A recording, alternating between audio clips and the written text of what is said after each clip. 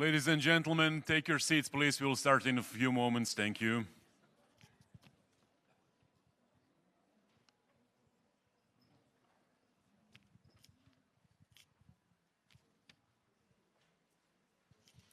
So, ladies and gentlemen, dear guests, welcome to the second day of the conference Intellectual Property for the European Union Full of Challenges. Once again, welcome to Zagreb, welcome to the sunny capital of Croatia. My name is Mislav Togonal, and I'll be your guide through this today's subject of this conference, Digital Economy Challenges and Opportunities. This theme will be divided into three parts, covering very thrilling subtopics such as Dial D for data, Dial C for copyright data, and Dial 007 for trade secrets. And we will start, of course, with the first part, Dial D for data. The opening presentation will be given by Dr. Rafael Gellert, Assistant Professor at the Faculty of Law from Radovat Universitet, who will speak about building European data economy in the digital single market. Please welcome Dr. Gellert.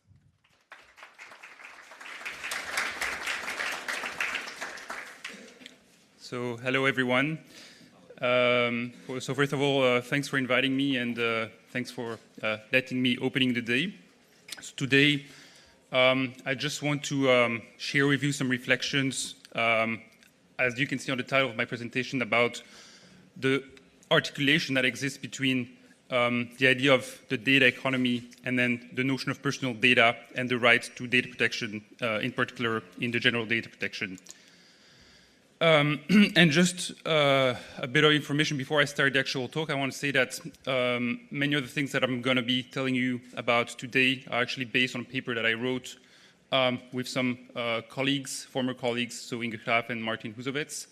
And so if you're interested, the paper is available if you want to read some more about my topic. So basically, yeah, what I want to tell you about today is really this articulation between the notion of personal data, the right to data protection, and data economy. And so in the paper, we sort of, did an inventory of all the sort of data economy related initiative. And we start with the 2017 communication Building a Data Economy. And what we see is that in this communication, the European Commission says that on the one hand, you have the GDPR and now the e-privacy directive, although now it's, which is undergoing reform, but okay, still privacy directive, which fully regulates the processing of personal data. Then the Commission says, okay, but what about all the data that's generated by machine in an IoT context, smart data-driven machines? So we have all this data that is generated by machines, which is non-personal data. So what do we do about it? Well, we should regulate it. We should use this as innovation potential. And that's how in 2018 there was the adoption of the so-called free flow of non-personal data regulation that was adopted. And so here I put you sort of a diagram taken from the European Commission. And so as you see, well, if you look at things this way, actually, it works really well. So on the one hand, you have personal data. It's regulated by GDPR, e-privacy directive. On the other hand, you have non-personal data. Now we have this new regulation, free flow of non-personal data. Seems to be working great. No problem. There's no reason for me to be here and to be talking to you. The problem, of course, is once we start looking a bit more into detail and we start to give a closer look at this notion of personal data, which is at the heart of the GDPR, the General Data Protection Regulation, so which applies to personal data. And we see that when you look basically at this definition, you see four elements. So the personal data can be defined as any information that relates to an identified or identifiable natural person. And here I just wanted to put a bit of emphasis on the 2 and 3 elements of the definition. So when we say that personal data is data that is relating to someone, actually that's a very, very broad notion because intuitively we only think about data that relates to us in content. So our name, our addresses, social security number, what have you. But when you look at the way that it's defined, so both by the Article 29 Working Party or now the European Data Protection Board or the Court of Justice of the EU, we see that this relating to element is actually much broader, and it's also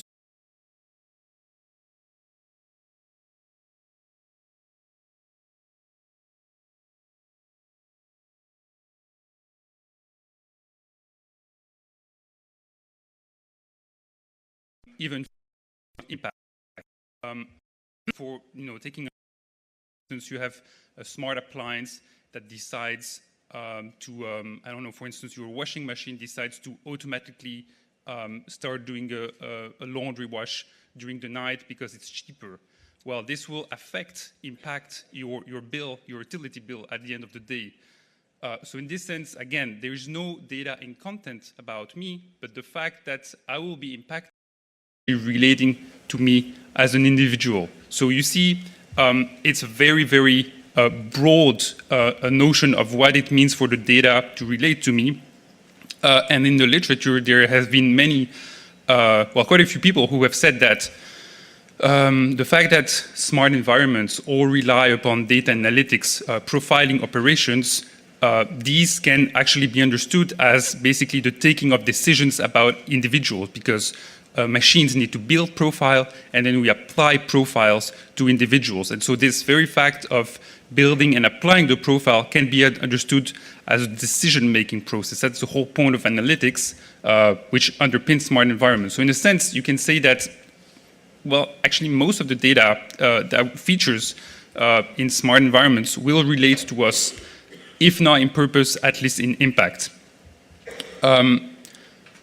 And on top of that, so not only does the data need to relate to us, we also need to be identified or identifiable in a database. So that means the data controller or the person processing the data needs to know, to be able to single us out. And again, I just want to emphasize how broad this notion of identifiability is, because it's not only about, having a name in a data set, it's also about the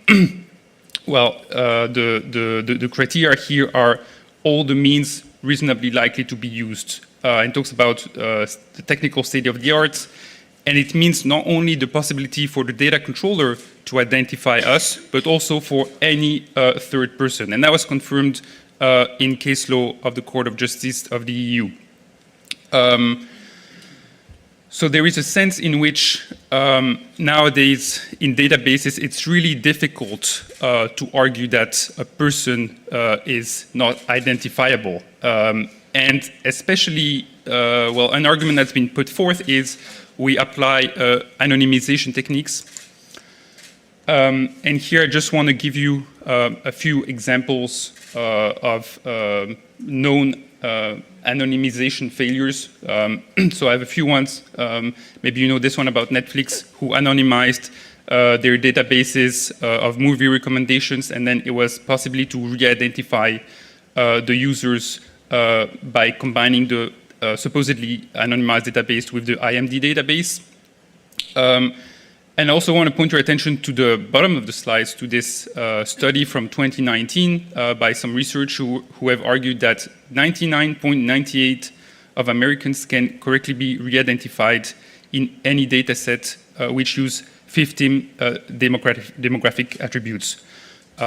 So they basically engineer this algorithm that allows for re-identification and can beat, a lot of anonymization techniques. And so they conclude that even heavily sampled anonymized data sets are unlikely to satisfy the modern standards for anonymization set forth in the GDPR.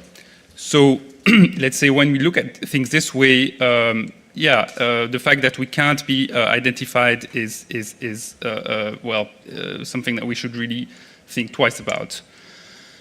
And for this reason, basically we can argue that this notion of personal data is actually a very broad and complex notion, which, one can argue is contextual, it's probabilistic, because we never know, can we identify the person or not? So as I told you, it depends on a number of factors.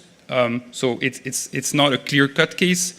It depends on the state of the art, it depends on third parties, depends on the technology. But in any case, the threshold is low because the law talks about the means reasonably likely to be used. So this understood as only excluding hypothetical scenarios. So if you think that there are sufficient low chances for a person to be identified, that will count as personal data. And for this reason, in the literature, for instance, you have some authors who have argued, well, in this case, it's just better to assume that everything is personal data because the threshold of identification is just too low. And you have others who have said, well, it's still a probabilistic notion, but in any case, it's very difficult to make clear judgment calls about a data set. And so, at least for the time being, what we can certainly say is that the notion of personal data is not something that's static, that's set once for all. It's actually more of a dynamic and context-dependent notions, which really varies with the context and time.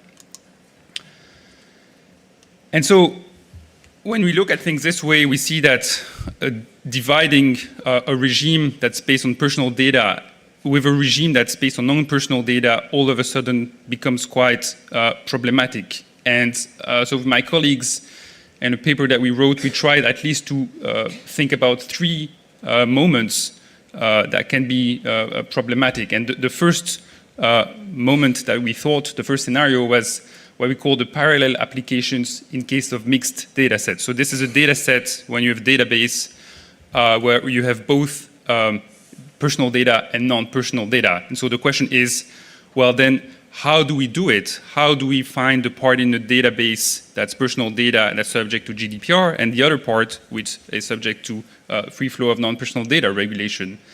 And that's obviously very difficult, and there is very little guidance. So here I put the Article 2.2 of the Regulation of Free Flow of Non-Personal Data. It just says that when there's a mixed data set, this shall not prejudice the application of Regulation 2016, so that's the GDPR. Okay, so it shall not prejudice, fair enough, but what do we do with that?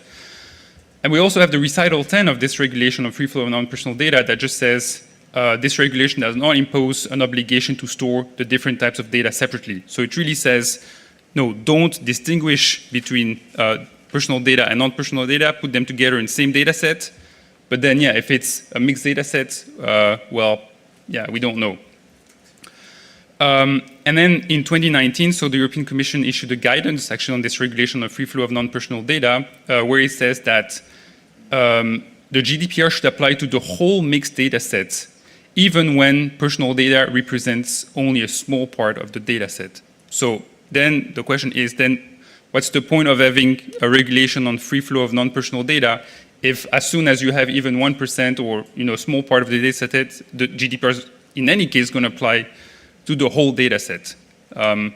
So this is, yeah, one of the scenarios that are not very clear. Another scenario that we looked into, I'm just going to briefly talk about it, but it's the issue of subsequent application. And this is the case which relates to a point I was making about the fact that this notion of personal data is dynamic and changes with context.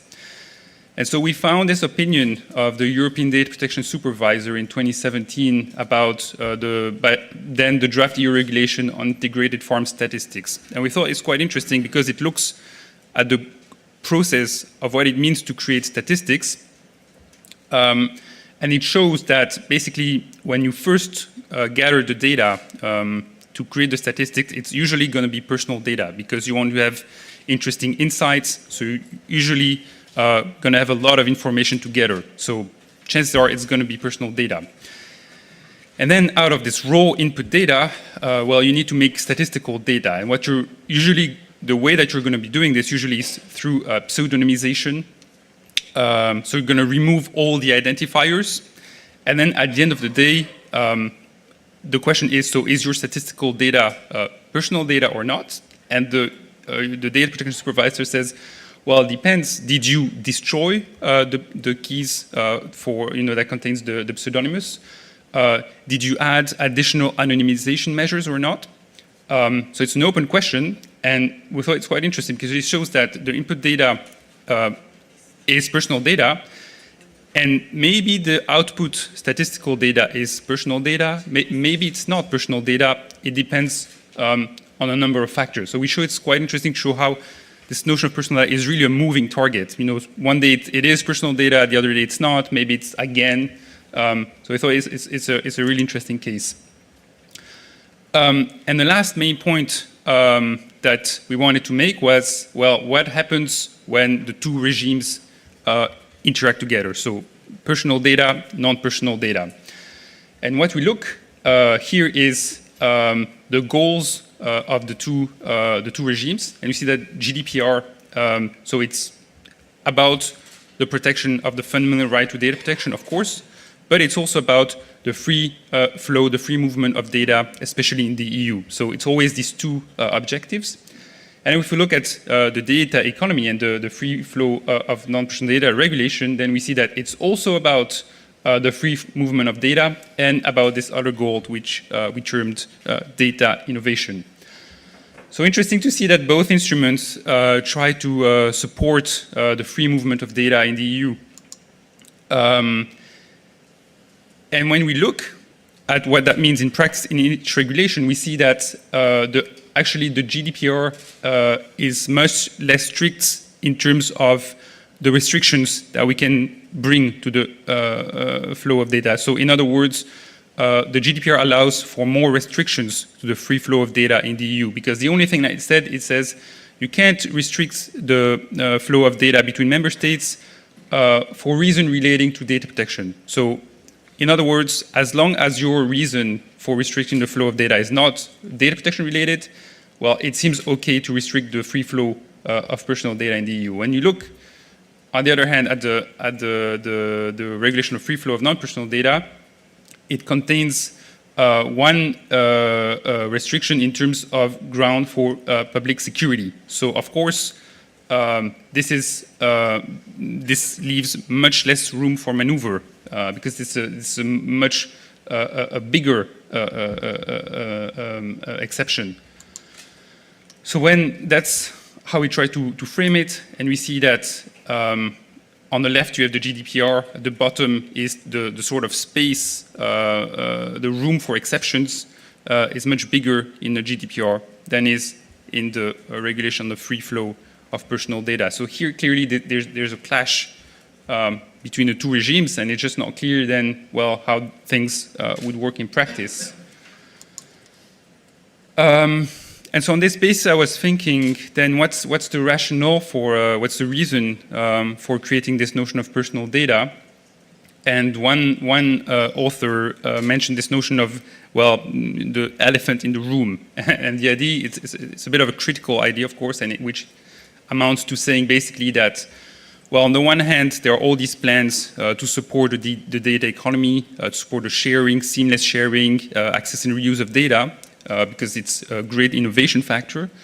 And on the other hand, well, you have the GDPR, which says, but wait a minute, we have a number of principles that actually go against this sort of seamless access and reuse and sharing of data, because we have legitimate basis, so we always need, consent or another legitimate basis. And most important of all, there's the principle of purpose limitation, so you can only process data for a purpose that's specific enough. So of course, that goes against, using the data and then deciding to share it with X, Y, and Z for reasons that are totally unrelated to the reason why you collected the data in the first place.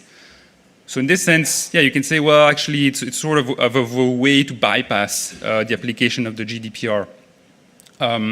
So then I thought, okay, let's see if it's true, if it makes sense. And so I started looking into some of the data sharing arrangements or guidance that are out there, and so I looked at the Commission's 2018 guidance on data sharing. And what I see is that in this guidance, it contains a number of principles such as proportionality, purpose limitation, do not harm. And I thought, well, but actually these are very similar to GDPR and data protection requirements. So maybe, from this perspective, it doesn't seem to be too much of a clash.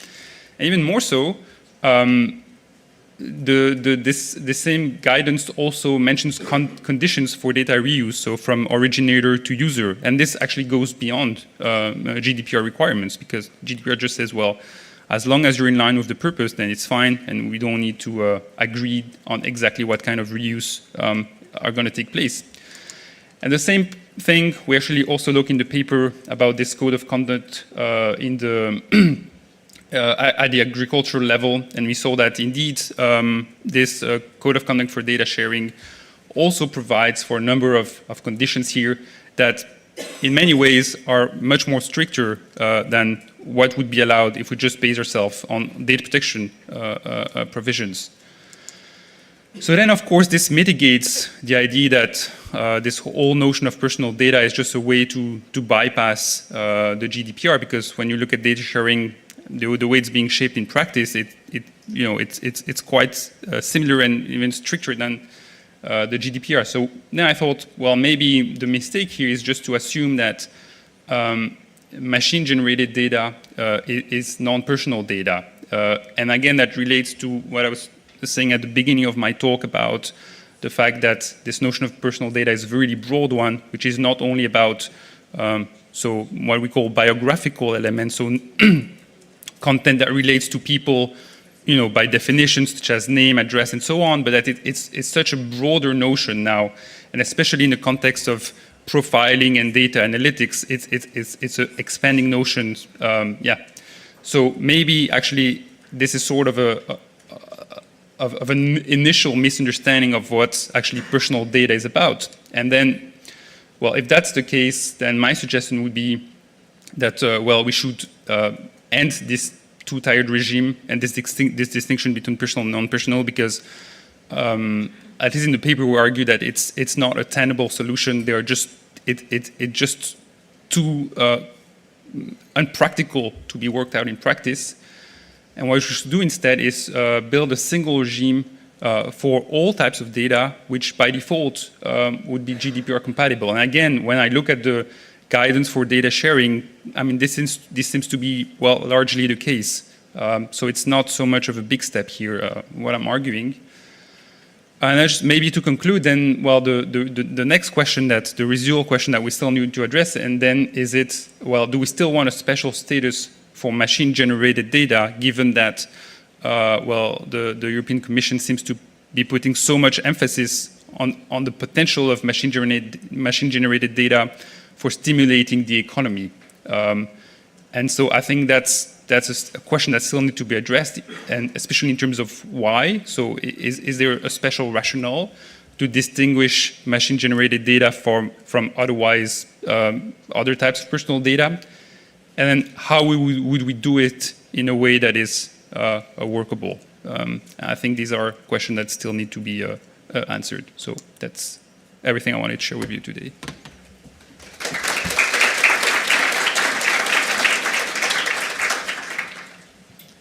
Thank you very much, Dr. Gellert. Is there any question from the audience? Do we have a question? Not yet. Okay, thank you very much. And ladies and gentlemen, from Netherlands, we will go to Finland. The Finnish EU presidency preceding the current Croatian presidency has put a lot of focus on data economy. The next presenter is Ms. Lotta Engdahl, Senior Specialist in the Data Department at the Ministry of Transport and Communication of Finland, who will share with us the results from the Finnish presidency on data economy. Please.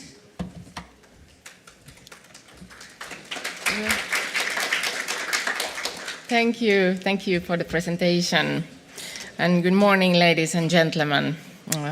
I'm Lotta Engdahl from the Ministry of Transport and Communications of Finland, and it's my pleasure to be here and introduce you to the data economy principles that we conducted during the EU presidency of the Council last fall. So, the aim for our work in the data economy was to influence the work that is being going on at the moment at the European level. So the Finnish presidency last fall gave us the opportunity to bring up these important issues.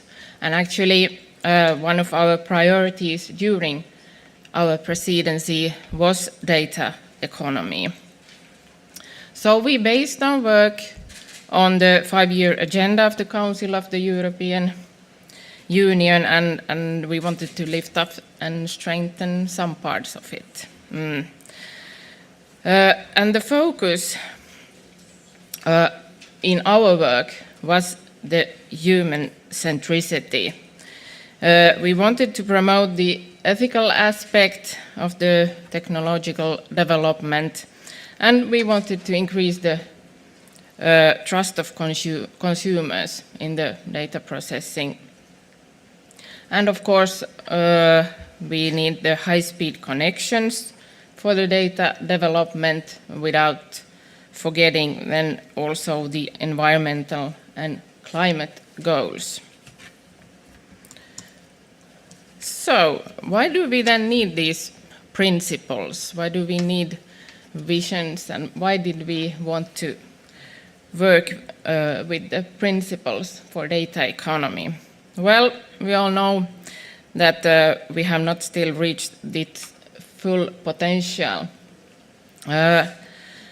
So, since the data exchange is still much limited to open data, there are other data still in private custody, and it doesn't move and it doesn't flow. So we think that we needed to create and think about the ecosystems that share data and utilize data. And also we thought that we need to build and create the bigger picture, a common vision on how the data market should work and how to share data. And in the future, we think that all the actions may be legislative or something else. We all should have in mind the common vision in the actions, and in the actions on different sectors. So, in our work, we had a team from 3 ministries involved, and the 2 other was Ministry of Finance and the Ministry of Educational Culture, and we actually have Anna Vuopala here, who is giving a speech later on. And of course, there were other stakeholders too, which was part of this process, and the European Commission as well. Well, we based our principles on 3 different elements. The core of our vision was human centricity, and what we mean by that is that all the digitalization processes, they should begin with the respect of basic human rights. And we also think that we need to bear in mind that the individuals need to be empowered to be part of the economic development. And the second element was thriving. And thriving is, of course, the key to enable innovation and new services and possibilities. And the balanced one, that is the key for benefiting all. So the goal was here that we want to maximize the collective benefits of data, be it small companies or big companies. So, we recognized 6 abilities that we focused on. And we wanted to find the ways to include the needs of all stakeholders. So it is very important to include people and organizations and societies to be able to access, share, act, trust, innovate, and learn with data. So these are the 6 principles we worked with, and I'm shortly going to introduce you to these 6 principles and what we mean by them. but you can also read more about them and the vision we had from the web page Data Principles 2019.fi. So access is the first one, and access to data is of course the necessity in data economy. So we want people to be able to access their data, and of course companies to access various data, and business to government data to be shared. And we think that access should be provided with fair and reasonable and non-discriminatory terms, while respecting the rights of individuals and businesses. So this one is the fair principle. That means that data should be used and shared with fair terms and conditions. And when we talk about access rights and data sharing, we don't mean that all data should be available for everybody. Access to data depends on the agreement of the parties and what role these different parties have. And as you know, there are totally open data, and there are data that is exchanged based on agreements, and there are data exchange between public authorities and private operators, but also very closed data between with data that are closed and they are exchanged between public authorities. And so we need to define these rights to use data and share data. And of course we have examples of that already, but we need to find the ways how they can also adapt in other sectors if one sector has found already great solutions. So we think also that we should not focus on the ownership of the data, but how we find the ways and the rights to use it. The principle of sharing focuses on the reusability of data. By this, we had in mind more of the technical issues, since we all know that data is not flowing at the moment and not moving freely. That's why we wanted to lift this principle up and remember that data should be in digital format, of course, and machine-readable format, so that we can enable the flow of data. And at the moment, there is the problems with the quality of data and findability of data, and the interoperability of data at the moment. And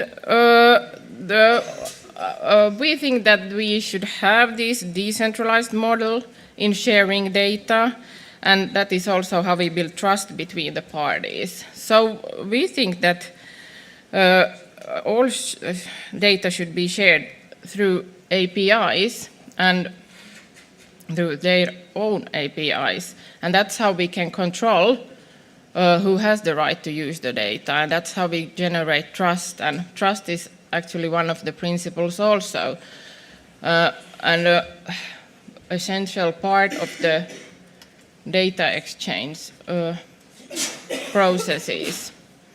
So what we think, we think that we don't need to build new IT systems, and we don't think that we should move the data sets from one other and be stored in another place. We think that we should develop this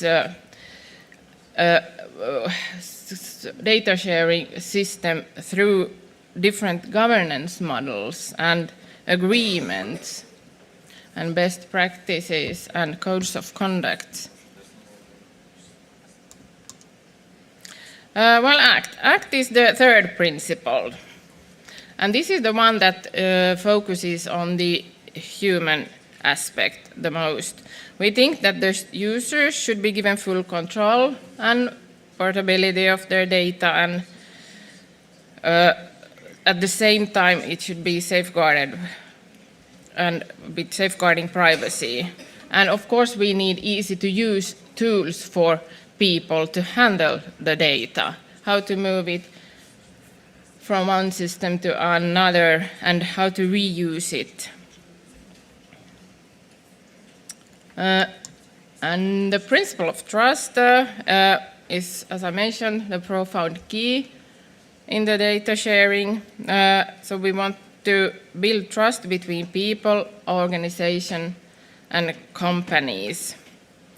And it requires, of course, transparency and reliability and clear terms and conditions. But with that transparency, we mean that the data that is moving, we think that it should be traceable, and the system should be explained so that we all understand how the data is moving. And innovate.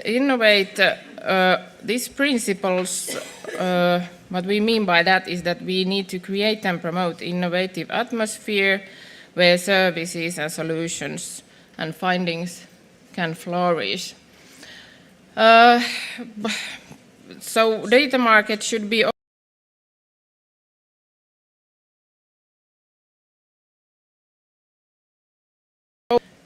more easily at the moment as what it is at the moment.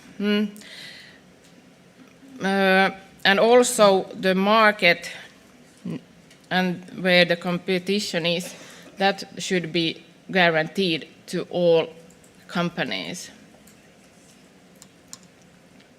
And learn is the last principle, and the sixth, and principle is built on three different elements. We have the individual level, where we think that individuals' lifelong learning is in focus, so that we need to keep individuals active and part of the data economy and the development of it. Then we have that organizational level, where we think that management practices and the organizational cultures need to be rethought, and they are changing within the data economy. And the last level is the societal level, and of course in the societies we need to have new solutions in legislation and taxation, and of course the society needs to enable and support the individuals in their lifelong learning. And we need mechanisms for this one and new thinking. So, how do we go forward from this strategic and principle level then? In the next phase, we must find ways to identify the activities and find ways to implement the principles in different sectors. We need also new governance models and find the concrete solutions that we have in different sectors already. And these are some of the actions we identified from the Commission Working Plan on data, which are, of course, the next steps, and they are in line with our principles also. And we really welcome these next steps that Commission has planned for the next 2 years in data economy. But we need to dig deeper in these in the upcoming 2 years. And of course, yesterday, the European strategy for data was released, and it's one of the guidelines in our future work, of course. So we need to examine this a little bit more, but these at least are one of the important initiatives from the Finnish perspective. But One thing is sure, of course, we need to continue this discussion and work together with all the stakeholders. Therefore, I'm really happy to see that the Croatian presidency has continued to lead the way in the data economy and continuing the discussions and influencing the European data economy. So thank you very much and looking forward to continue.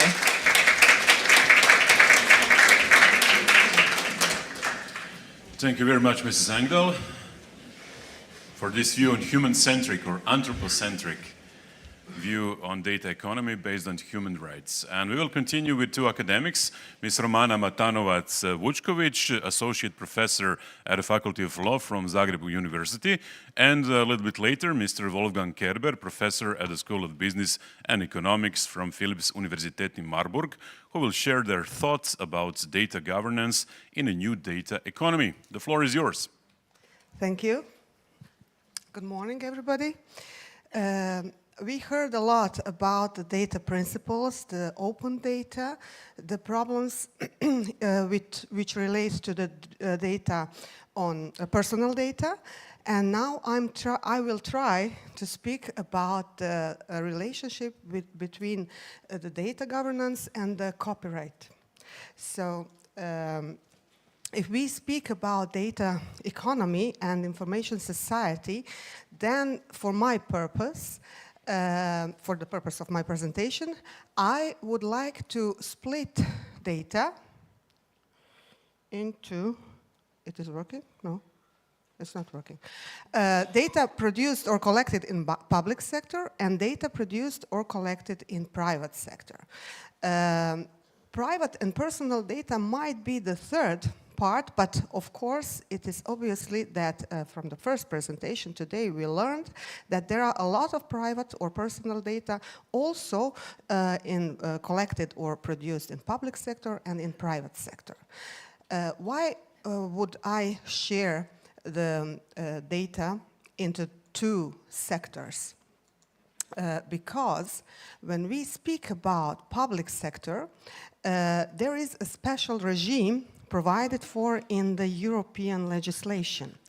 There is a directive issued recently on open data and the reuse of public sector information, which gives a complete legal framework for the reuse of the data which are produced or collected in public sector.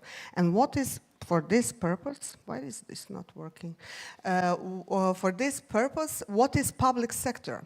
If you look at the first line, it is public sector bodies, ministries, agencies, etc.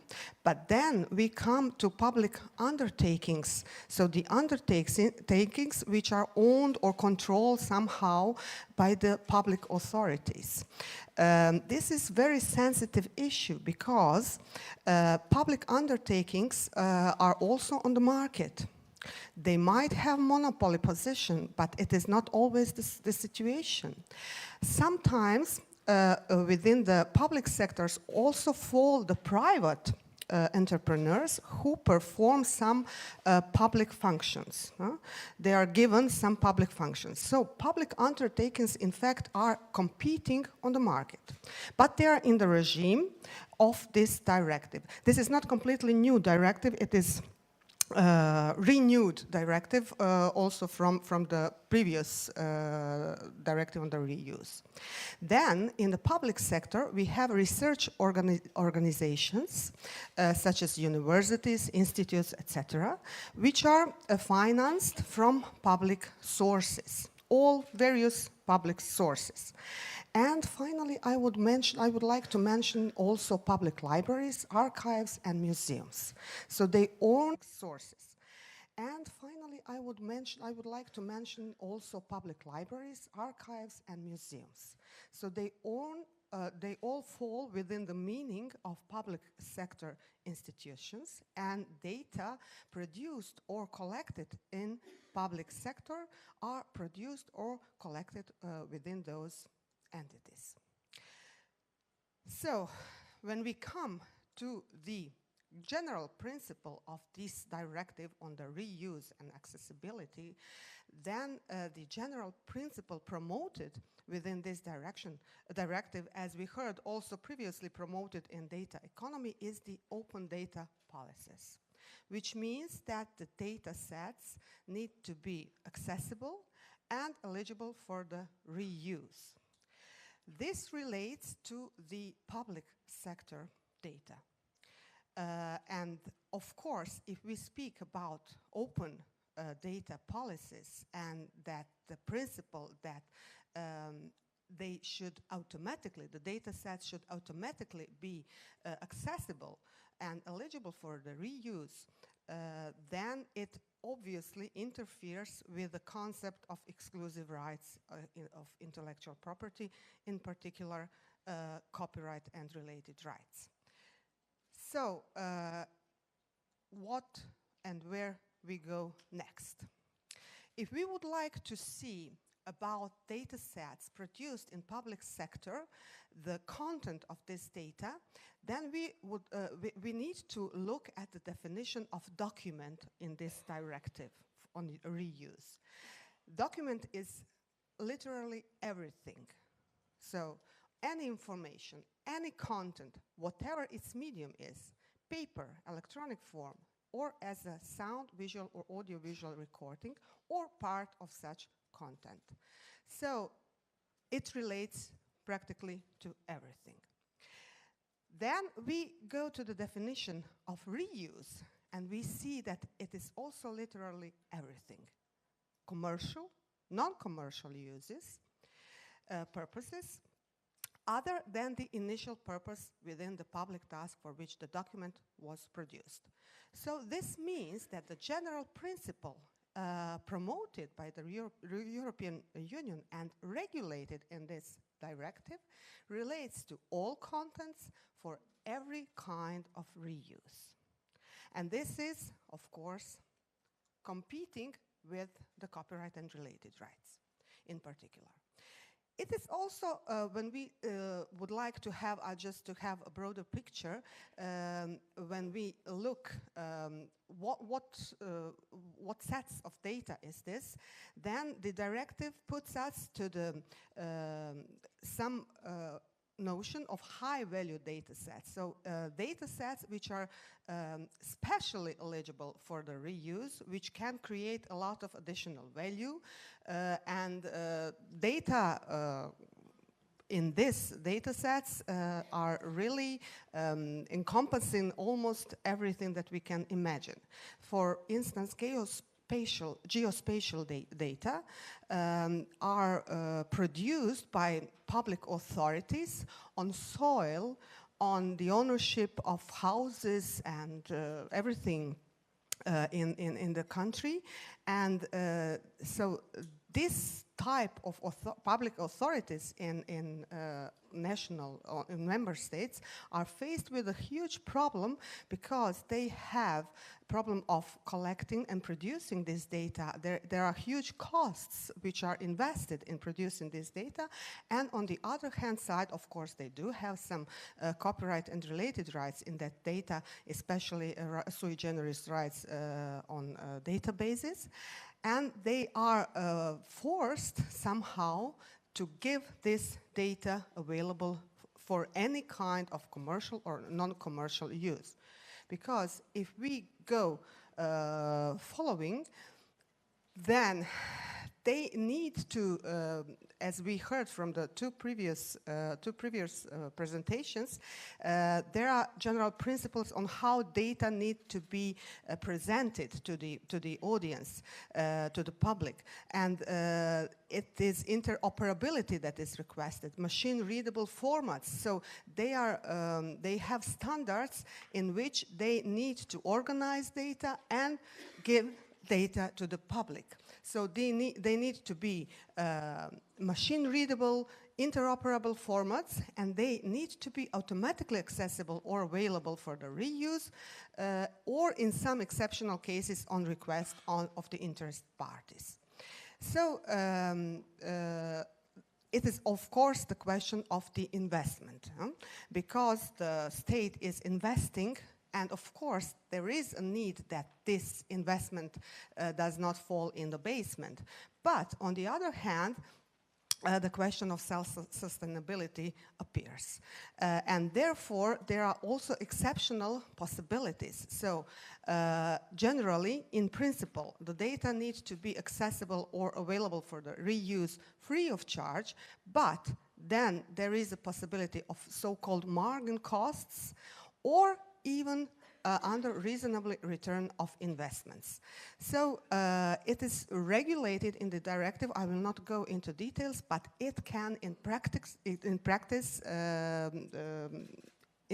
can be incentive for problems with reflection to self-sustainability of the public authority faced with so many demands from the digital economy principles. Then we come, of course, to the question of intellectual property rights. Here, the main problem is on the side of copyright and related rights. Why the problem?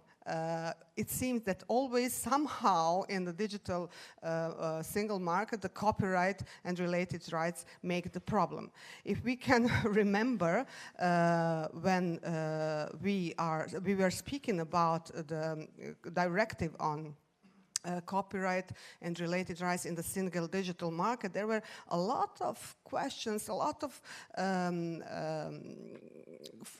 conflicting interests with regard to the accessibility of copyright works and on the other hand of protection of exclusive rights. We heard about why is in fact copyright and related rights protected. What is the purpose of protection? What is, in fact, the investment? Is this only the money or the creativity?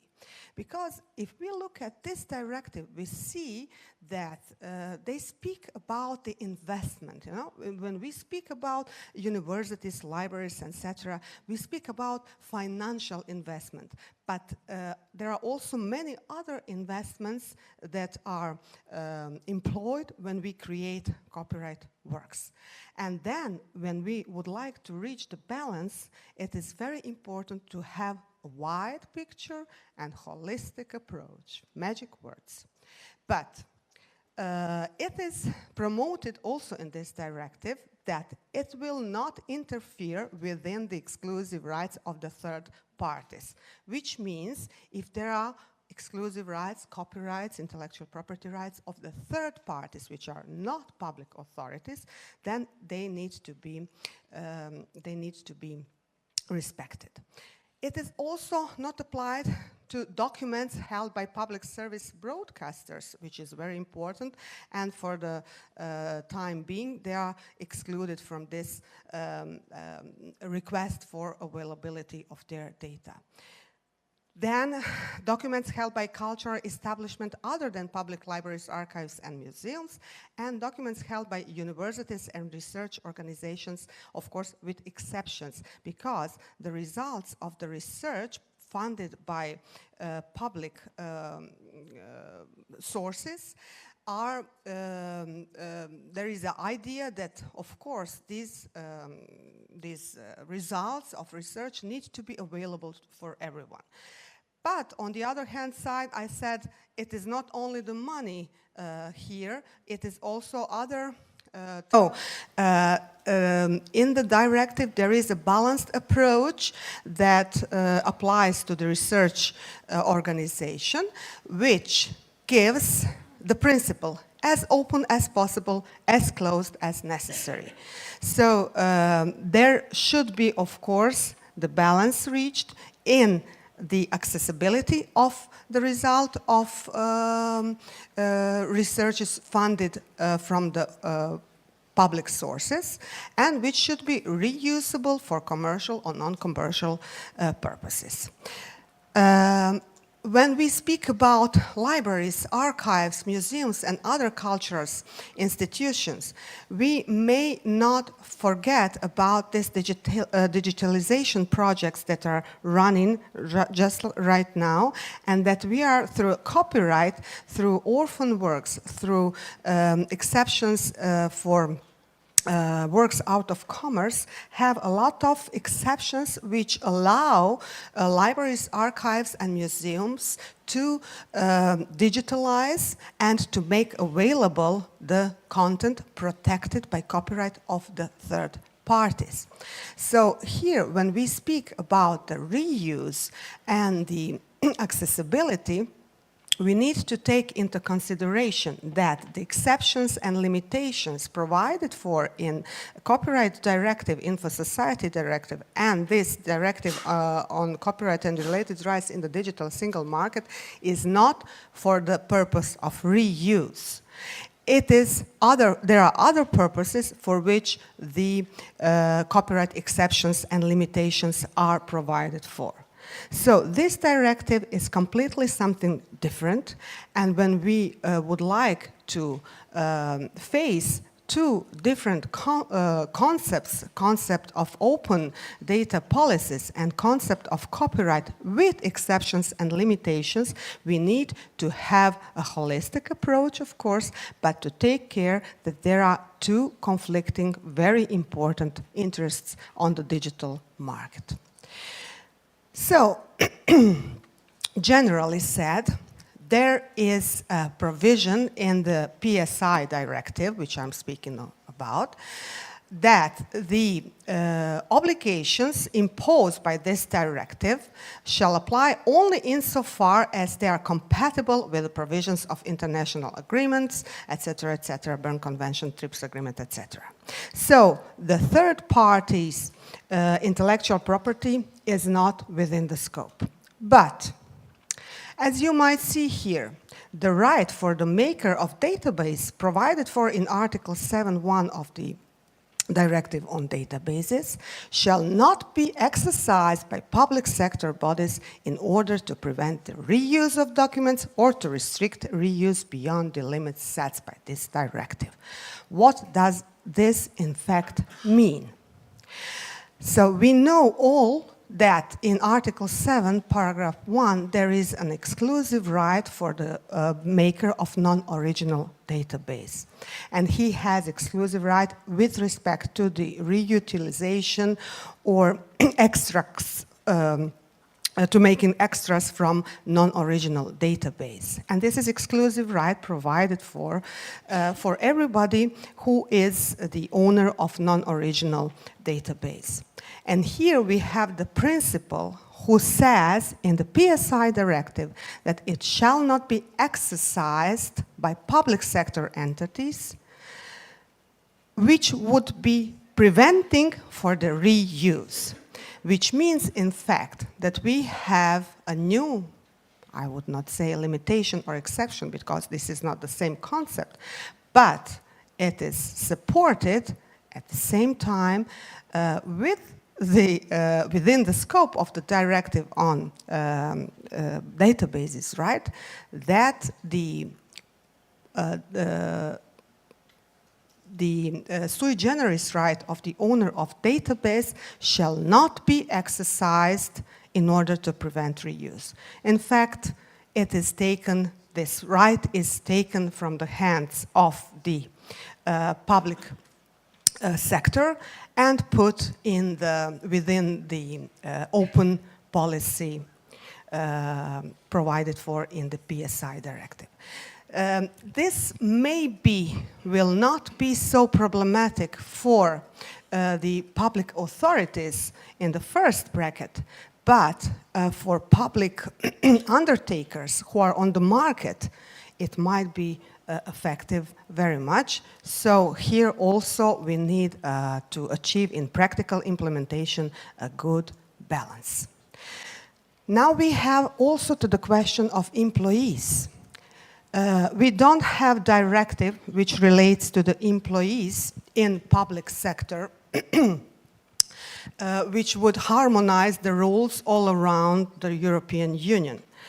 we have different rules in member states, and sometimes the copyright and related rights subject matters are in the hands of the employees unless otherwise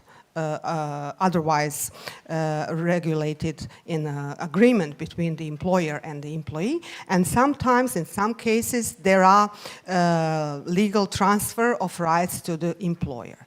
And this needs to be taken in mind when exercising the rights which are in hands of the public authorities, because the public authority shall not own the right if they are not acquired from their employees. So this is also important to bear in mind. And there is a recital 56 from the PSI directive, which says that this directive should be without prejudice to the rights, including economic and moral rights, that employees of public sector bodies may enjoy under national law.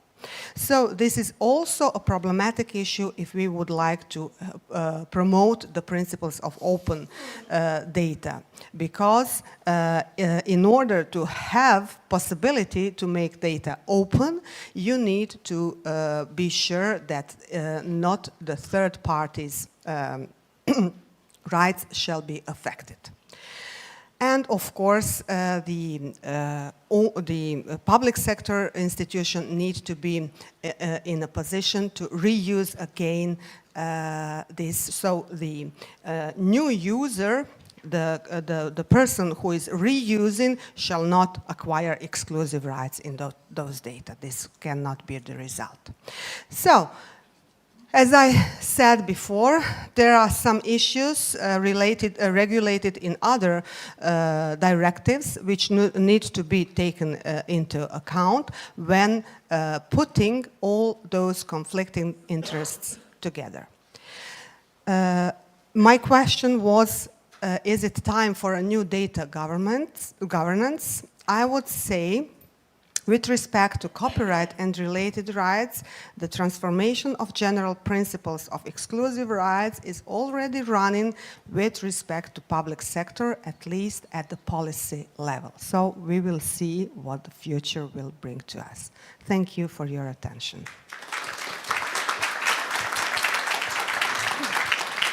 Thank you very much, Professor Matanovac-Vučković. And now the same topic, but from the different perspective, also academic, Professor Wolfgang Kerber.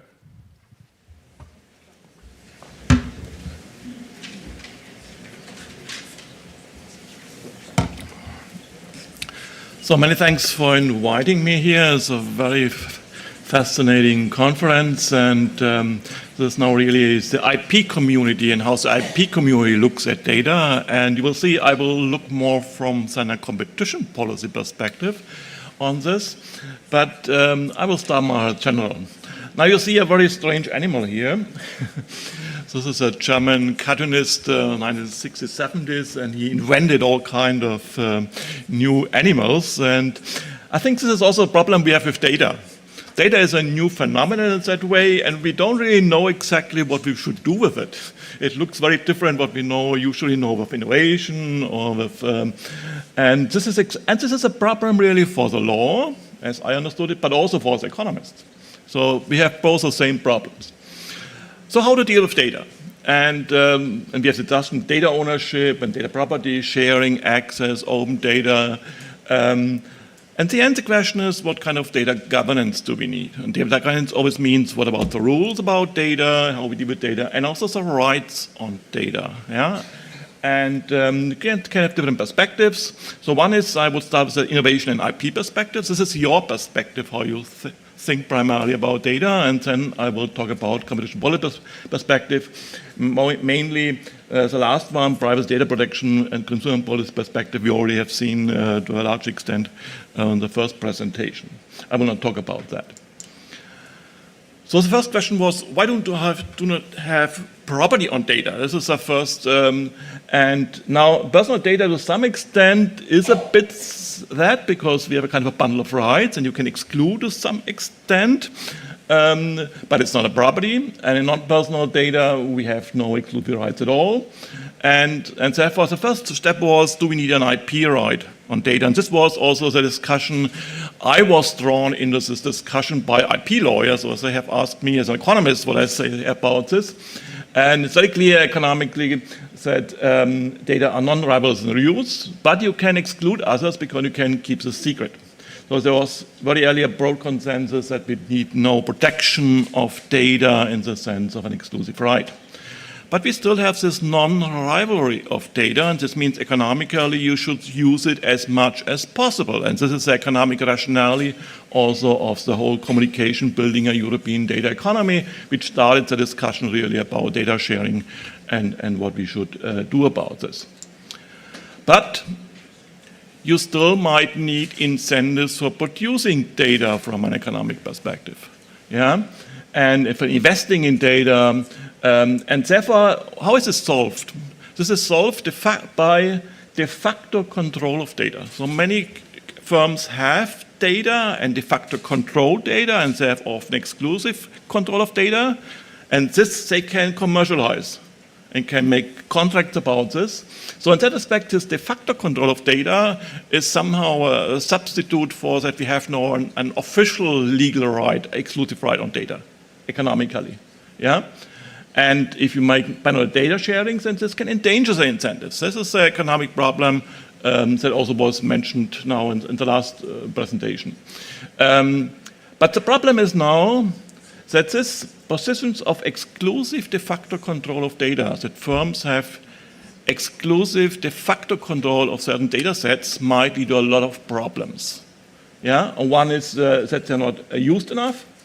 But the other is that certain data sets might be important for market entry and competition. And firms can use their control for really also leveraging market power to other markets and for closing competitors. And this is a competition policy perspective on this and why this is important for competition policy.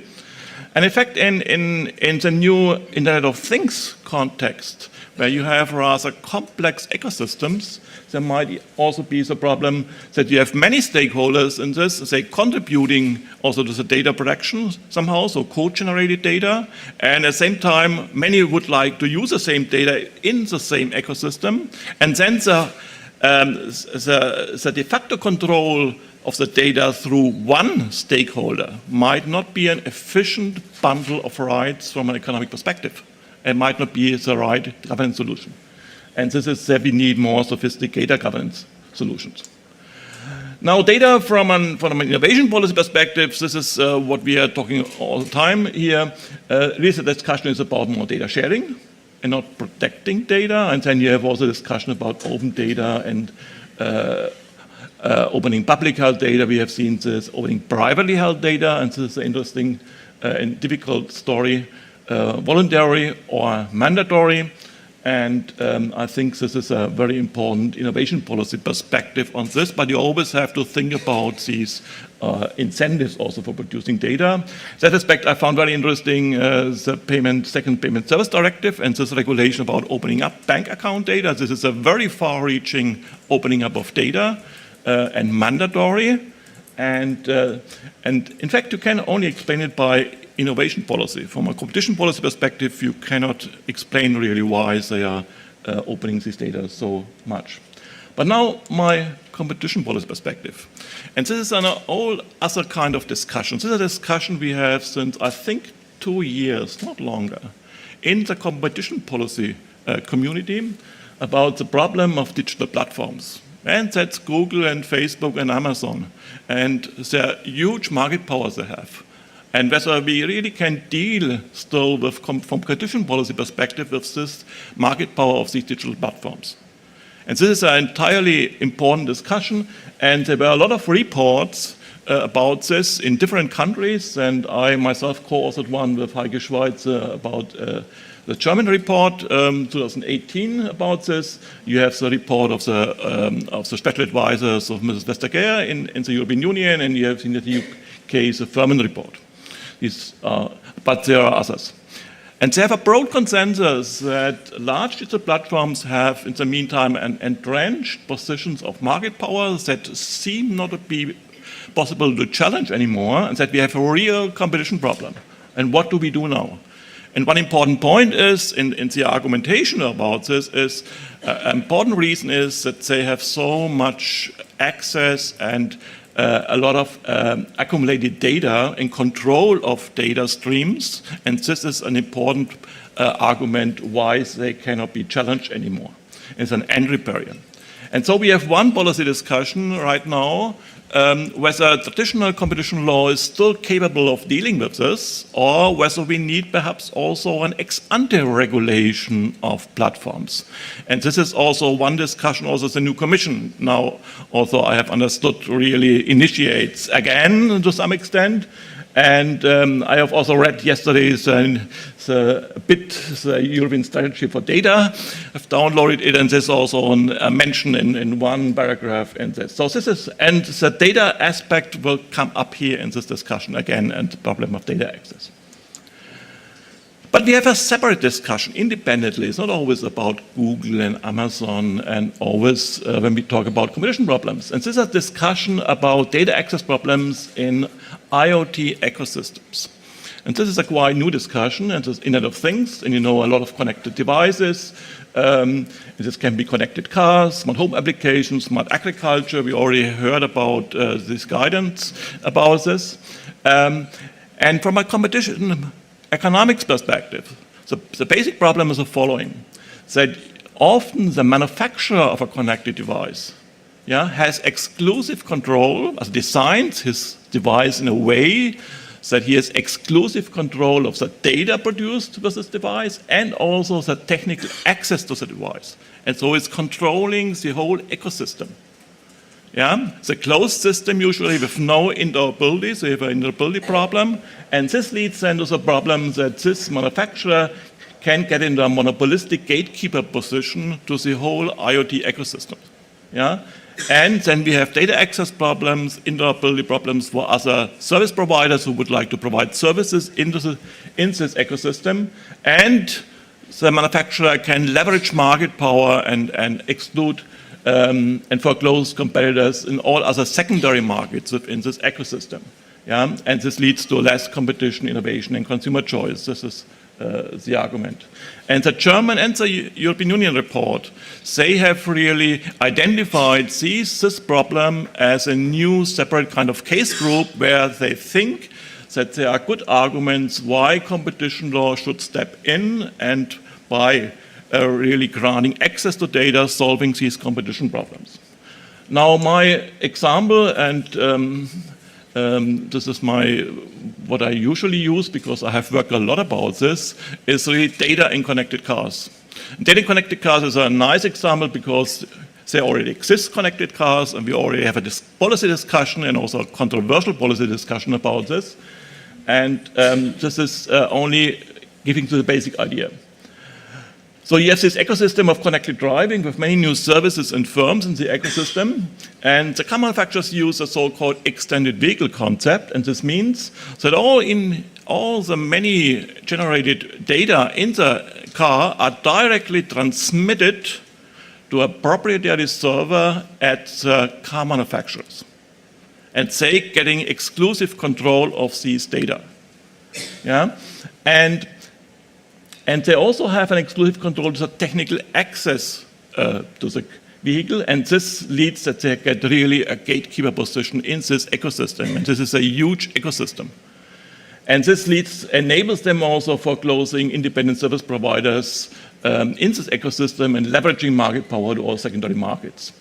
In that context now the question comes up whether the independent service providers need access here now to the data, and need access also perhaps to a car, for example, remote repair services.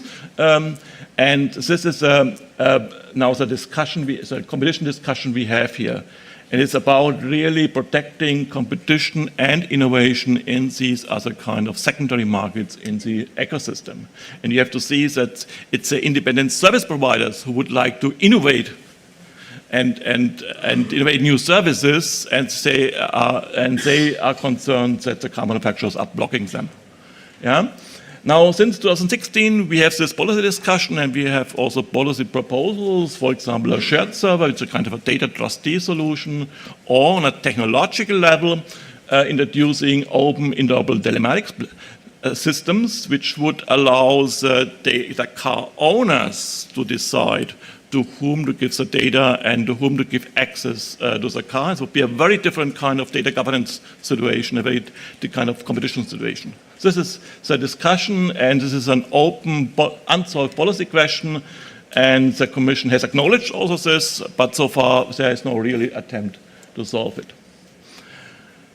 Now again, going back to the general discussion about really solving data access problem in competition law. So I will focus on what the European Union and the German report did. They focus very much on the idea that under certain circumstances, the refusal to grant access to data can be an abusive behavior of a firm with market power. This is similar to what you know with refusal to license cases. This is about essential facility, Article 102. And it's the argument is always about that this can be used for foreclosing competitors and leveraging market power. Interesting. So this is really market dominance and abusive behavior of dominant firm. Interesting enough, the German report went a step further. They also said they recommended additionally facilitation of data access also for firms that are bilaterally dependent on a firm that exclusively controls data. So what they call in Germany relative market power. It's about dependency. And this should really take into account unequal bargaining power problems, which are a big issue in this field. Interesting enough, the UK Firmin report has a very different kind of stance on this because it is very skeptical that traditional ex post control of abusive behavior does really work and is effective. And therefore, they have brought into the discussion a very different kind of proposal of a new digital market unit with ex-ante regulatory powers. Yeah? And they can be used also, and they mention things also for increasing data mobility and also opening up data and also more interoperability. So it was more a regulatory kind of authority who solves these kind of data access and also data portability questions. And this would be complementing traditional competition laws. This is the idea here. Yeah. Now, what is the first result of all of this? This is the draft proposal of the 10th Amendment of German competition law, because this already exists. So this is the first thing where a legislator has made really now a proposal in regard to competition law.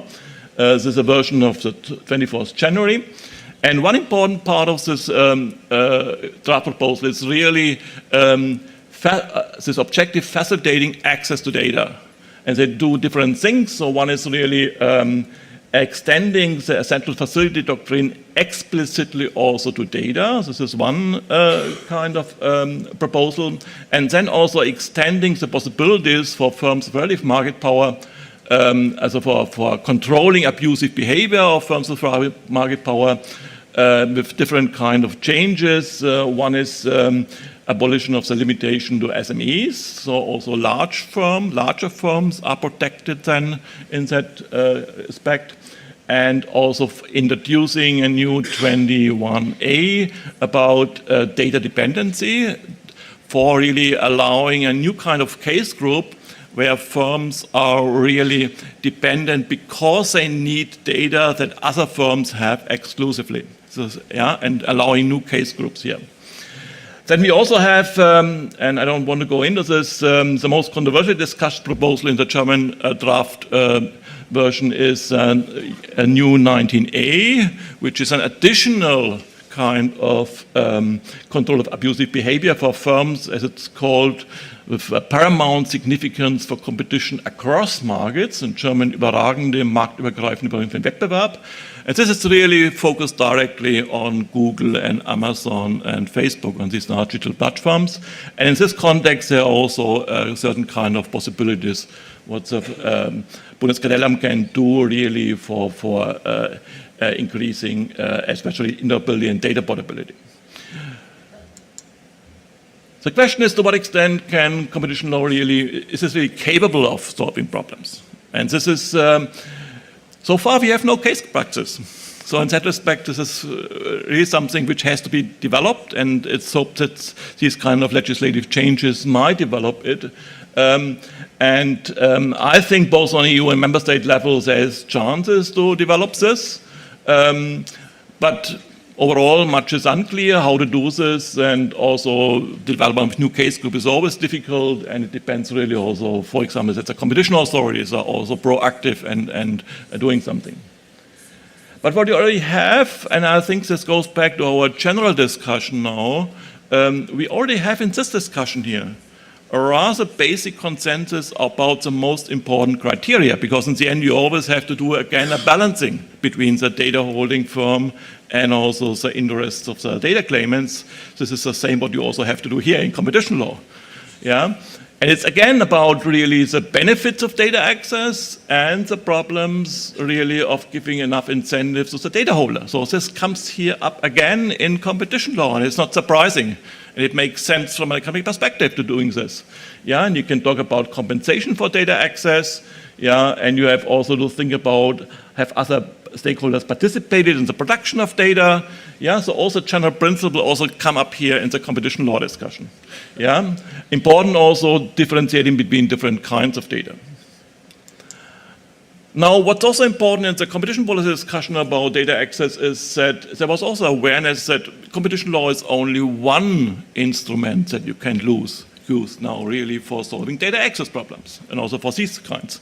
So in that respect, it was always clear you can also try perhaps also in contract law or unfair trading law, yeah, unequal bargaining power to solve problems, but this is also very unexplored, and the data portability right. And there's a lot of ideas that perhaps the data portability right and strengthening of data portability right might help also to solve these problems. But also, we have a lot of problems here. We know this. Yeah, this does not work right now. Yeah, and therefore, this is something that can be really tried to improve, and can also make combinations between competition law and data portability. That's why ideas of the German Kommission Wettbewerbsrecht 4.0, they have done something. You can think about direct data access rights. This was what the Max Planck Institute in Munich has also favored doing this. And you can talk about sector-specific regulatory solutions, and this is what I would like to talk a bit at the end. This is very important because for many data access and data sharing problems, we already have the broad consensus that perhaps in specific sectors, we can solve this by a kind of a sector-specific solution. Yeah? And I would like to call this sector-specific data governance regimes as a kind of term. And the point is that this allows us for a much better tailored solution for these trade-offs that we have really to solve. And the regulatory approach allows for ex-ante rules. That's very important. It's not an ex-post control as in competition law. And more important even is it allows for an integrated solution with the problem of common data formats, because you have to need technological access to data, so APIs. This has to be organized. Minimum standards for cybersecurity, this is also very important, but perhaps also model contracts for data access, rules about fair fees. So you need a rather broad kind of regulation for really having an effective data access regime. It's not only about data. Yeah, it's much broader, and we see this in PSD2 very well, because in PSD2 you have also a technological regulation, you have a security regulation, and you have a really good access fees, which is in that case no fees. Yeah? So it's a broad regulation. And this is also what I think might be the solution, the data of connected cars coming back. And the interesting thing is, in data connected cars, we already have for a long time a sector-specific regulation for the access to essential technical information for repair and maintenance services for really protecting competition in repair and maintenance service markets. This is an old kind of regulation that we already have. This is in the type approval regulation, updated 2018. And if you look at this as a kind of a France-like solution, non-discriminatory, reasonable fees, also technological regulation, the OBD adapter in each car is a consequence of regulation, and also solutions for security relevant parts of the car with certification of independent repairers. All of this already exists in the sector-specific regulation. And the problem is that also the new regulation of 2018 is not prepared to deal with the problems of access really of connected cars. This is still the old technological world before the connected cars.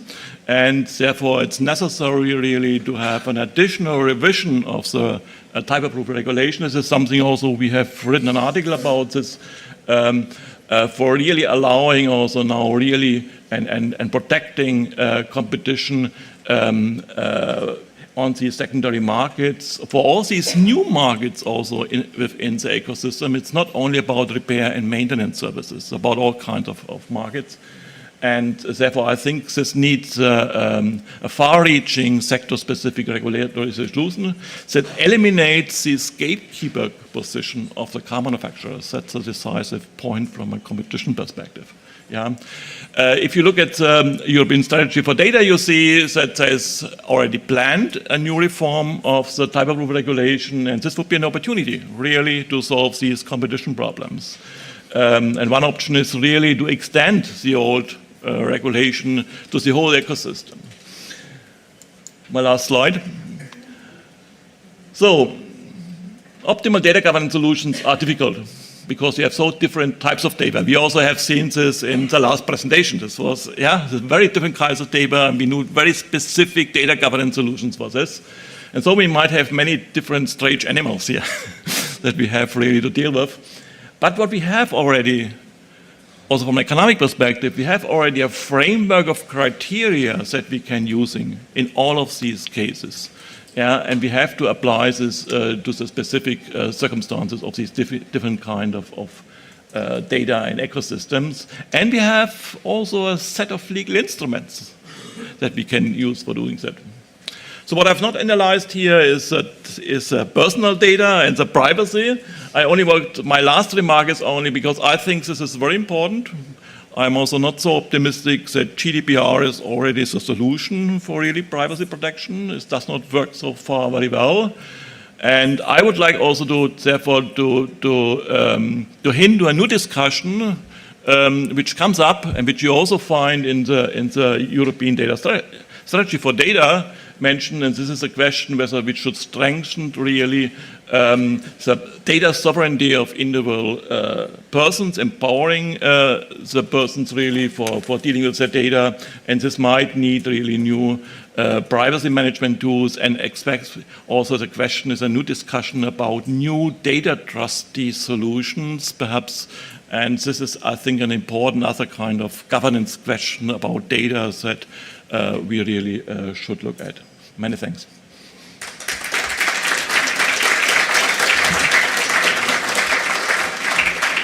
Thank you very much, Professor Kerber. Do we have any question from the audience? Just raise your hands. I will approach you with the microphone. You will have an opportunity to ask a question or to give a comment.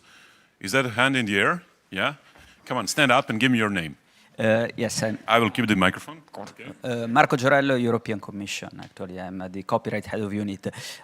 Can you? Sorry, because I'm a big guy. Yeah. Yes, actually, I had rather a comment on something which is a doubt and a bit of a confusion that I've had in my head for a long time, and that came up. My doubt resurfaced in both last presentations. I think that when we talk about giving access, reuse data, which is now basically something which is very much also behind the new Commission policy initiatives, we need to try to be precise as to whether we are talking about a right of users to have access to reuse data, like, for example, what I understand is the case of the PSI directive. There is, the way I understand that this right of reuse is that the user can go to the public body, ask for access, and then there is a procedure to give access except in exceptional circumstances. And on the other hand, a right of reuse subject to the access having already been gained by the user under another mechanism. This is, for example, something which we didn't discuss today yet, but is the construction of the new text and data mining exception in the new copyright directive, which is based upon the lawful access of the user. So once you have access to a set of data, you can also, on top of reading this data, also do text and data mining on that. And I'm always puzzled, basically, by the fact that is often not very clear in all these discussions whether we are talking about a right to go to the owner of the data and have access to it, or whether we are only talking about a right, once I have gained this access, to reuse the data in different contexts. And this is something that I think, in terms of having a good analysis, a systematization of the topics that we are talking about, is very important to be clear about, because I saw a lot of confusions in the last months about this concept. So I don't know if anybody, among the speakers, thought about that and have something to comment. I'm not saying this to be very clear. Your presentations were very good, and actually I think that you could actually help us to put some clarity in what I believe are very important different concepts. So it's not at all a criticism, but it's a request to help us basically in having a clear view about this. Thanks a lot. If you don't want to address this, I will. Let's go to Professor Kerber. Come on. Who would like to comment this? Okay. May I take this, Yes, Michael? Croatia, of course. Okay. So, should I stand up or? Yes, for the camera. Okay, for the camera. Stand So, next to me. okay. So when we are speaking about, no, you turned my focus. When we are speaking about copyright and the concept of copyright, I would be very careful in speaking about the right of the user. So here we are speaking about the concept of exception and limitation, which means when we are speaking about text and data mining, we speak about that there is a possibility for institutions such as universities to have the access to the copyright work or protected, subject matter protected by related rights, to make such an operation of text and data mining for the purposes of research. And for that purposes, they can maintain the results of text and data mining and use it. This is copyright approach.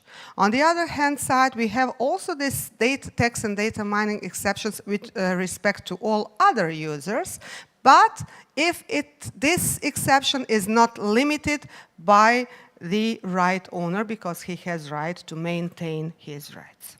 So this is from the perspective of copyright. What I'm concerned is that PSI directive comes from totally different perspective. They don't have in mind the perspective of copyright. They have in mind the perspective of open access. So they say in the PSI directive that there is a need to be automatically accessible for the reuse primarily. So which means that the public sector institutions, including public entrepreneurs, need to put their data whatsoever, their documents whatsoever, to be accessible in machine-readable, interoperable format. And this is totally in conflict with the concept of copyright. At the same time, they said nothing from this directive shall interfere with the rights of intellectual property provided for in the international agreements of the third parties. But they have proclaimed several times in the same directive that this does not affect the public institutions, which means that the public institutions need to make policies to act in a way that they restrain from exercising their intellectual property rights. So this is completely different perspective. And from my, I'm reading all those documents, I'm afraid that approaching to the data economy without having at the same time in drafting documents such as PSI directive and copyright directive, people who are really experts for both of the fields, it will always raise some problematic issues. I see in PSI directive that there were not involved the people who are very much involved in copyright issues, because I see that the different concept of thinking is in the background. So, and then we are trying to make those two directives, or not two directives, but the two concepts interoperable. So we need more interoperability between the different legislative tools on the side of the European Union to have a good result. Otherwise, we will always raise new problems. And I'm from Croatia. What else I would like to say? I would not like that. Okay, the same situation happens as we had with the value gap in the question of cultural and creative industries, because we had concept of e-commerce directive on the one hand side, and we had the concept of copyright on the other. So what we had as a result, after 20 years of application, or almost 20 years, we had a problem of value gap and many other problems. So now we have PSI directive, we have data economy, we have copyright, we have private. I will not speak at all about the problem of private data, and I will not speak at all about the competition issue here. I will speak about only about copyright. And I think that in relation to the concept of PSI directive and concept of automatic accessibility, automatic possibility for the reuse, and only exceptions as, so if you see the approach, it is automatic accessibility, automatic reuse. And only in exceptional cases, you may charge costs, and you may restrain from giving this for the... Yeah, this is in fact the right way, but I don't like this concept from the perspective of copyright. Yeah, I have it. Thank you very much. Please, come on, give me an applause to our speaker. Are you satisfied with the answer? Yes. Yes, okay. Do we have any more question? No more question? Then I have a question for you. Are you ready? It's a heavy one. Would you like a cup of coffee? Okay, let's have a coffee break, 20 meters in that direction, and we will meet again in about 20 minutes, okay? Thank you very much. Okay, thanks.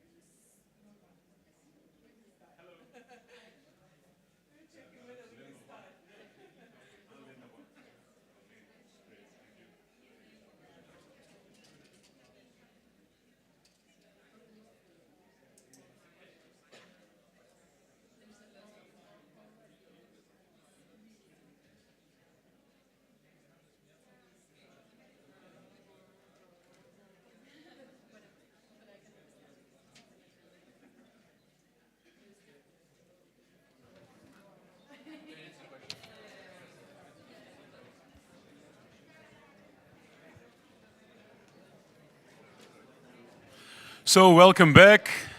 I hope you have refreshed your minds and you are ready for the next thrilling topic about copyright digital infrastructure. We will start with a presentation by Mrs. Anne Lemorvan, head of the Office of Intellectual Property at the French Ministry of Culture, who will present us some interesting experience from France. Take the floor, please. Thank you. First of all, thank you for having invited me. I'm very touched, and I appreciate it. I was asked to make an exchange of experience in the very specific sector of visual arts about what we did or what was done, because personally I didn't do anything, in France about copyright digital infrastructure. First, my question was, what is actually copyright digital infrastructure? Because I wanted to know what I'm talking about. And then I thought it's all the metadata surrounding copyright, so including administration of the metadata databases, digital rights management, allowing to retrace, that's in it, the rights chain. And well, as a support, we have some elements in the European acquis on that. So I won't say everything, everybody knows it already.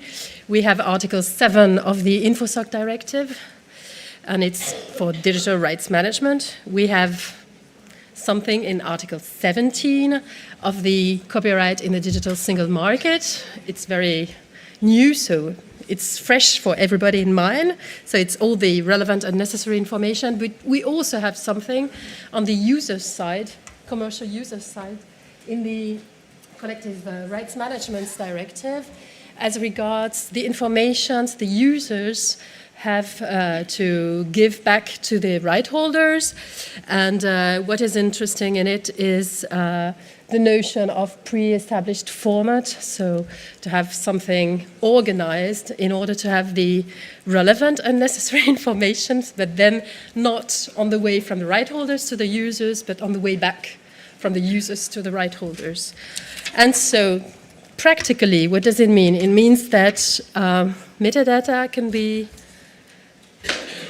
in databases, compiling sets of information on a specific repertoire, eventually connected with identifiers. So you all know DDEX, you all know ISBN, and this kind of identifiers. It can be informations about the right holder, the work, some conditions and terms integrated in a fingerprint, but it can be also informations contained in a blockchain. So my idea was to try to illustrate those three areas in which we have metadata surrounding copyright, meaning that as regards databases, compiling sets of information, I wanted to talk to you about the AIR initiative by the CISAC, which was first thought of it in France, but then the French CMO thought it's of no use to have only sole French project. It should be broader, and so I think at the moment 5 or 6 CMOs from EU member states are in the project. I'm going to talk about that. As regards informations integrated in a fingerprint, I will try to talk you about an initiative in France we had in order to have some data, to organize best practices, to have some data in photos used in the publishing sector. So with the minimum standard data you had to put in the work, actually, so connected in the work. And then as regards informations contained in blockchains, we have a small and new experience in France with a startup named CISArt. So you will see the name written afterwards. And the main object of that startup is the authentication of of works. So it's copyright, but not just copyright, because it's something else. But it means that the blockchain will follow the successive sales of the works, and so the question might be whether it could be useful for the resale right, for example. So I think I won't use the 20 minutes allowed, because I want it to be a bit practical. And so, I at first wanted to start from the state of play, let's say 10 years ago. In the visual sector's art, we have a very specific, well, state of play, sorry, I say it again. We have huge repertoire. Why do we have huge repertoire? Because, as you know, a painter can really have a lot of paintings within his career. I was told that it can go to 6,000 works in an entire career. What does the painter do? Does he, well, normally he sells it. And if he sold it, let's say 20 years ago, sometimes he didn't have the documentation around that. So he didn't make photographs of the works, or maybe he did it with a smartphone, which was not that smart at that time. So the definition of the picture is not that high. So it's going to be a bit difficult to documentate it. So lots of works, difficulties to document it. What I wrote there is photographer, it can be millions. Photographs, it's even worse because, well, photographers do lots of pictures. Most of the time there is no title. Most of the time there is no reference or whatever in the picture. So you have lots of works now on the platforms without a single start of documentation whatsoever about the copyright. So when we try to talk about copyright infrastructure, it's a bit difficult. And what I was told, I didn't think about that, but somebody told me, and I think it's clever. The problem is the artists of the visual sector. They are isolated people, sometimes, most of the times. The photos of their works are not edited. There is anyway, well, sometimes you have a producer when it's been reproduced in a number because it's, I don't know, a chair or whatever.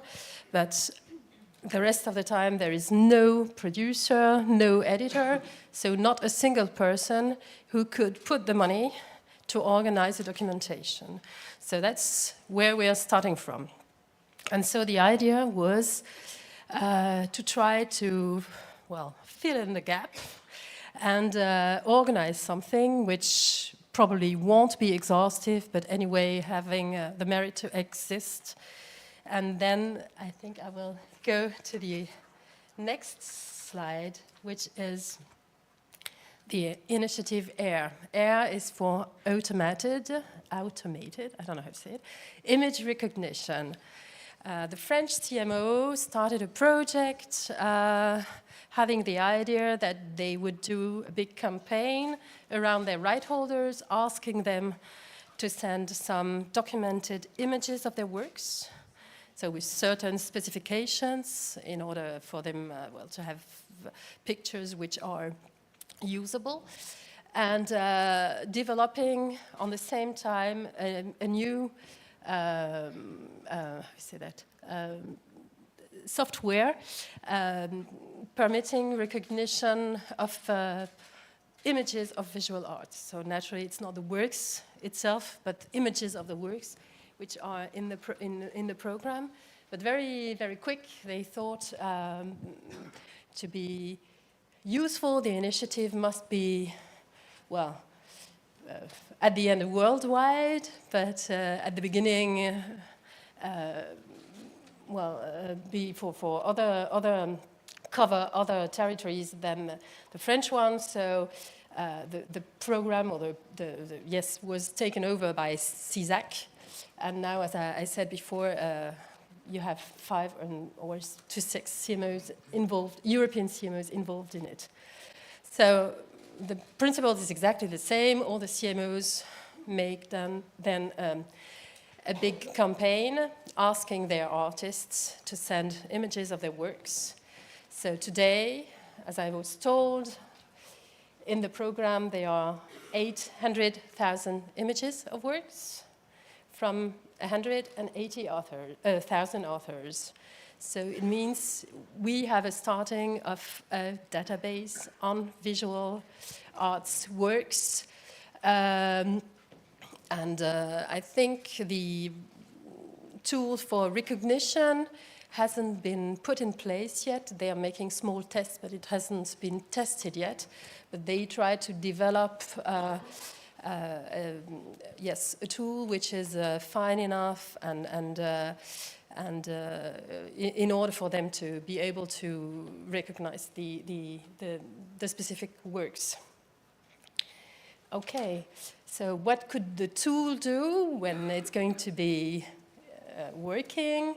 The tool could naturally identify non-authorized works, but naturally also be used to determine the usage in order to organize for a remuneration for the authors.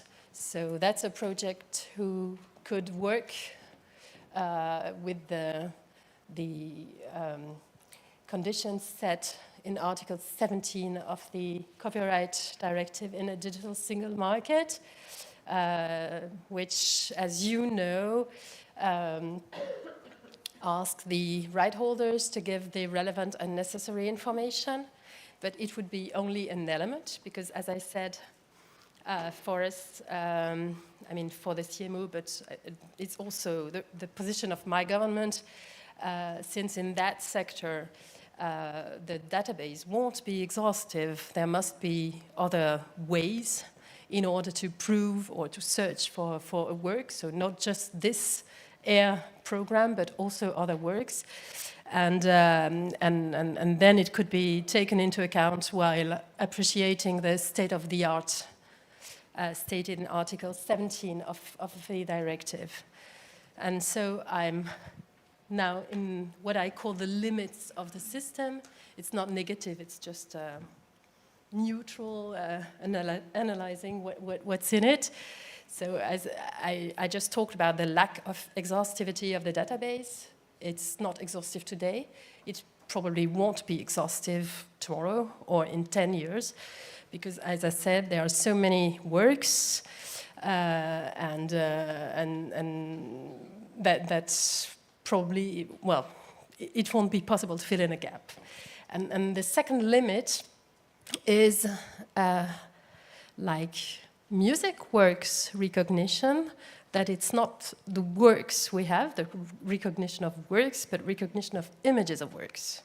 So it means that when you have a slight color different, or when you turn the statue, just only slight change, then it's going to be difficult for the tool to recognize the work. So it's necessary for three-dimension works then to do as many photos as possible, so you turn it like that. And for each movement, you make a new photo, so it means the documentation is pretty huge. But yes, there are some high probabilities that, well, the tool won't be in a position to recognize a work even if it has been documented. Because what is in the database is, yes, well, no, sorry, I don't find a word in English, so I won't say it. Okay, so that was for an example as regards a database, but database combined with a recognition tool. And then I will go to an example we had. So that, sorry, that program now is a European one, and we are very, yes, anxious, or not anxious, but we are looking forward what will come out of it. But we think it's really, really interesting, and we heard that the most important, sorry for important, artists have been able to documentate their works, which is a start. And then the second example I wanted to talk about is situations where the metadata on copyright are encrypted within the work itself. And then I will go to the next slide and talk, but very, very quick, about what we had. And that was, the Ministry of Culture was in it, but I don't know, it wasn't me anyway. There was a long discussion among professionals. The Minister of Culture, not obliged them, but convinced them that it would be good to work on the data on photographs used in the publishing area. And the professionals came to, I think it's not the right thing, or it's me, I don't know. Maybe the previous one? Yes, thank you. The professionals came to an agreement, so it's best professional practices in the area of photos in the publishing sector, where all the parties do agree that they will add in each picture the name and quality of the author, the type of the work, if it's institutional or professional, or normally it's not private in that sector, the kind of picture, the place and date of the shooting, and also some elements enabling to identify the picture, such as the person who is in the picture, or the building who's in the picture, or the event that the picture shot. And the idea is, yes, that it's not possible anymore to say rights reserved. So saying, okay, I don't know, but I put it like that. But to have best practices in that sector, to be able to go back to the author in order to ask for permission and to remunerate the author. To be honest, I'm not sure the follow-up is as good as we thought. So maybe this minister or the next minister will have to gather the professionals again and ask them really to respect their engagements. But anyway, I think it was a start, and since I was invited to exchange about the experience we had, I thought, yes, that would be an interesting subject. And as I said, I tried to find examples according to each situation where metadata can be organized around copyright in the visual sector. So that was, yes, data encrypted in the work. And then finally, I go to an experience in France. That startup CSART is based on a blockchain. The idea is to follow all the sale and resales of visual arts work and register all the successive sales of the work, to have all the name of the owners and to have the chain and of the sales. So, as I said before, it's not exactly copyright, except if you think it's resale right.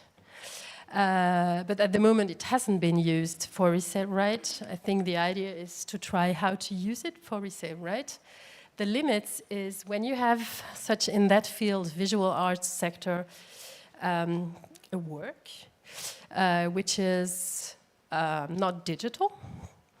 And but anyway, blockchain is something different. But then there is such a distance between the object and the blockchain that you don't have the certainty that the object is the one who is described in the blockchain. So it's supposed to be an authentication project, but we are not sure to 100% whether it can really reach that objective. So it means it would be the same if we should use it for resale right. Anyway, it's an interesting initiative, and I think they should add some more conditions in order to make it workable. Well, it works. I'm not saying it works, but there are apparently some mistakes. So I don't know how they should do to do it better. And so that's one of the limits of the project. So it's interesting to have this block system where you had one block to another at each resale. But as I said, okay, you're not 100% sure that it is the work defined in the blockchain. And the second limit is not at the beginning of the chain, but rather at the end, or one of the end of it, is how do you do, yes, when the author is dead. Because, no, but I mean, sorry. A blockchain is a system by which you add, well, each person involved is adding a block, but then you are with successors entitled, but of the property of the work and not of the rights, that is. And anyway, it's an object where it's declarative. Nobody is going to check whether you have the rights or not. And so, as you know, inheritance is a difficult question. It might not be the same rules for resale right than for other rights. And so if nobody's there to check whether the information is correct, then you see a bit the limits of it. So interesting initiative, and we will keep on following that in order to know which new developments this startup does. I know they regularly speak to the CMO in order to, well, share information on a mutual basis and try to make the system better, but at the moment it's perfectible, but as the other systems too. So it leads me to the end. My conclusion would be, we see each system has limits, but okay, it's life, so life has limits. And so maybe what would be possible would be to have a combination of all these systems. So work with blockchains, but also with traditional CMOs or traditional editors.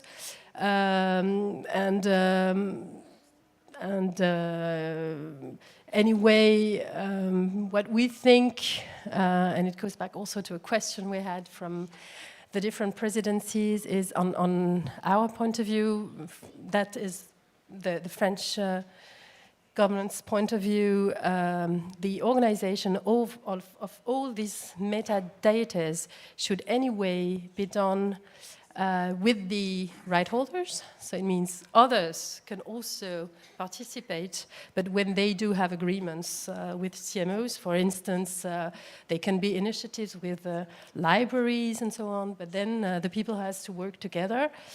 And yes, and then maybe having, according to the situation, a mix of metadata exploiting or using systems. That's the exchange of experience I wanted to make, and I was asked to make. Thank you for listening.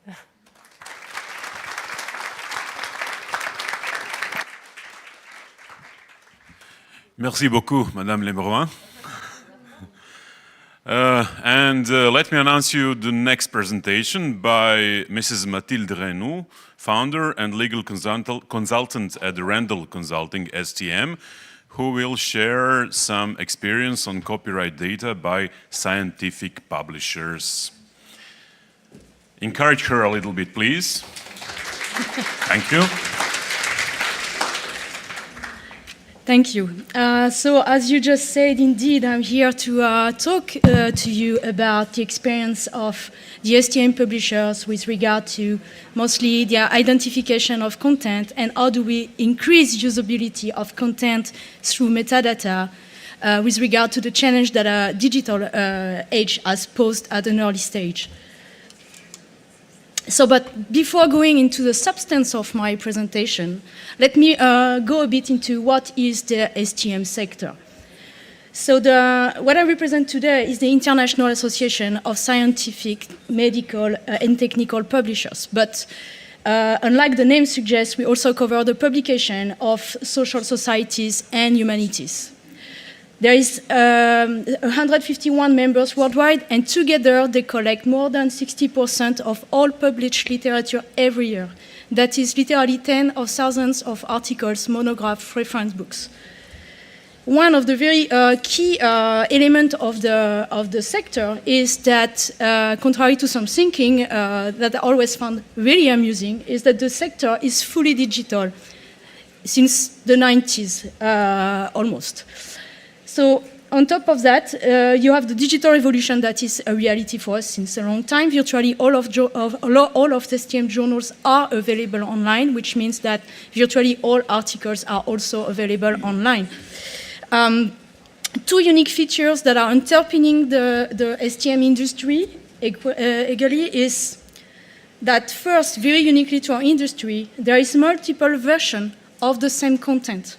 So basically, you can go from the author manuscript at the beginning of the chain, you can go to a preprint, to a peer-reviewed manuscript, to the final version of record, which is the version that is published in the publisher journal and that has been peer-reviewed and with all the publishing editorial as well. What does that mean is that there is different, it could be different rights and different sharing policies attached to each of those versions of the same content. The second key element is that in the STM industry, you have a culture of article sharing among researchers. So the article sharing has always been at the heart of promoting a scientific research, and that has been the case before the digital age. And this has been accentuated, of course, because of that now the research is increasingly faster, multidisciplinary, multi-authors, often of different nationality, and increasingly on a cross-border scale. And of course, the digital age has increased both opportunities and challenge to that. A final point about the STM sector before I move into the substance of my presentation is that the STM sector continues to develop and innovate actually at an ever faster pace. Nowadays, and that's going to be relevant in the following discussion, the STM publishers and their authors are collaborating with plus or minus 40 different platforms on which you can find their content, and some of which are owned by publishers and some of which are not. So now going a bit into what I want to say in the substance. So since the 1980s, STM publishers have been working hard in defining frameworks and systems in order to allow for easy identification of content through standard markup, identifiers, metadata, in order to make the content findable and shareable. So the rationale of the STM infrastructure as it stands now and as it evolves is to connect data and rights to the STM content. So to work with copyright and taking advantage of the digital environment. And by doing that, it is empowering STM publishers with their rights in all those elements, which are licensing, managing, enforcing. And then the last bit of it is that it gives, in the context of article sharing, tradition into the STM world, a certainty also for researchers and authors in that regard. So how do we make STM content findable? So talking about all the effort that have been made by the industry since the 1980s, the digital object identifier, which I'm going to refer as DOI, is the pinnacle of that effort. It is it increased discoverability of the content, because before to find and to share a digital object, you need to name it. How do we do that? We do that with the DOI, which is widely embraced into the STM publishing world. It is a system for identifying and exchanging intellectual property into the digital environment. So this DOI has been developed since 1988 and is now managed by the International DOI Foundation. Virtually all articles have a DOI now, and what does it make? So as you see in the slide, it provides for an actionable, interoperable, dynamic, and persistent infrastructure. So each article is assigned a unique DOI that is persistent, which means that it will stay the entire life cycle of the content. It is persistent because you have a suite, alphanumeric suite of a DOI that consists of the DOI. And even if the URL to which you request to have the information is changing, so URL location, the DOI never changes. It is into a registry, and if, for example, any of the URL is changing, you can just simply go into the registry and change the URL.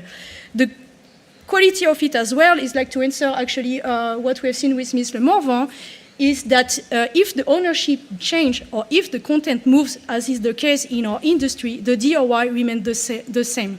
So basically, if you change ownership, you can go back into the registry and change the ownership there.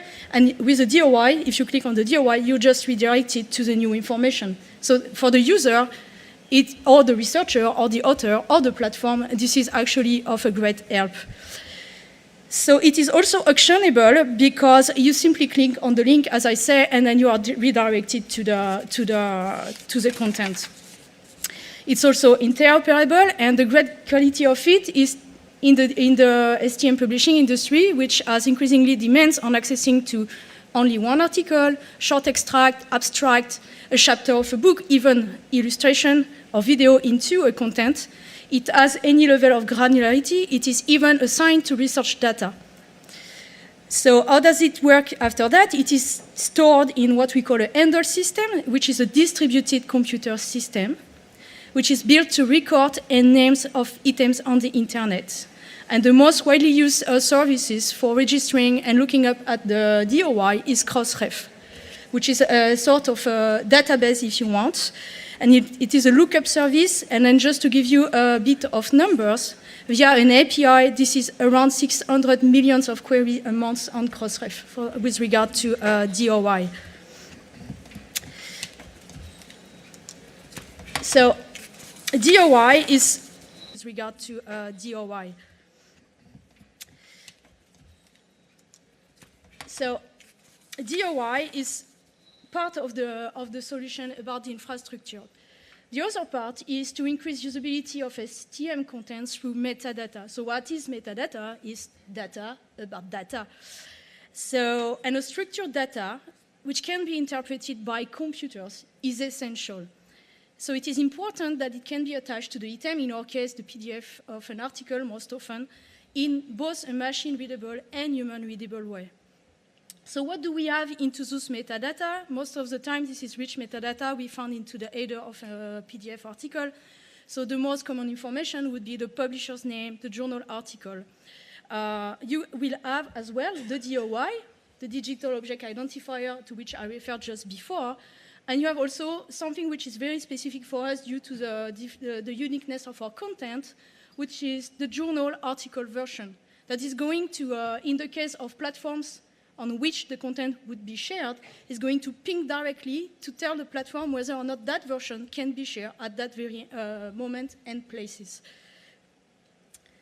So getting back to the platforms, I said that we are collaborating at the moment with plus or minus 40 different platforms. And what we do is that we also make a generic database available, and then the platform can also have relevant additional metadata, such as the sharing policy of the publisher, license type, as well as who is the copyright holder. And then after that, if the platform requires help, we have our own tools that we can put to disposition, which we call, without entering into the detail, the tagging system, which is when the platform is using the metadata tags to make sharing decision into real time, and that's widely implemented. We also have what I would call the ping system, which is also a platform using an API to have an external party scrutinizing the content and make also sharing decision into real time. And that is mostly done through the use of machine learning and or fingerprinting techniques, depending on the publisher.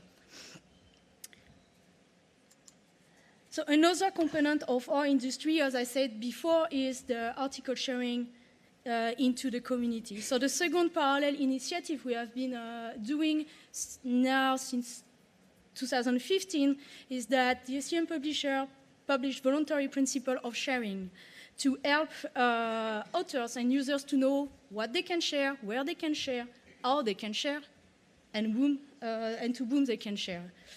So this principle has been widely adopted, and in fact it is to help what we call scientific collaboration networks to have certainty and to advance research, and that often takes place by sharing articles into small groups. So you can go and find those voluntary principles, and it's going to tell you that you can share into a research group that is typical of the size of the research group. Of course, articles for the purpose of the research group.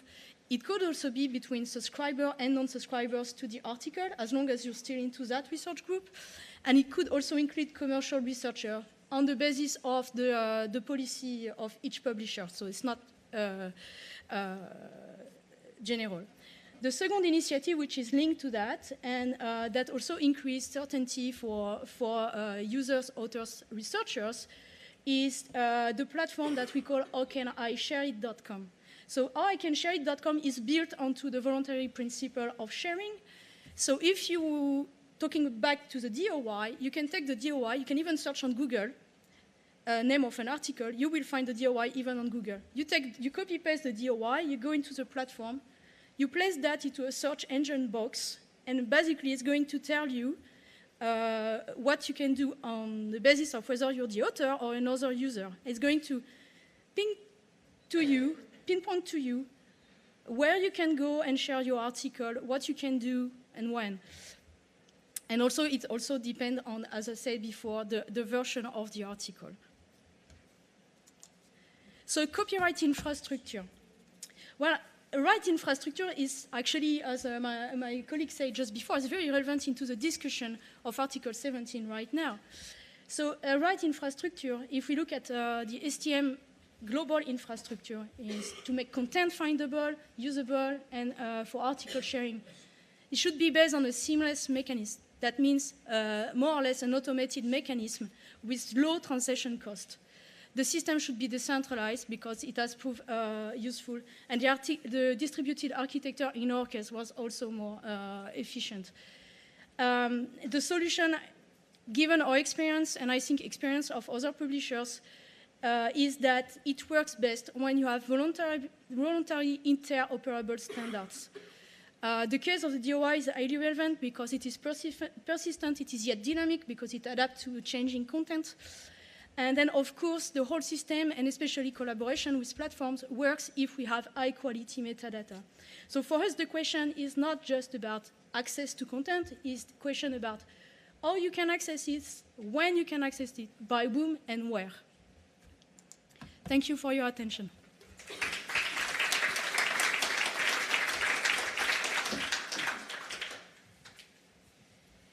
Thank you very much. And after scientific publishers, we will switch to music industry. Our next presenter is Mrs. Kyu Yong-sun, Research Associate in Creative Industries at the Faculty of Arts, Humanities, and Social Scientist of the Ulster University. And after that, also Mr. Dennis Colopy, Senior Research Fellow at the University at Hertfordshire. They will talk about data challenges in music industry. Take the floor, please.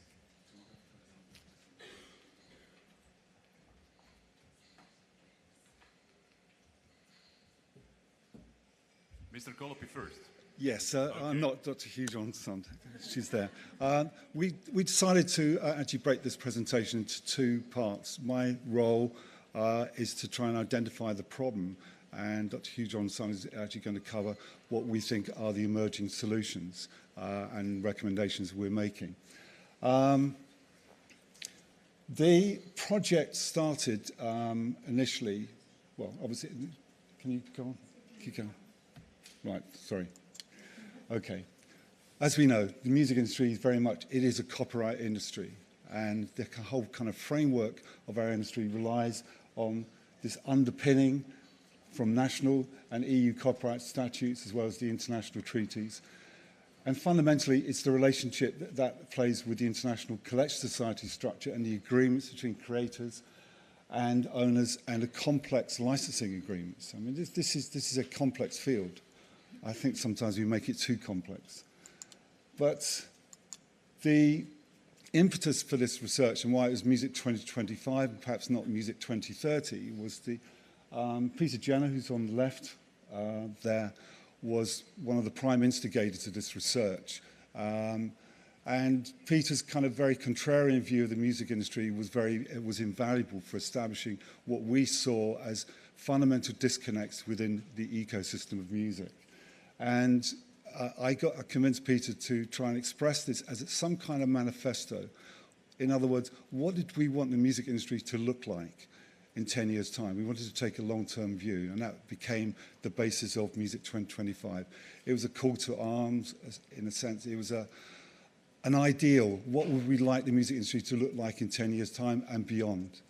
And Peter approached the IPO, the Intellectual Property Office in London, in 2015, and this eventually led to a series of workshops where we involved major music firms and so on. And the outcome of those workshops that's held at IBM was a call for better data and new business models. And the key to new business models was we need better data. That seemed to be the big friction within the system. The IPO then commissioned Ulster, and this very, very intense piece of work was finally published last June. And as you can see, it's a very interesting research team, I think utterly unique, because the person on the right is probably one of the leading blockchain experts in Britain. He's certainly the government's go-to expert in terms of new technologies. You've got Ugly Me there, and then you've got Paul O'Hagan, is a real expert in terms of data standards. Dr. Hugh John Sons brought this amazing kind of insights from governance and an overview in terms of policy making, and it was led by Professor Frank Lyons at Ulster University. It was, I think, a really unique team. I'm really proud to have been part of that. I'd say also what this illustrates, and I think we've seen a couple of other projects that have done the same thing, research that involves industry, government, and academia will always be more powerful. This kind of collaboration where we're not operating in silos, we're actually collaborating across the piece, really, for me, makes ultimate sense in terms of meaningful, impactful research. So we decided to draw the structure into three constituent parts. The archaeology of copyright law. In other words, why are we where we are today? Where did the kind of problems essentially come from? What is the basis of the structure of copyright and metadata going forward? This is the architecture. And we conducted, and again, this was fantastic. The buy-in from industry was extraordinary. We managed to actually interview 50 semi-structured interviews, but we covered the international music publishers, large and small, the record labels, large and small. We got the UK trade bodies, but crucially, we also got the international trade bodies. So we got IFPI and CSAC all contributed meaningfully to this piece of research. And we also went out and we spoke to the tech platforms. What are their issues? This wasn't just about understanding it from the point of view of the music industry. We wanted it to describe what it's like for the users of this data. So Apple contributed to that. We had a wonderful interview with YouTube. Not the music industry's favorite person sometimes, or organization, but YouTube were very, very confident and positive in their contribution to this work.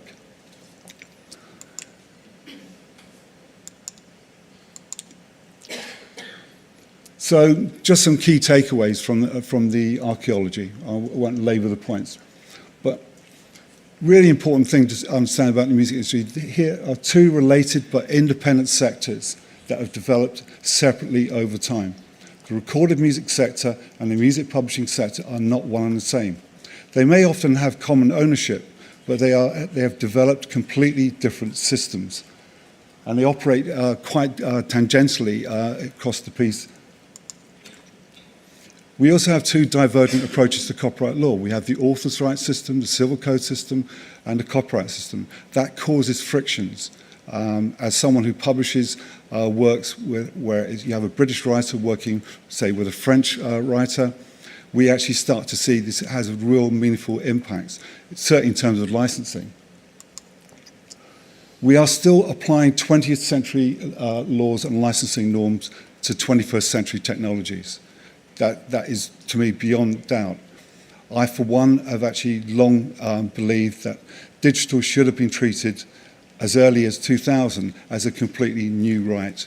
That actually what we're trying to do is retrofit 20th century licensing norms, reproduction and performance into the digital space. And this is partly where some of the friction arises. This leads to some very unpleasant outcomes, doing the splits between performance and reproduction rights. Within, at the time of writing, the 28 countries of the EU, there are 11,500 different combinations for treating digital rights. 11,512, I think, is the exact figure. This is bizarre. This is extraordinary. Everybody's doing it differently. In Switzerland, a stream is treated as a performance right. In the UK, it's 50% performing right, 50% mechanical, and so on. It is not fit for purpose, in my view, this current system. And the EU and US digital licensing markets, we're going in opposite directions. One famous lawyer for Spotify described the US as suddenly going socialist because they discovered the virtues of a single point of collective licensing in the United States under the Music Modernization Act, signed by a certain president. And yet the EU licensing landscape has become even more fragmented, and essentially we're decentralizing licensing in Europe. Okay? Bizarre. And I'm going to finish my piece here by talking about we have two different standards in music. I mean, I was very impressed by Matilda talking about the DOI. It just seemed to me wonderful that we could actually have a single standard. This would be what we have. We don't have that in music. The ISWC and ISRC is the International Standard Works Code, International Standard Recording Code, and they were designed in the late 1980s and the early 1990s. And my view, I think most of us in the research team believe, these were never designed for the digital space. They were designed for different outcomes. And just finishing here, this is just the UK licensing map. If you magnify this, and we do that in the report, across every single country, you get a sense of just how complicated we have made this entire system. And now I'd like to ask Dr. Hugh Johnson to join me, and she will take you on to the recommendations. Thank you. Thank you. Yeah, I'm Hyo Jung-sun. We'll share some of the major findings that we discovered through this report. I'll start the presentation by talking about an ideal situation. In an ideal world, everything will be automated, right? And it'll be so much easier because everything is automated. And it'll be easier access and clear rights. Also, it'll be cheaper because there will be less people involved. And it'll be faster, right? Everything is automated and musicians will get paid properly, almost on a real-time basis. That was the idea. But this is the reality. You looked at the map that Dennis showed. Actually, this is more real than that one. It's a complete maze. Why did we come here? What is the gap between the reality and the ideal situation?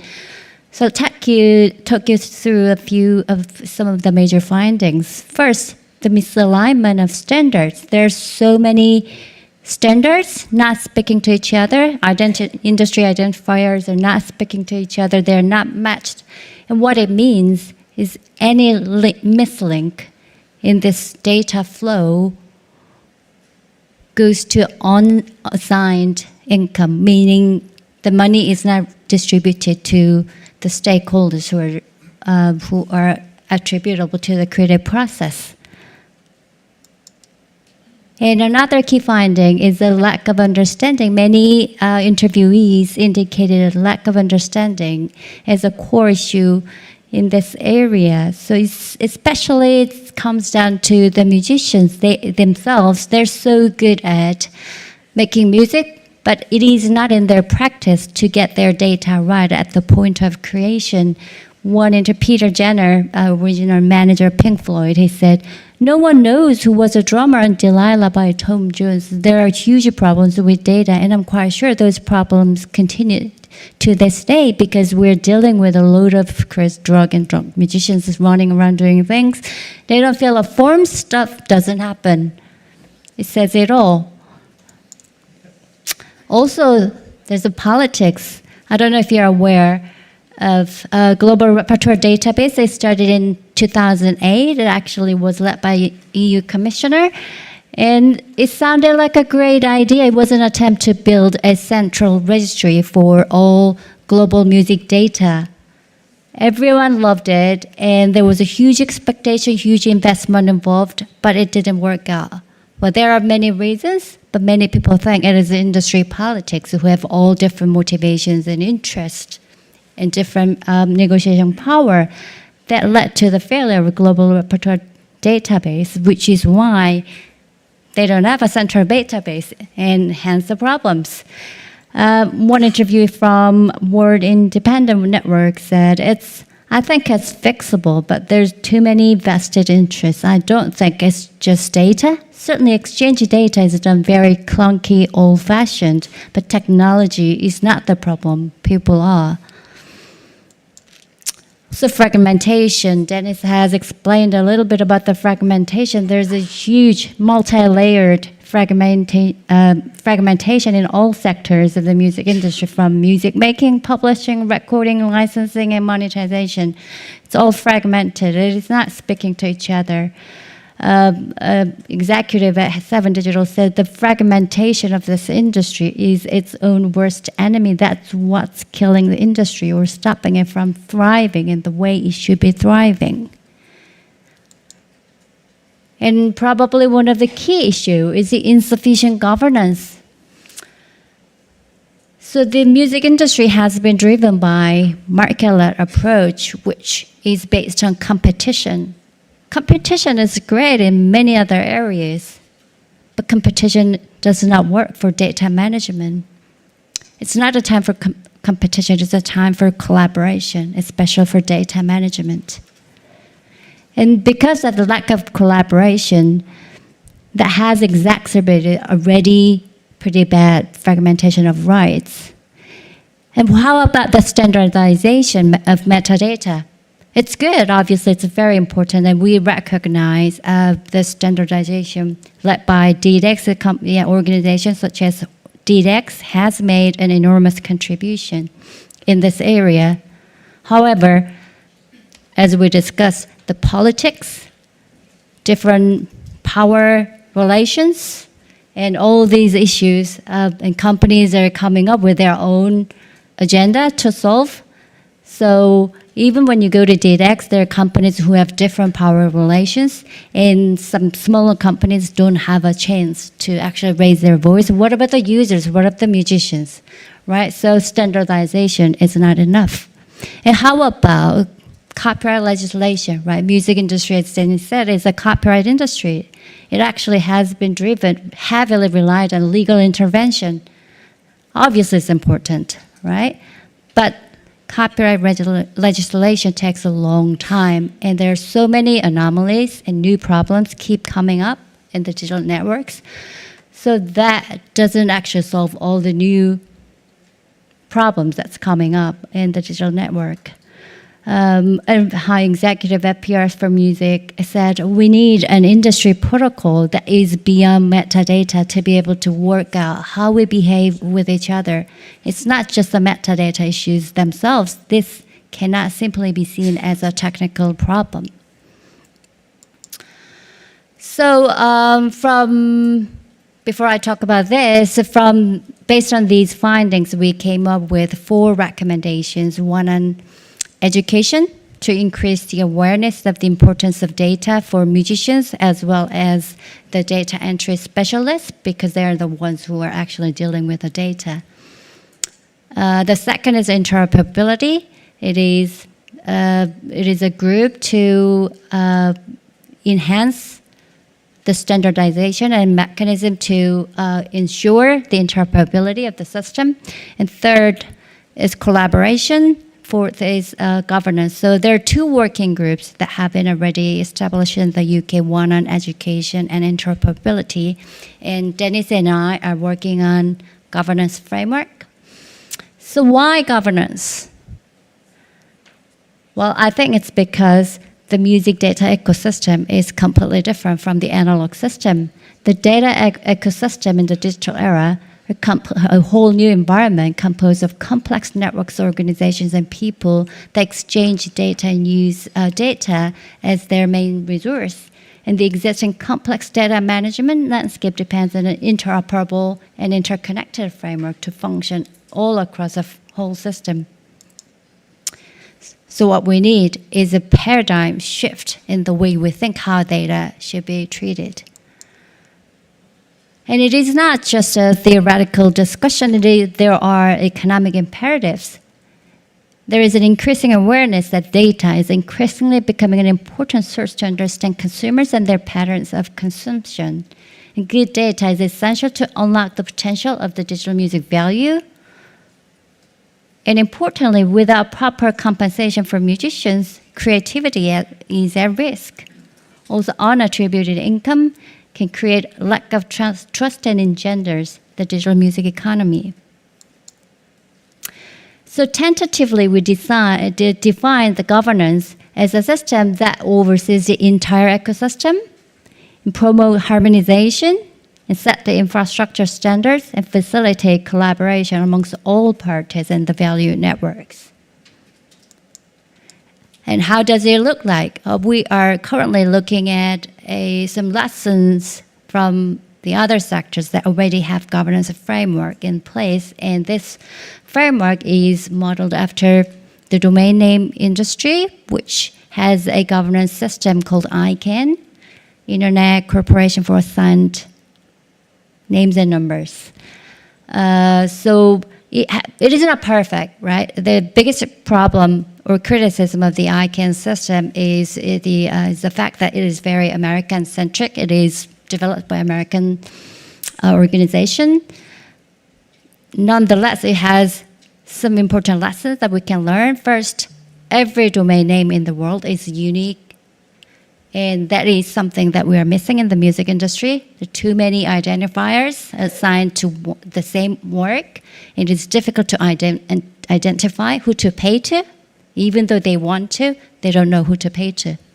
Right? So that's one thing. Another thing is they have a platform for all parties to speak to each other. It's a great platform for everybody to speak to each other. So based on that model, we came up with this framework composed of CMO's liaison, industry, and legal expert advisory group, technical advisory group, and musicians union, and consumers forum.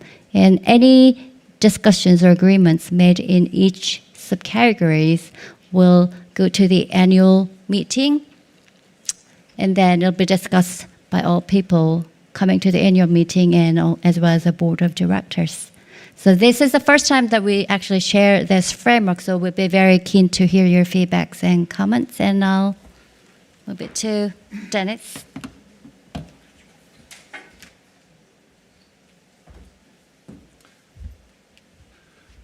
So our conclusions really are the following. This is a call to arms. We're very alarmed. I've been in the music industry for 45 years. I never thought anything would shock me as much as the findings we got from this. I found it extraordinary. And the interviews revealed a willingness for people to accept that things have to change. We're talking about very high-ranking people within the industry, certainly within what I call the copyright silos, who actually are going, things have to change. You know, this massive duplication of effort that's going on in music is simply not sustainable in the long term. We have to find a better way of doing things. The current music metadata standards, in my view, are not fit for purpose. It might be a fairly radical view, but I do not believe in the 21st century going forward that these are sustainable. We have to think of differences. And Matilda's, yeah, I love what I got from that is that the DOI, you have a single identifier that captures everything. It may be a question of getting the ISWC and ISRC to come together, more integrated, but that's the problem there is a very simple one. The ISWC is managed by CSAC. It's managed centrally. The ISRC is not. It's managed locally. That's where you get the disconnect. So anybody can put an ISRC code into the system without having to put an ISWC matching information. Spotify told us last year that on a daily basis, 40,000 brand new songs go into the ecosystem. 60% of those have no codes in whatsoever. Okay? People just don't understand what they're doing. They just want to put their stuff up into Spotify. This is not helping. But it's the timeliness of the ISWC. And as someone, you know, as I say, I'm quite old, so I can remember having worked in both publishing and records. When you released a David Bowie record, you had to get a license. You had to get a license from the 3 publishers that controlled Bowie's rights. And you couldn't dare release the record into anything without a license. Now, routinely people putting stuff into the ecosystem without licenses, approvals, and crucially, without codes. So, but fundamental change is not possible, so we have to rely on interoperability. We cannot build brand new databases that take too long. It'd be very interesting to see what happens with the MMA and the much vaunted new database they're going to build. We believe actually the solution is interoperability, which is cooperation and collaboration is going to be required. Music data should not be a source of competitive advantage. Currently, it is. Trust me, it really is. And the publishing and recorded sectors must start to work in tandem and not in parallel. This for me, I found the most troubling insight because you know, I'm partly involved in both sectors, and you cannot make this stuff up. It's like, why would we do it? Anyway, thank you for your time. Thank you.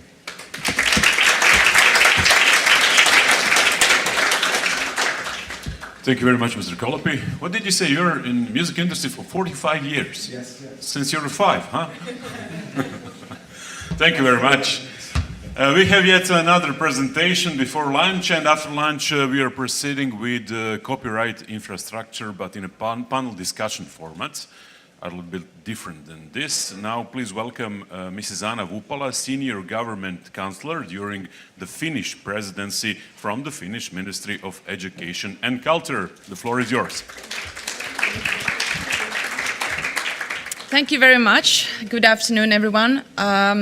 I really want to focus on practical experiences from the government side because we've had so many interesting presentations this morning with regard to copyright infrastructure, and I will kind of comment on them as we go along because it's really just fantastic to see so much engagement from the national level as well on how to improve the functioning of the copyright licensing system. There is already a lot of existing infrastructures, and this is a very simplified picture, but they have been developed in silos. So we want to make these more efficient. We want to make the rights flow and the money flow more efficient.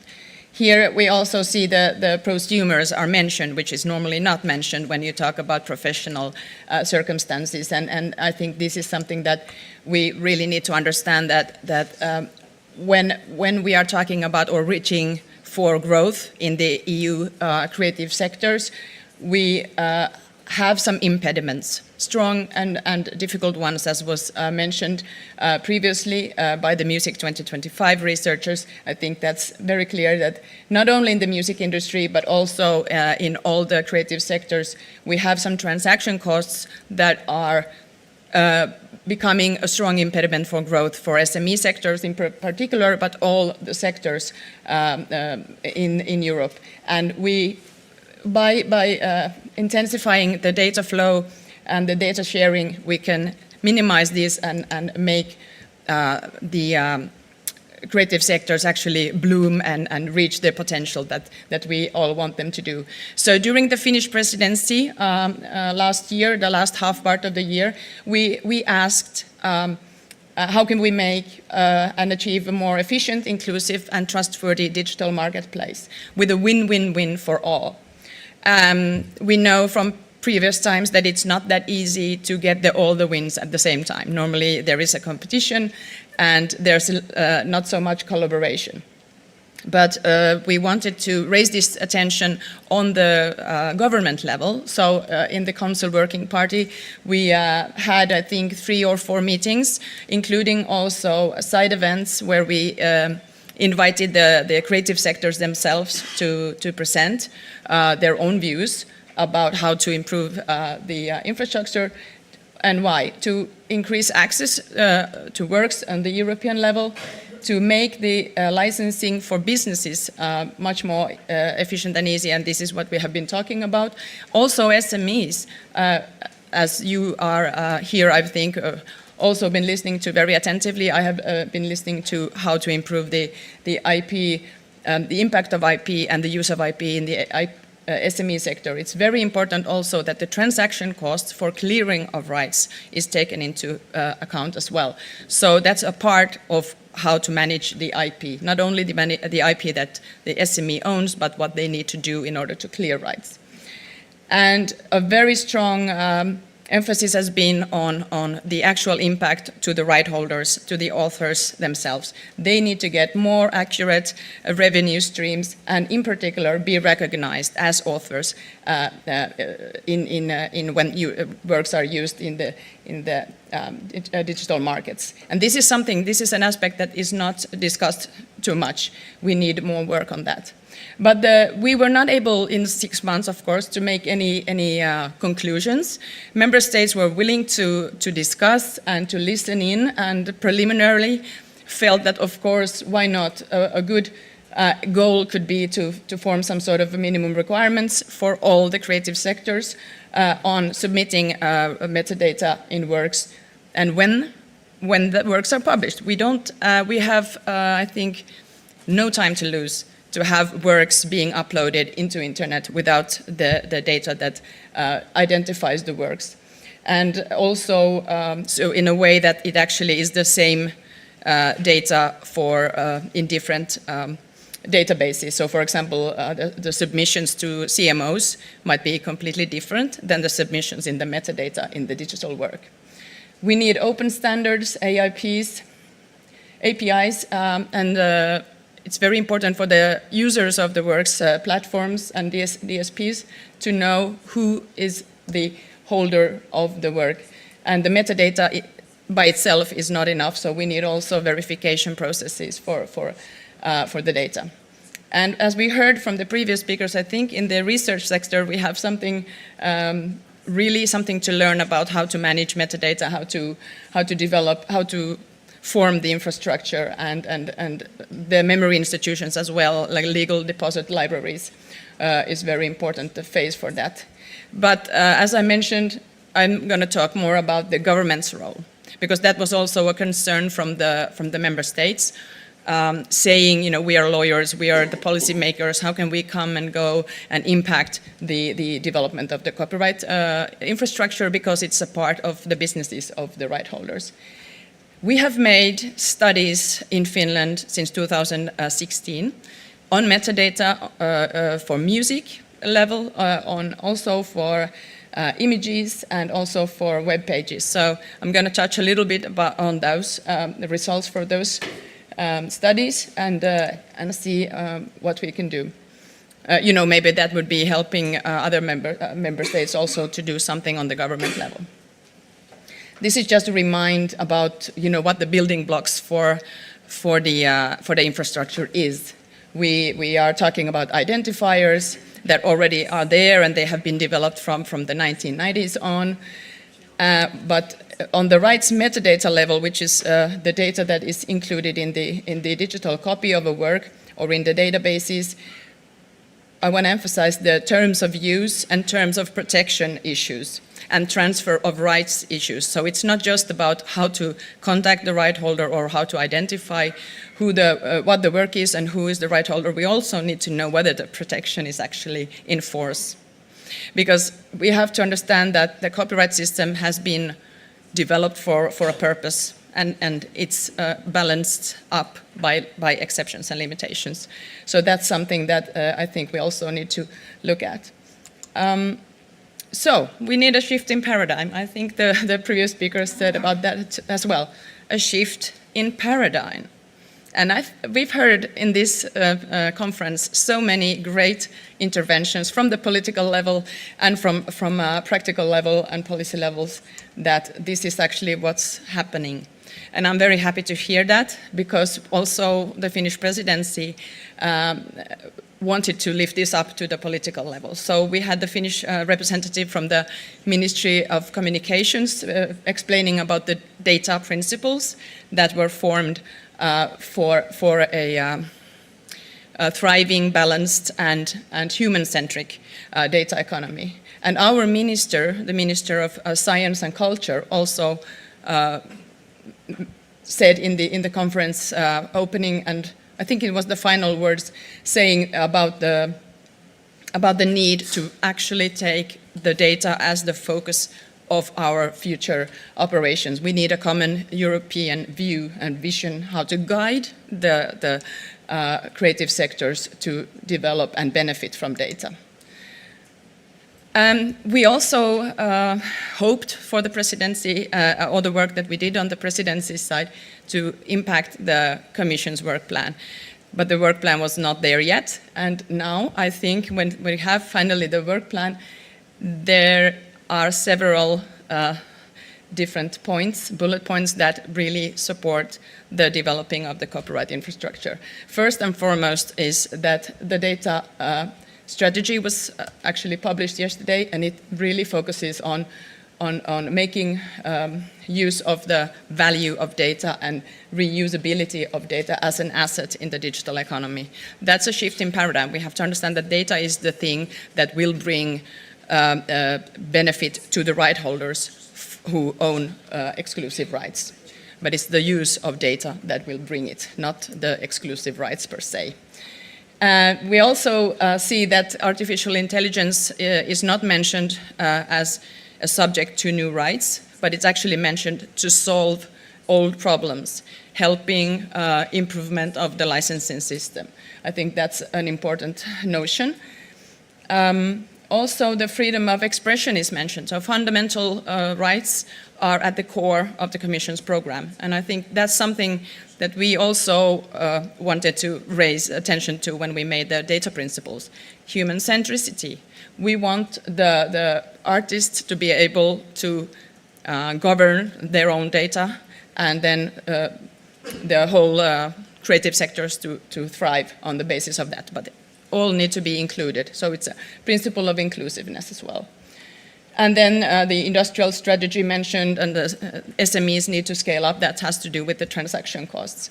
And the user's perspective. So user's perspective is the kind of main, one of the main issues that I want to raise, because I think that we have been looking at a copyright system for so long that somehow, even if it's like from the collective management side, a very, very positive development. I mean, without collective management, we would not have a functioning copyright system. However, we need to go further in the service-oriented approach. As a result from the presidency, I'm also very happy to see that last week the Commission was published a call for tender with regard to a study on metadata and AI issues. And what I'm finding interesting is that it's not a technical study necessarily, and it's not a political study. It's an economic study which will kind of build, I hope, on the technical knowledge that we have already about how the structures are working. These would be then providing information about what we are losing when the system is not working properly. and also the AI is there. The new technologies need to be available and used for the improvement of the copyright infrastructure. So, what do we need? We need to have a dialogue between all the experts. So, events like this we should have them more often, and having this streamed is hugely important because people can participate who are not here. We need to ensure not just correct metadata, but it has two sides. It has to be visual and it has to be machine readable, because depending on the type of work and the user, being commercial or being public interest or being one private person, we have to be, having both of these sides function together. And throughout the whole life cycle of a work, which means 150 years, that's something that we will have to work on. But I think we're on a good path in the sense that we are talking about these issues and talking about them together. But the use of application programming interfaces is a necessity.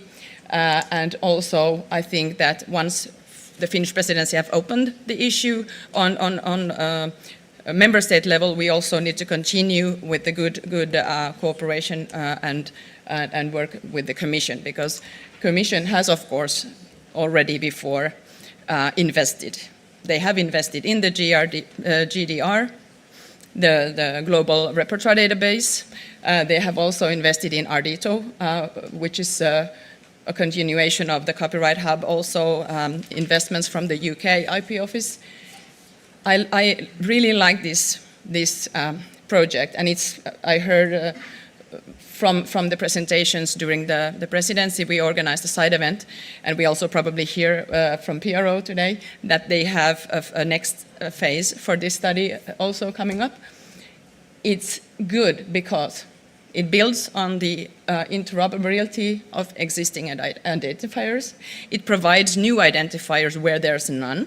So it invites everybody along. And then it also offers something concrete to help the management of rights, but also the investment that the right holder needs, i.e. money, and it helps the user to get the license. So it's really, really practical. And I'm not sure if all of the organizations are mentioned, but there's a nice collection already there. So the main point is, I think the government can help. We've seen already some of the presentations before in France. There is government input, involvement in the developing of the copyright infrastructure. And we should not be overwhelmed by the difficulty. We should just try to make it step by step, learning from the mistakes of others in other areas. And what I wanted to say, this is the scope, adaptability, urgency, complexity, and equity. It's a source test. It's called the source test. It was Bill Rosenblatt from the Giant Steps organization. In the Data Economy Conference, he said that whenever you're pursuing any sort of investment in the copyright infrastructure, test it with the source test. Do it, nice and neat scope. Is it adaptability? Is it possible to adapt to a good range of issues? Is it the most important one, and so forth and so forth?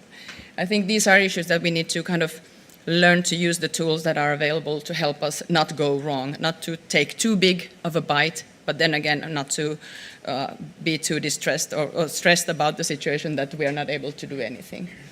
The financing and governance is very important, and it was a very nice and interesting proposition coming from the previous speaker about the governance model.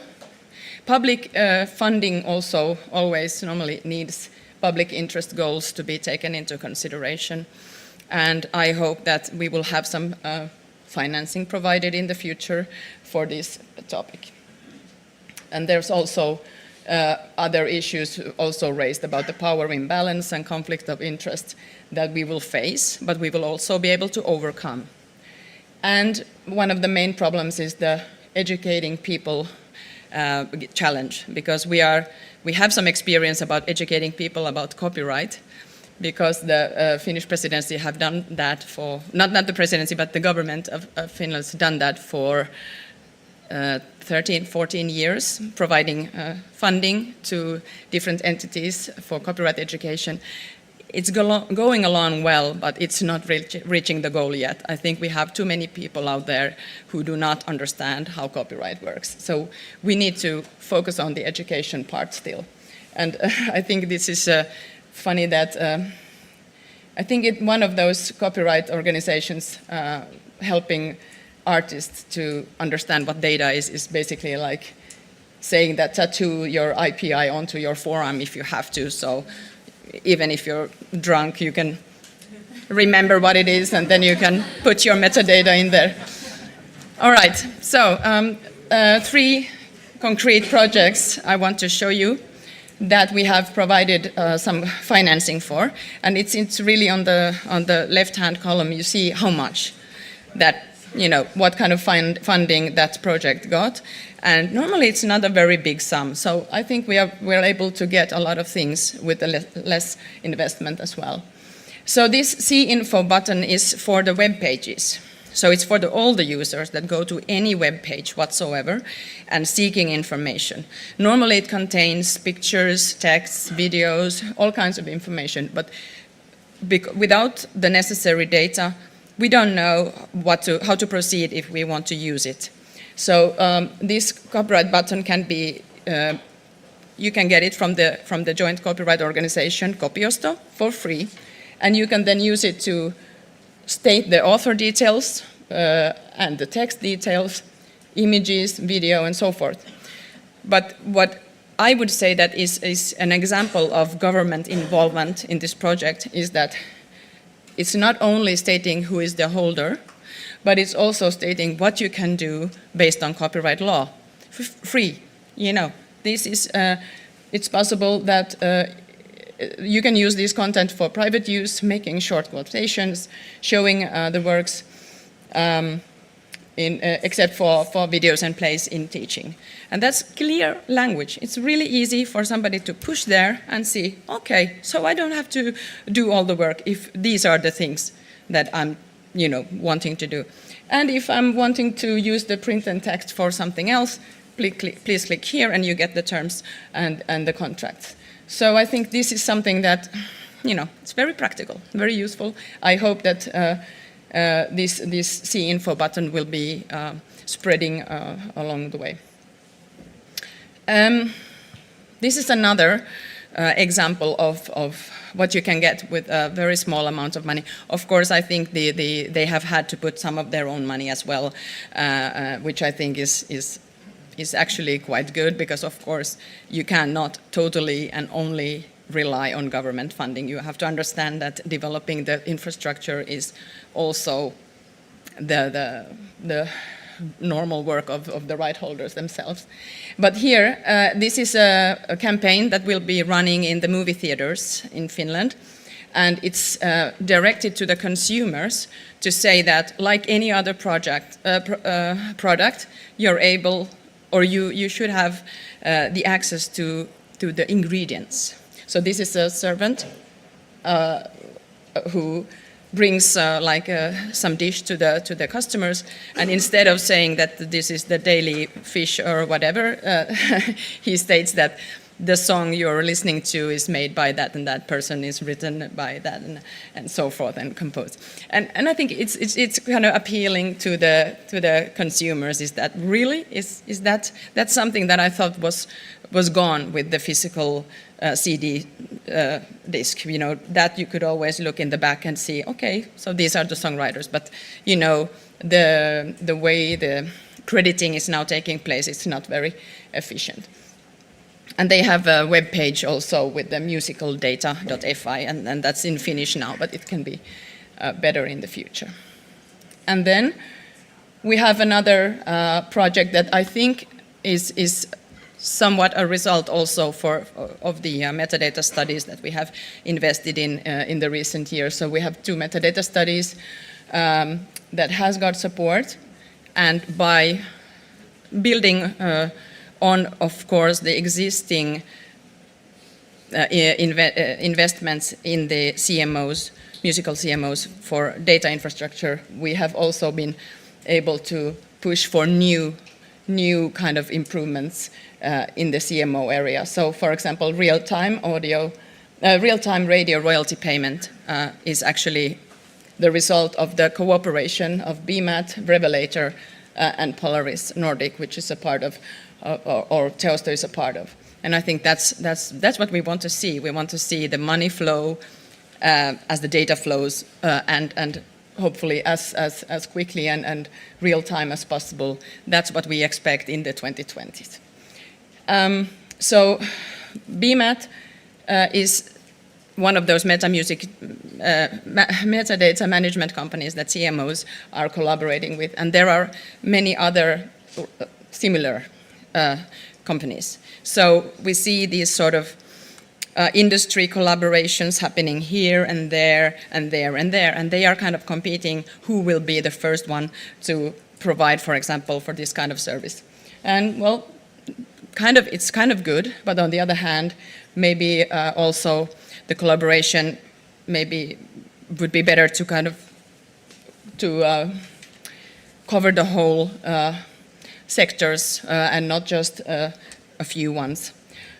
What I wanted to mention about the session service is good. There's also other ones providing the similar kind of service, is that once the musicians are in the studio, they can really easily put the metadata in because it's in the hardware of the studio equipment. So it's smoothly, it goes there, it's just a button, you push a button, I'm here, and then everything that you create is actually following through and going also to the CMOs. So this is the kind of way that the creators can actually really easily follow on their own metadata, and it's not that dry and that hard, and it doesn't involve any forms to fill, which can be difficult.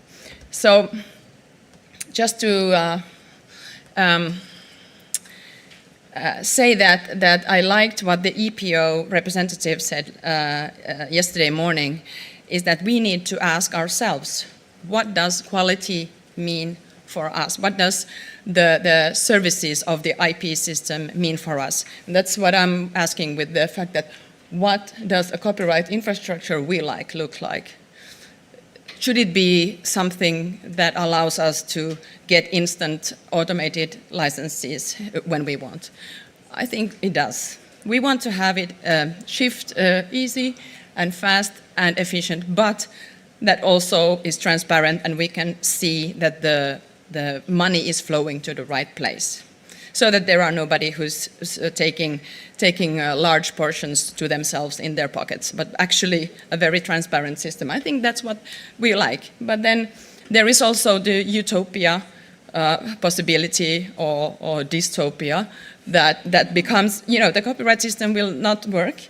There will be AI-created content taking over. All the users will use something else than the copyrighted protected materials because it's so difficult.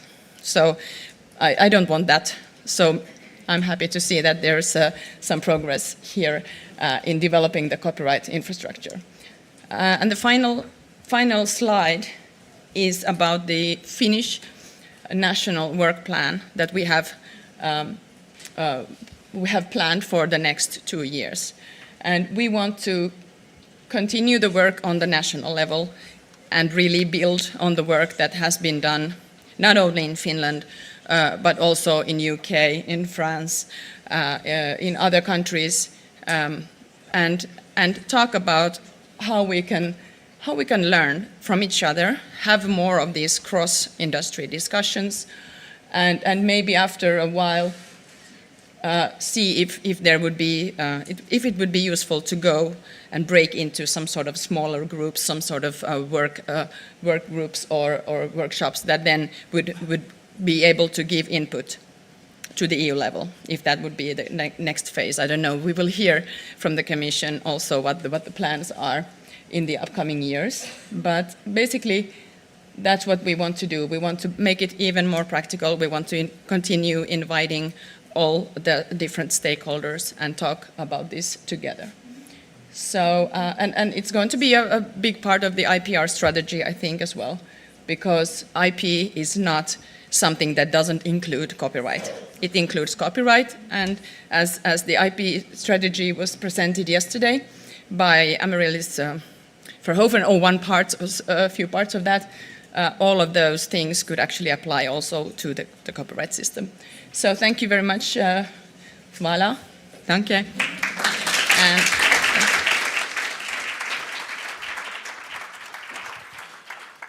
Hvala lijepa I vama. Thank you very much. Lunch is served. You're all invited to join now. We'll take 45 minutes break and then we'll slowly start to finishing this program. The lunch is on the ground floor and there is also a terrace for the smokers, not just for the smokers, but for anyone who wants to enjoy this beautiful sunny day. So enjoy your meals. We will continue in 1:35. Be precise.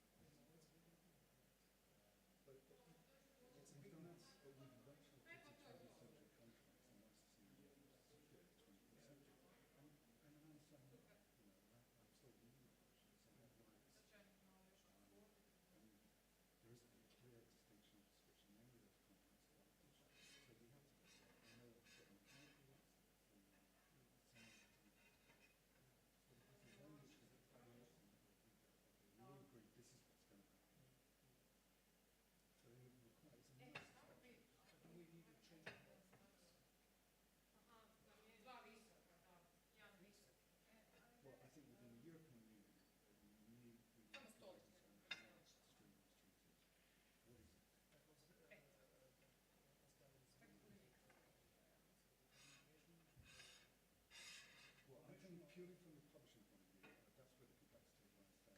But on recording, it's treated as a production, even though you could argue streaming, it's a family. It's a family reproduction. But from the local country point of view, they've asserted that the enabling rights organisations have accepted that definition. But then if you look at the logic of these changes, the streaming replaces linear radio and broadcast. There's a whole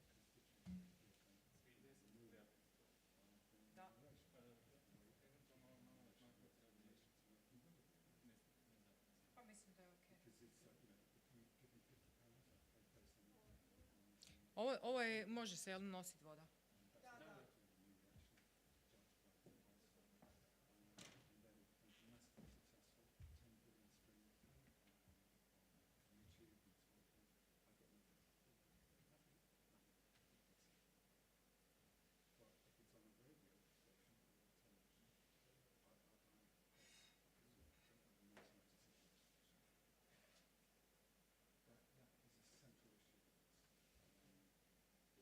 my place to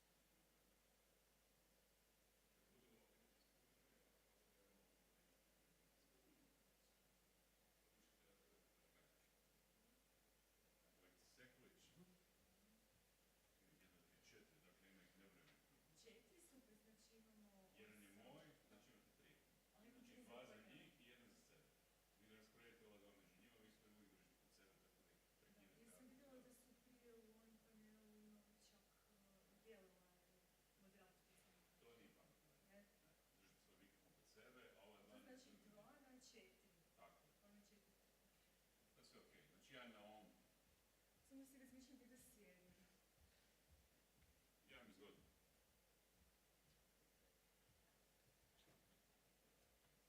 Koji vam je poluprofil ljepši?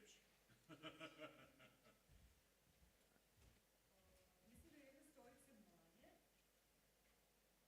Njih je 10. Sad će biti 8.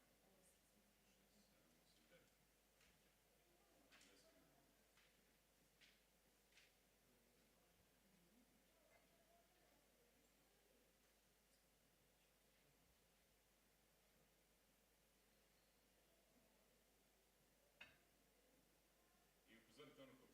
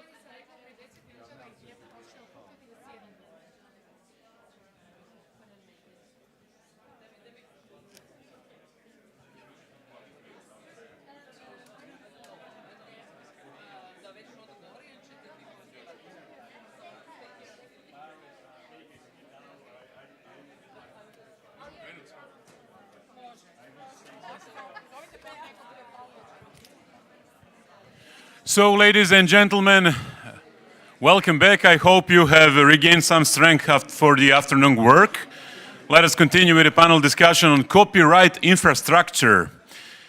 The participants are Mr. Marco Giorello, head of the unit for copyrights at the European Commission. Where is Mr. Giorello? Oh, come on, come on.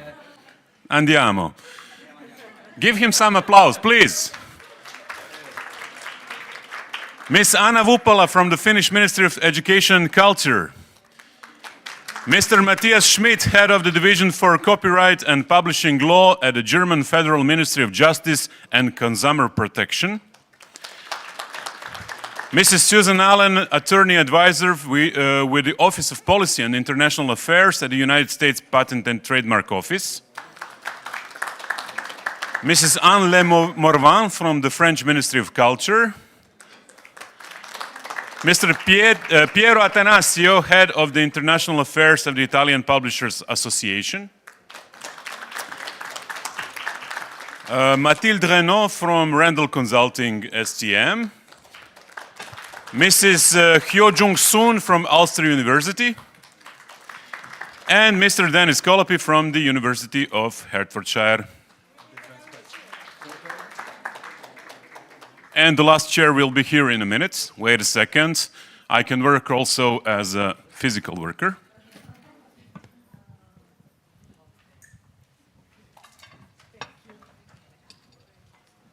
Sorry. There. You're welcome.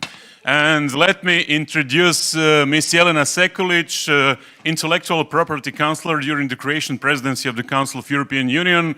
Please give her big applause. With 10 participants in a panel, she needs that. She needs a lot of luck. So. Thank you. Welcome to our afternoon session. I hope you had a nice lunch and you feel refreshed and that this panel will keep you interested and engaged. So first I would like to reflect on what we've heard this morning. We had several presentations. I think that they were quite inspiring in showing us how different sectors are approaching the issue of copyright infrastructure. And thank you to our presenters for that. And we finished with Anna Vupala's presentation because we are continuing our work based on Finnish presidency work, and we will hear after from Matthias what are their plans. For starters, I would invite people who hadn't had a chance to speak this morning and to present, to reflect on what we've heard and to tell us a little bit about where they are coming from and what are the key takeaways for them from this morning's session. So I would start with Mr. Piero Atanasio, who also has some experience with copyright infrastructure, and then I would continue with Matthias Schmidt from Germany, our colleague Susan Allen from US, and Marco Giorello from European Commission. Piero, you have the floor. Thank you. Thank you. And thank you for the invitation.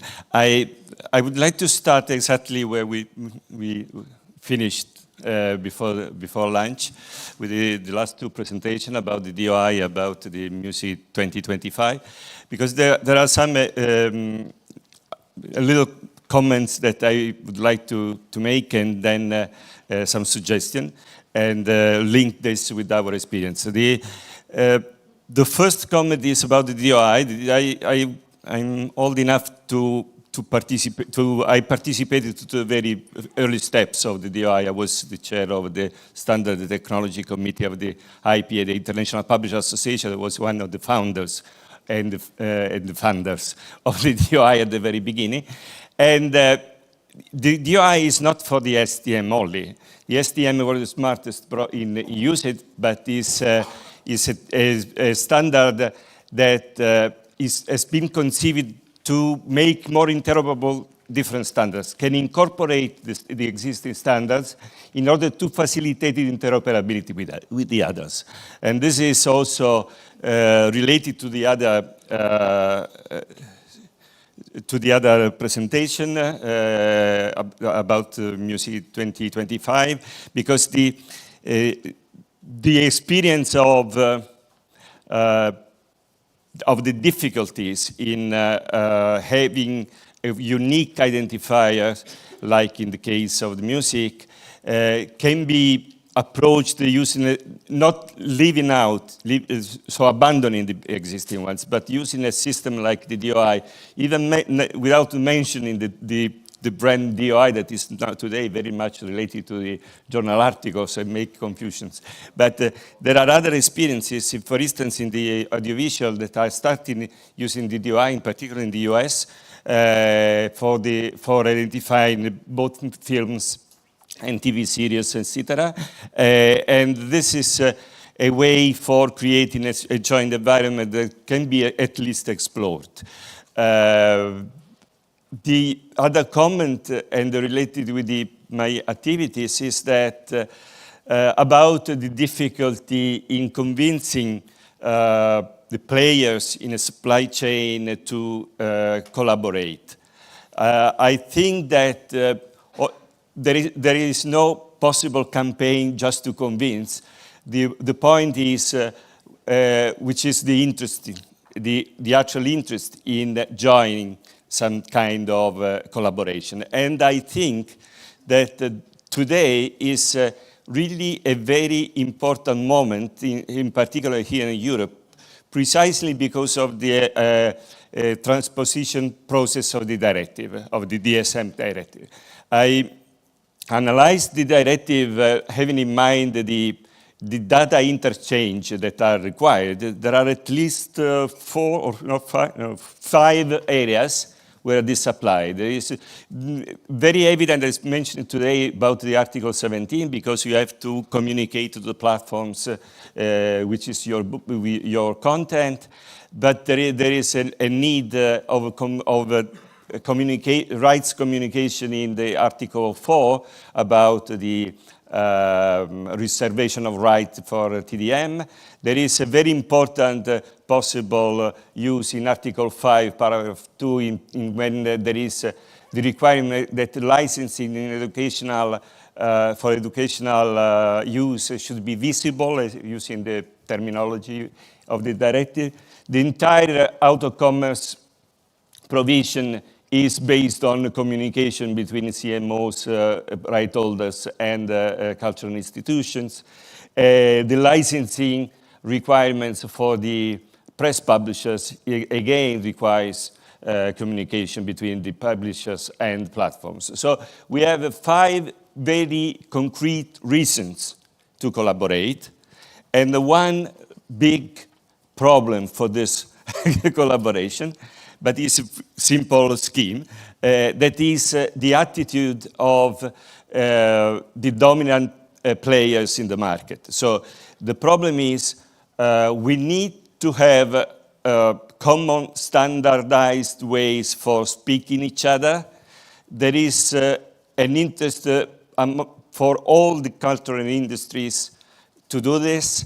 There is an interest that this will never happen by the dominant players, because as soon as the market is open to newcomers, then the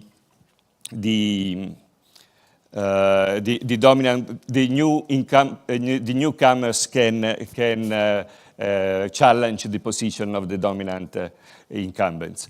The history of the ISBN, that is probably the oldest, was created in 1970. So we celebrate 50 years of ISBN today, this year.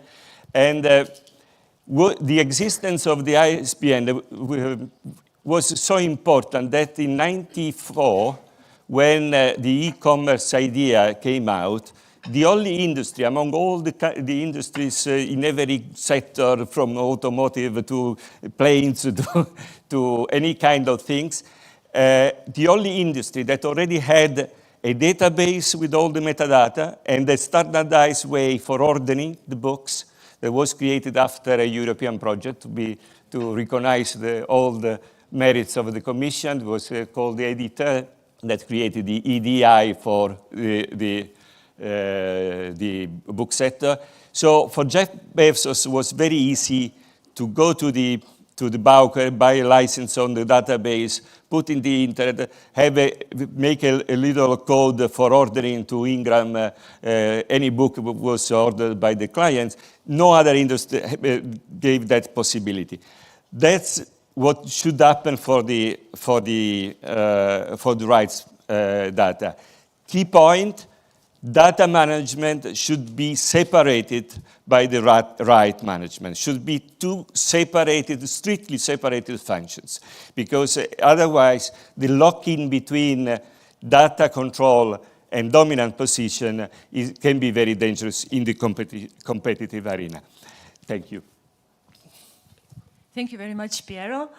So this is coming from experience because you were one of the founders of Ardito project. So I think your feedback is very valuable. Thank you also for giving us the overview of European acquis that dates back to InfoSoc, and now with Article 17 is again very relevant.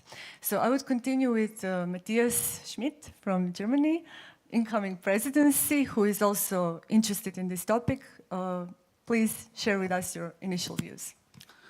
Well, thank you, Elena, and thank you at first for the invitation and for this very interesting conference. I think we have heard a lot of very interesting contributions. Many thanks also to the Finnish presidency for the think tank working, as Amaryllis said yesterday morning, and you are now setting the agenda for the next months and years, and we are trying to proceed with that. And I can announce that Germany will proceed with this topic. We are planning a conference from 7th to 9th of September in Weimar.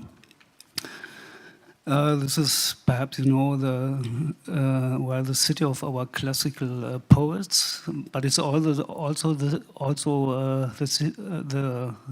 founding place of the Bauhaus in 1919. And as you know, the Bauhaus was very important for the development of design and architecture and so on. Unfortunately, there's no airport at Weimar, but we hope that you can get there. So, my first remark is, what should the public sector do in this context? And I think as representatives of the public sector, we have, first of all, two tasks. We have to look that the system as a whole works, and we have to look for the common good. And so we're living in a market society, in a market economy, and sometimes it happens that the pursuit of the private actors both leads to a good functioning system and guarantees the common good as well. So perhaps in the realm of scientific publishing, we heard a lot about DOI today. We have this open access movement, so perhaps there's no intervention needed. I don't know, but this should be, I think, the first question: is there a need for intervention? And I think the Finnish stock taking has shown some deficits, and we have heard a lot today about music, and there are definitely deficits in the music realm, and there's a saying that what functions in music functions everywhere in copyright. So this is perhaps the field we have to tackle. While perhaps right now it's perhaps a little bit too early to go too concrete into concrete projects, because I think we are right now in a phase trying to understand the facts and asking the right questions. And there's a nice quote for this. The phrasing of a problem, I have to read this, defines the scope of the potential solutions. So if you're asking for a bridge, you will get one. But what if you really ask for a way to get across the river? So there's a lot of broader kind of solutions if you're asking the right questions. And this means we have at first really to analyze the problem, and perhaps the problem is not the data, or the core of the problem is not the data, but it's, for instance, the licensing schemes, as we have heard this morning. This could be. Who are the actors? Especially in copyright, I think we have a whole bunch of actors in every industry, and we have some very loud actors and other actors who are quite invisible, but also important. So I think the second step would be a real good, reliable stakeholder analysis. Then we have to look at the interests and of the ecosystem as well as a whole. And this is not only copyright. This is, as we heard from Mr. Kerber, perhaps antitrust law. This is data protection. So we can't solve these questions not only with copyright instruments, but with a lot of other instruments. So it's a very complex issue. I think there's a lot of work to be done. But we should go step by step and systematically to access to the problems. Thank you, Matthias, for your systematic overview. And I would like to emphasize on the notion of common good that you mentioned, and what we heard this morning, the word collaboration emerging, more than as opposed to competition. So thank you for your initial thoughts. And now I invite Ms. Susan Allen from USPTO, who's engaged in copyright, but also in digital, with stakeholders about the way how the government can promote more robust and collaborative digital marketplace. So I think she's also a relevant speaker today. Susan, tell us your views. Sure. Thank you so much for the invitation to be here today, and to the Croatian presidency, as well as to the Finnish presidency for their work. I think to introduce myself and talk a little bit about what I do, and then address your question about lessons learned today. I work at the U.S. Patent and Trademark Office on the copyright team. One of our roles is to provide advice to the administration on copyright issues. In 2013, we produced a policy paper, a green paper on copyright issues, and devoted an entire chapter to how do we develop an efficient marketplace for copyrighted works. And one of the takeaways was through a series of public stakeholder consultations is that the role of the government, and this was a specific request from stakeholders, was to really convene discussions, to bring industry stakeholders together. What we found and continue to hear is that the industries can be very siloed, but we have technical experts that when we put them in a room together, there can be some really interesting conversations and lessons learned and exciting initiatives started when we bring people together. So with that in mind, starting in 2016, we started a series of what has now become annual conferences on developing the digital marketplace for copyrighted works. Those are live streamed. You can access a transcript on the USPTO website as well. And they cover the issues of interoperability, metadata identification, looking at registries, both public registries like the Copyright Office registry, as well as private initiatives. A few that come to mind are the PLUS initiative for visual works, IDER we spoke about for audiovisual works, Safe Creative for all types of copyrighted works, so they're private initiatives as well, and licensing opportunities. And we have the next conference coming up on April 7th, and we're looking now for stakeholder input. So feel free to contact me at susan.allen@uspto.gov. With respect to lessons learned from today and from the conferences that we've held in general, a couple of key points, just continuing themes come to mind, one of which is interoperability. And what I really appreciate about today, too, is we've talked about not just technical interoperability and the standards initiatives, but also the legal and policy interoperability. So bringing under one roof this discussion of privacy and as well as copyright and rights management information. My background covers both privacy and IP rights, so I see how sometimes these values can, or I would say there's sort of a siloing effect, and it's really important to, again, bring the right stakeholders in the room to have these discussions. One very simple example is the term data protection. In the IP field, that can refer to regulatory data protection. In the privacy world, it is something different. So when you have people creating policy, it's helpful to have clear definitions.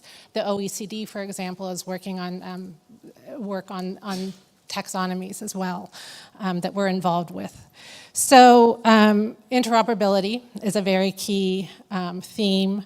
Another one is really, when I look at what we were talking about earlier, this sort of tension between open access policies and copyright, we have that in the United States as well. We have what I personally look at is, I think of it as a Venn diagram.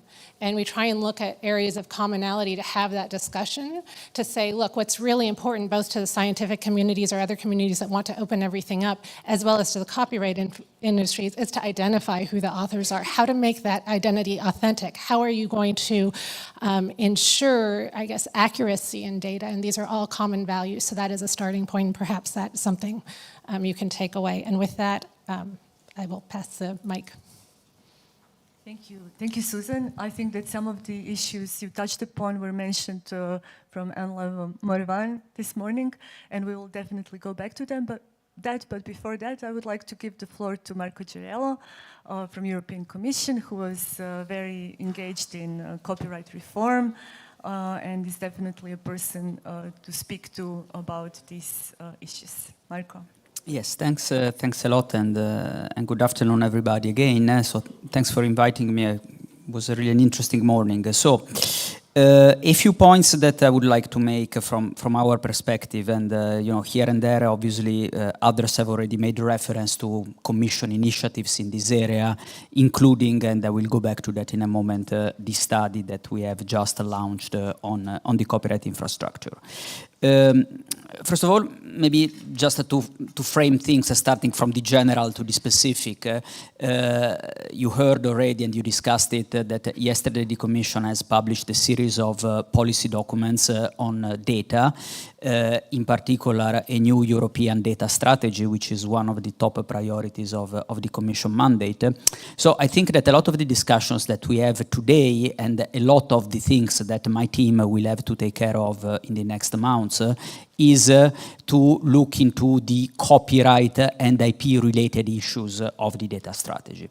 So, roughly speaking, there are two main issues, and one was, the discussion that we had at the very beginning of the day, access to machine-generated and industrial data, and there the discussion is going to be, as you see, there is a reference in the digital strategy itself, a lot about how the current IP framework relates to the policy objective to foster trading and access in data, and in particular as far as copyright is concerned, the database directive and the sui generis right, how it relates to this policy objective. But this was the discussion we had at the beginning of the day. I will not go back to that.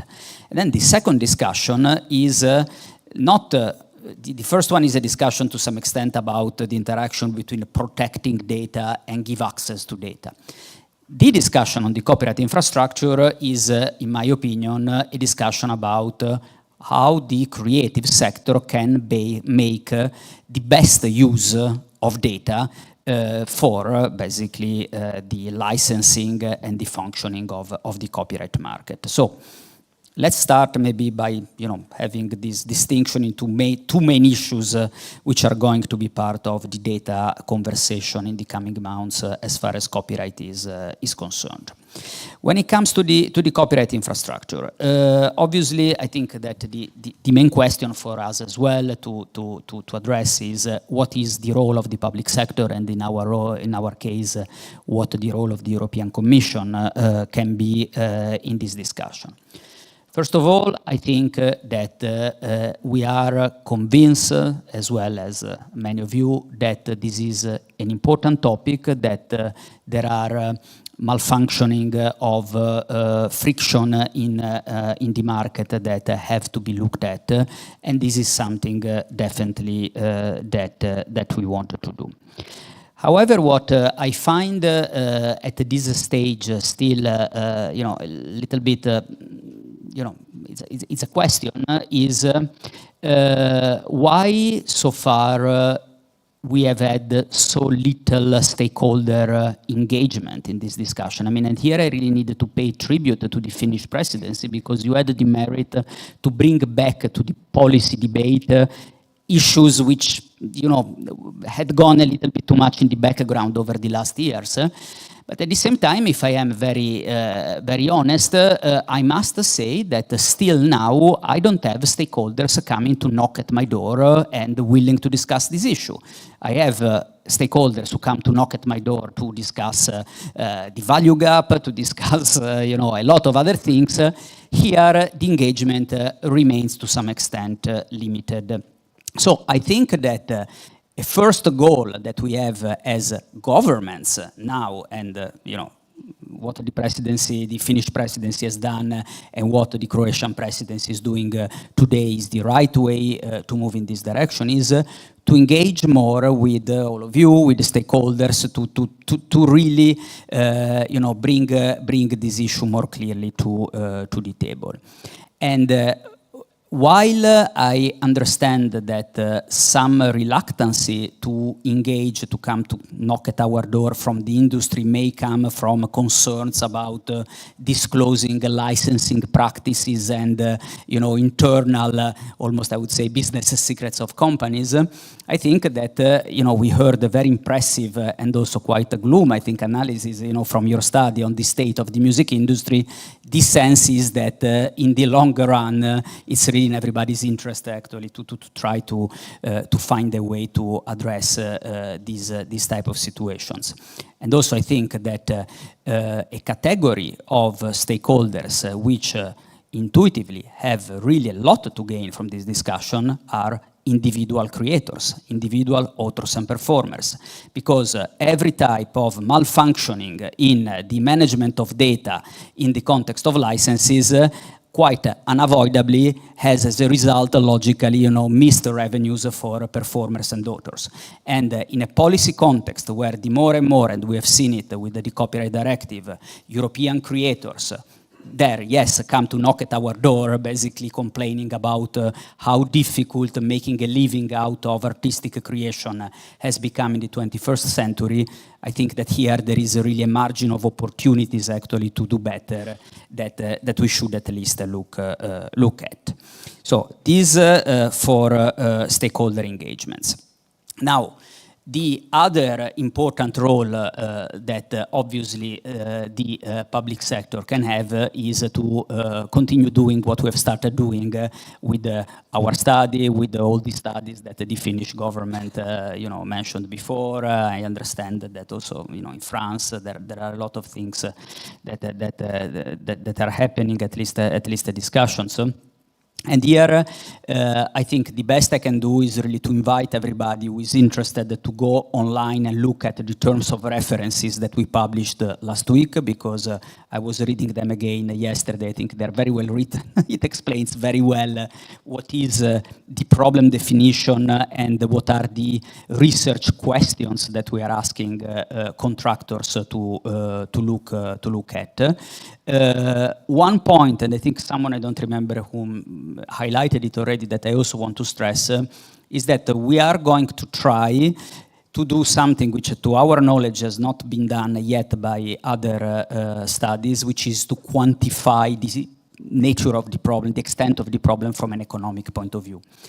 This is always, you know, wish us good luck. It's always a difficult exercise to do in this area. frankly also because licensing data are not very much available to contractors and public authorities, but at least we will give it a try, and I think this can give an interesting new dimension to the debate.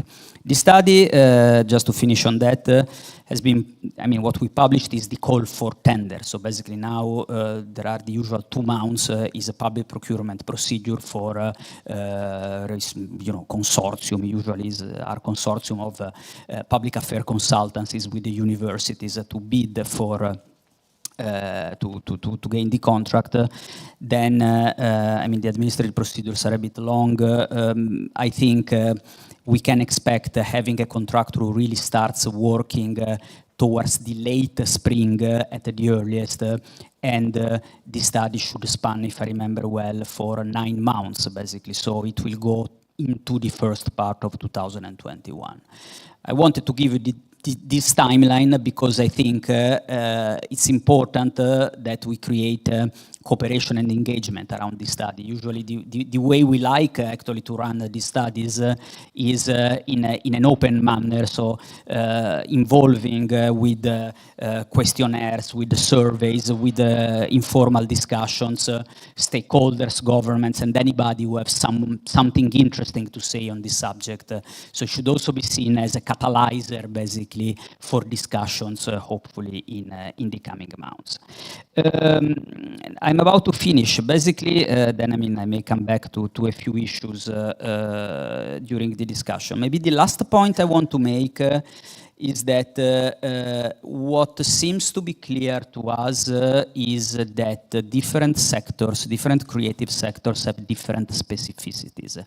So I think we need to find a way to not to lose sight from the broader picture, but at the same time keeping in mind the specificities of different sectors, because probably it would not be a realistic but even very useful objective to think that right away we need basically to create interoperability among everything in different sectors which exist in terms of standards.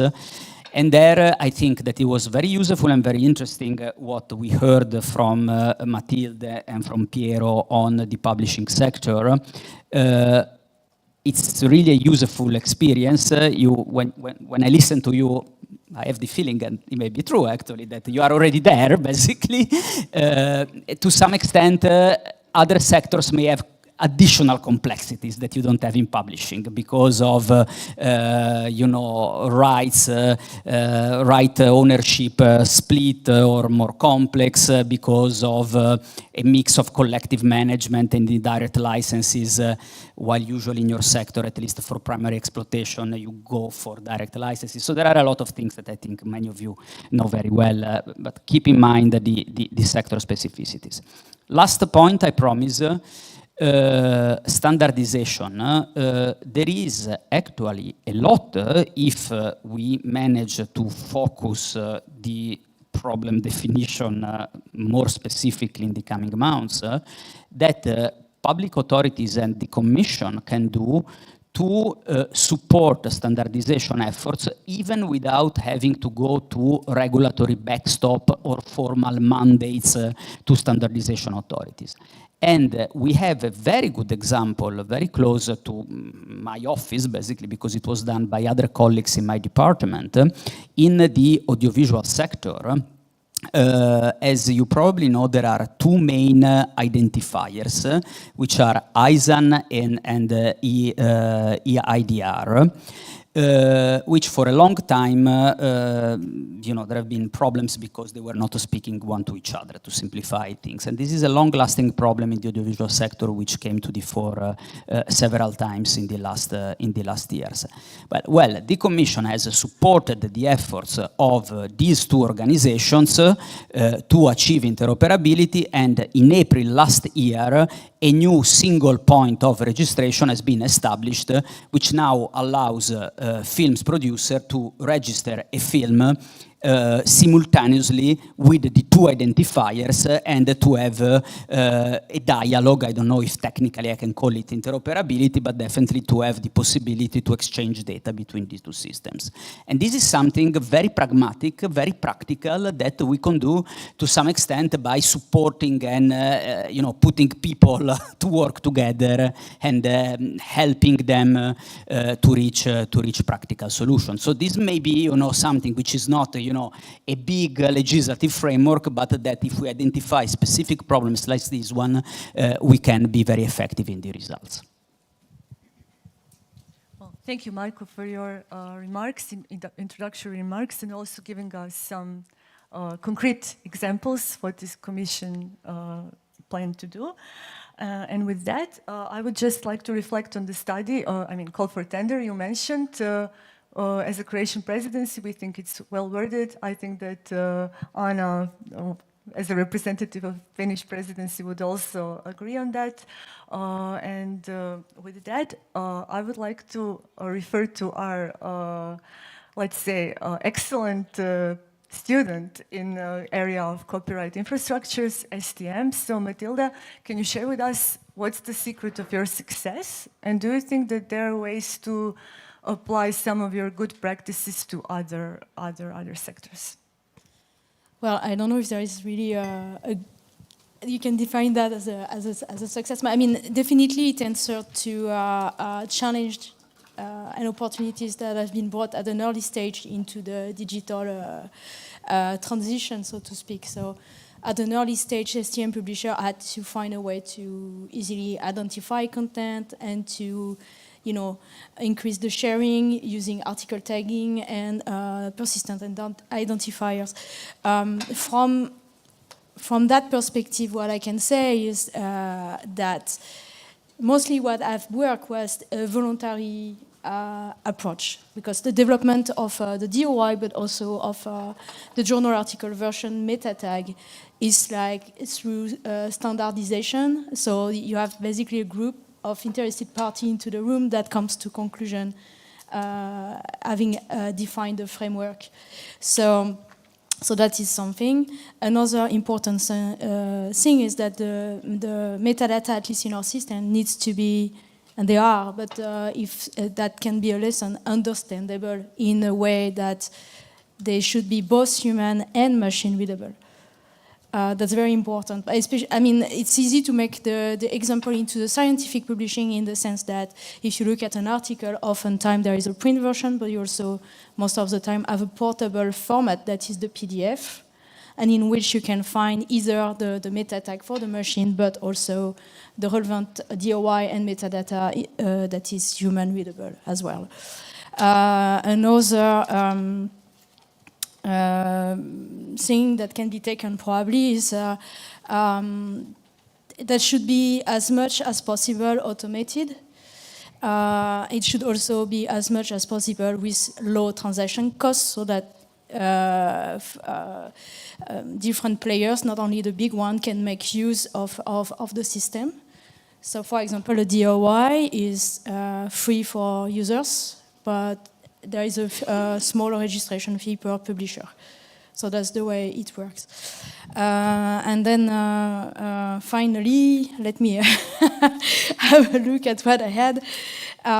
Of course, repeating what others I said, it needs to be interoperable as much as possible. And the good lesson of the DOI is the persistence as well, because if you change the information, if you change the ownership, if the content moves, the DOI stays. And then you can redirect new information. And yes, another thing that I think I was talking with one of the colleagues from the UK IPO earlier at lunch is the quality of the metadata as well. It's very important. Yeah. Thank you, Matilde, for that.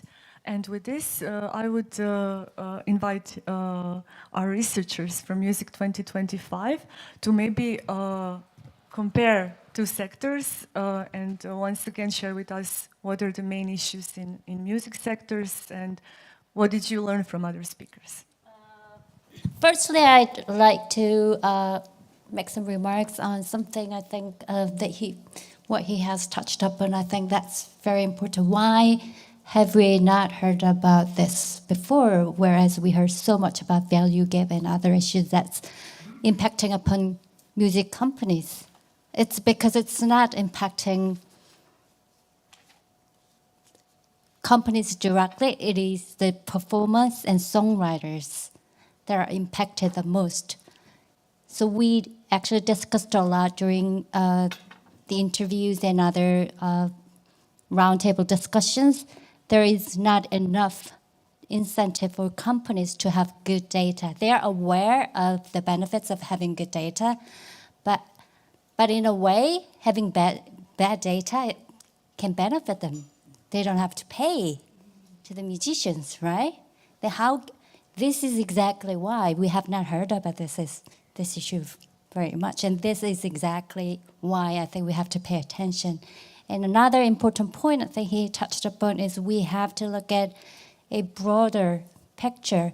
If we allow these companies driven by commercial interests just look at what is good for them, it seems like in the short term it's making a lot of money, but as I discussed during my presentation, if you look at a broader picture, actually having good data brings a lot more benefit to not only to them, but also to all stakeholders in the value networks.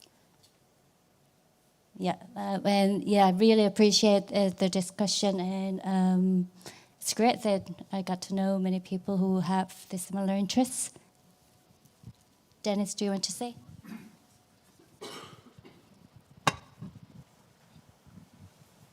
Yeah, I'd just like to add a little bit to what Hugh John's just said. And the expression came up, I think, again over lunch. Lunch is such a good place to actually think, aren't they?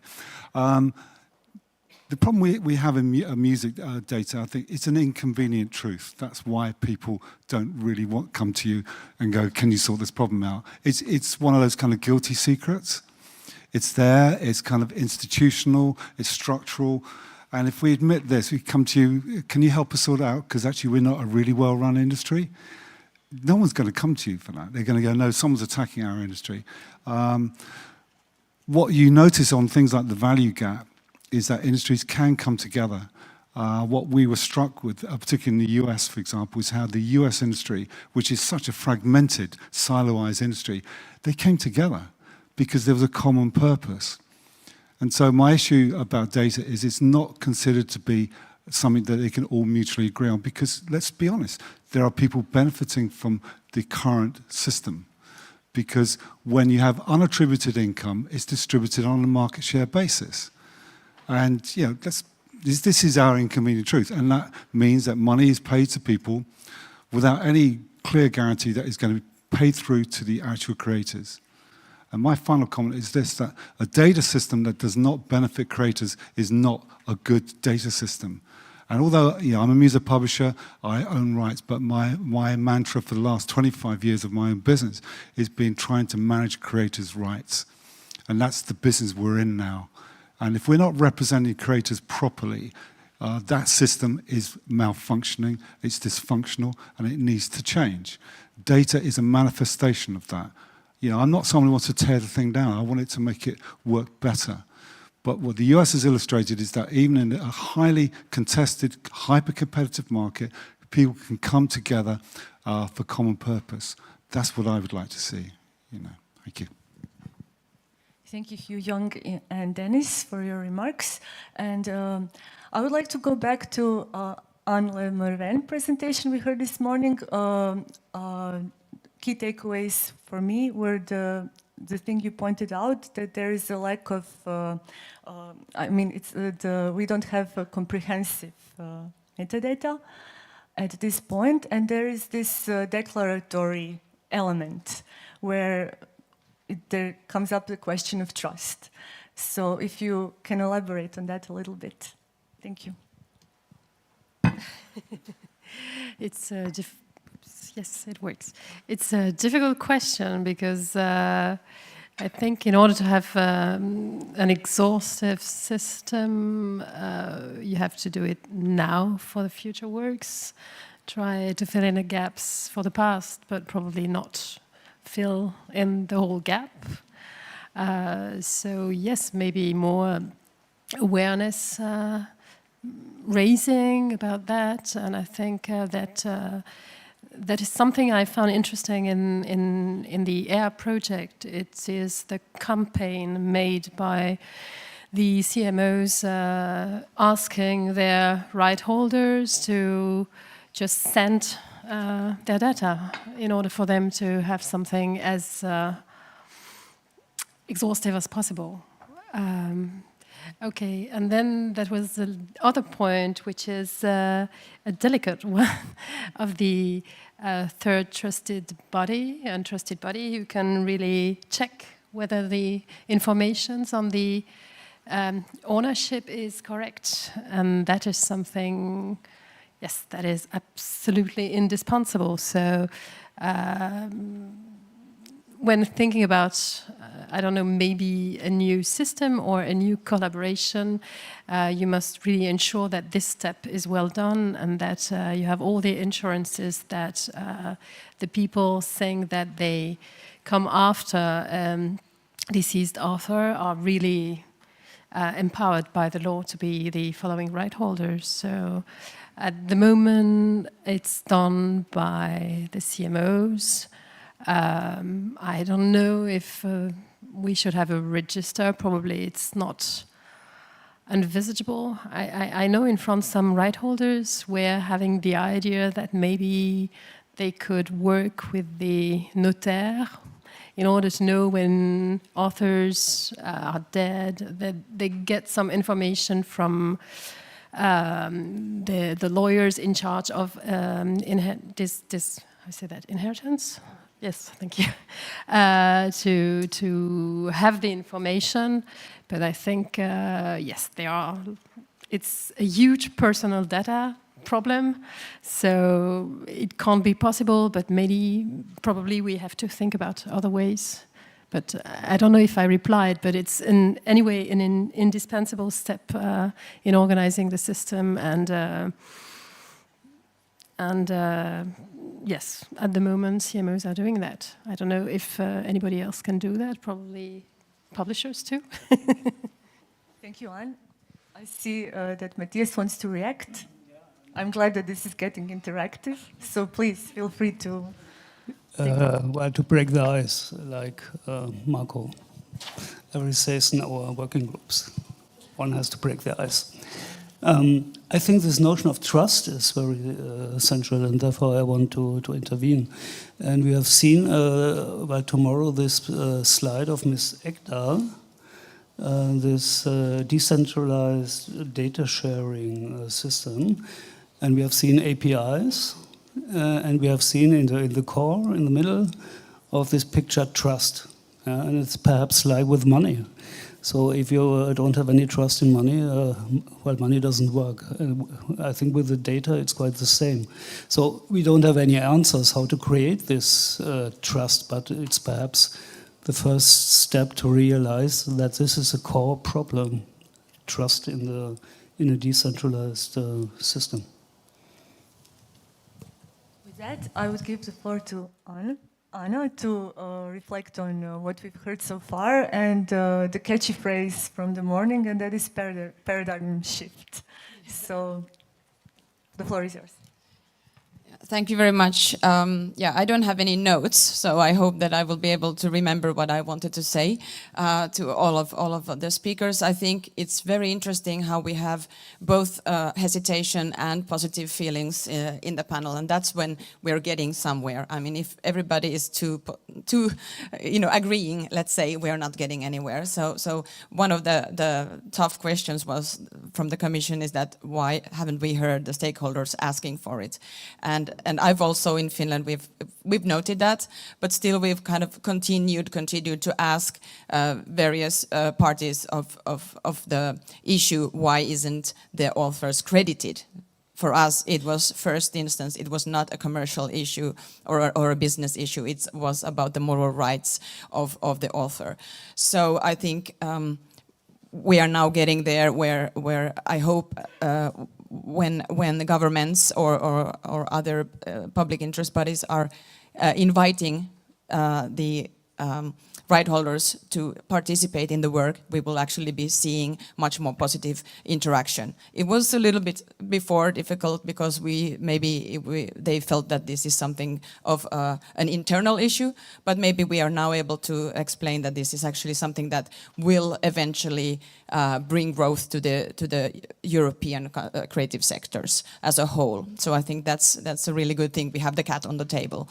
And then the trust issue that was mentioned, I think I want to also wholeheartedly support what my colleague Lotta, Ms. Engdahl, that you just mentioned, presented. So there is just one element is the trust, but all the other principles for data also somehow can be seen as supporting the copyright infrastructure. There is also about the act, the access, the sharing, the learning, and the innovating. And maybe this is something that we can also take into the future discussions. And the last point that I wanted to make is the difficulty in understanding each other's ways of presenting issues and problems is the languages. It was mentioned yesterday by another IP expert, but we are talking different languages. Copyright language is different than business language, and startup language is different than CMO language, let's say. Who should come to who is the question many times. But maybe we should try to just gather around and start discussing, and we might learn these ways of reaching the win-win-win eventually. So, thanks. Thank you, Anna. Yeah, we can all agree on the fact that incentives and the feeling that everybody has something to gain with the development of copyright infrastructure is crucial. So let me go back to the notion of stripping the credits and the moral rights of authors. I think that wasn't mentioned this morning that much. So it is an open question if some of you would like to comment and maybe to give our audience some kind of explanation of what's happening. Please, Dennis.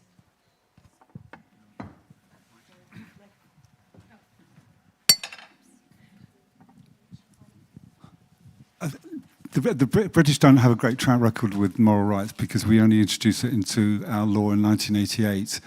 And promptly every record company made the moral rights waivable, so they can't be asserted. So to some degree, the British have quite a different attitude towards that, and moral rights barely exist in the US. So the copyright as a common law system has very different views. But just to give an example of the unintended consequences of moral rights, so one of the songs that I look after is called Never Gonna Give You Up by Rick Astley. And I would say that the economic interests of the creators of that have been materially improved by not asserting moral rights. Because on a moral rights platform, had we asserted those rights, we would have taken down the Rick Rolling meme on YouTube. And trust me, we've received very little money, if any, from YouTube by virtue of the use of that. But actually the writers and the artists have gained disproportionately because it's become a cultural meme in the last 10 years. We made more money by charging Universal a synchronization fee for celebrating 10 years of YouTube than we've ever made from the individual uses on their platform. But these secondary uses we've acquired, synchronization being the most obvious ones, and now it's all over. Just this week, Fortnite and TikTok have issued a brand new game featuring this. And it's suddenly, and no one understands this.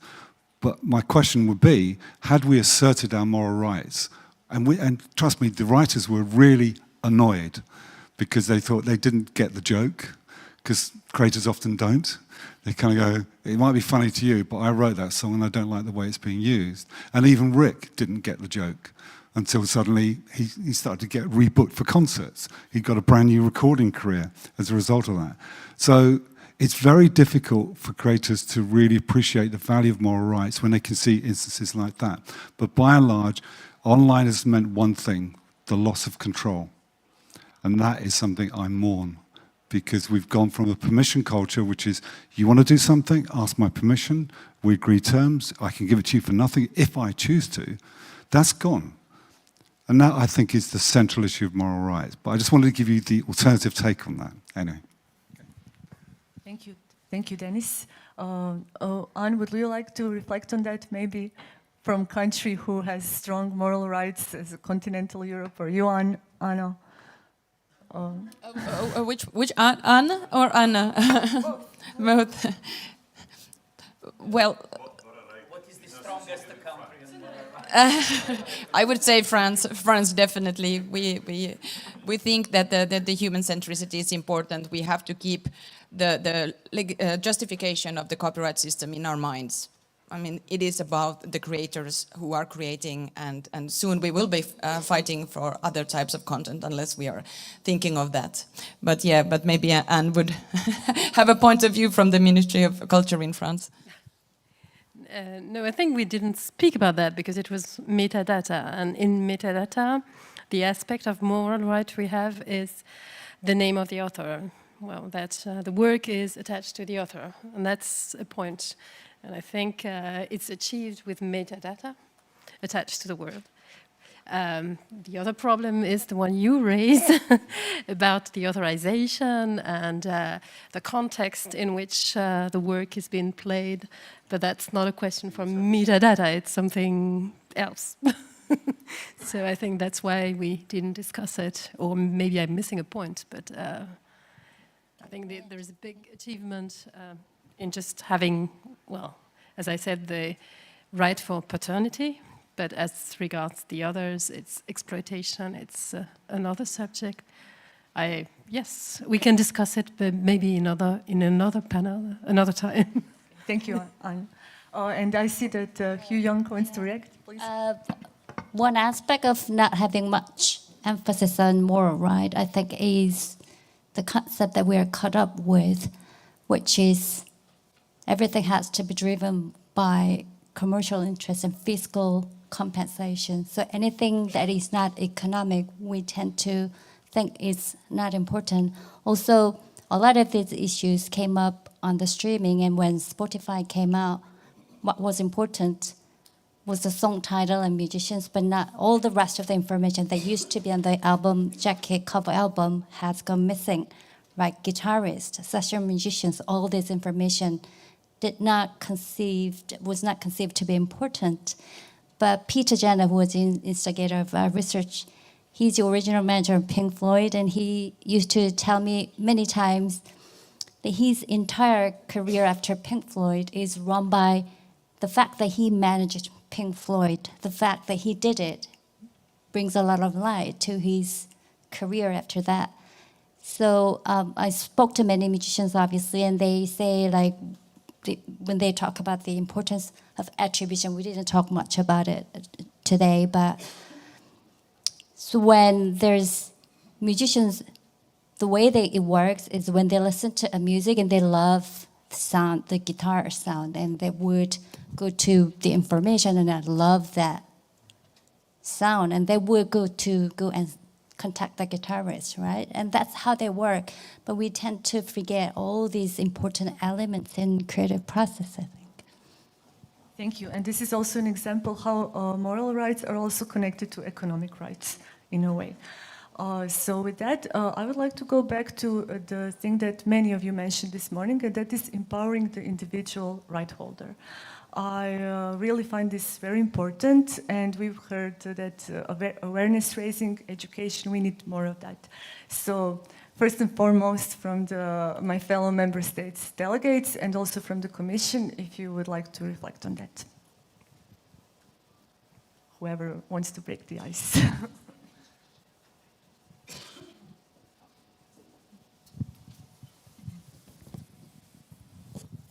Thank you. I can start. I agree. I mentioned it before. I think that those who have really a lot to gain from this discussion are individual creators. I think overall, I mean, we are getting the more and more towards copyright frameworks, and I'm thinking also about the CRM directive on collective management, which attempts to have a precise allocation of uses and the revenues generated by the uses in the copyright system. the CRM directive governance and transparency provision, Article 21 of the new directive on transparency and information obligation to individual creators. And now somehow I think that this discussion, is really very much into this direction. So the opportunity is there. What probably we needed to start from is basically to explain what we are discussing today more to a representative of individual creators, basically to start from, and maybe collecting societies can also have a role in helping basically the awareness raising. But I agree, is an important point. I wanted to highlight what we heard yesterday about the services that the IP offices are providing for SMEs. And then we're now listening also about what we should direct to the individual creators. Nowadays, I think, or it's very easy for them to actually be the same thing. The individual creators are also businesses. And maybe if we can somehow incorporate the way of teaching about the IP system to SMEs and to individual creators without mentioning the IP system. Talking about creativity, talking about new ideas and making money out of that activity. That would be probably much more understandable for them than to say that you have the reproduction right and you have the right to communicate to the public and etc. etc. We know that these are right away, too much for them. So I think, just to meet, like Marco said, to actually have engagement with the creative individuals would be the first step. Invite them and talk to them and listen to them. And I think that's where we can start. Thank you. Anna?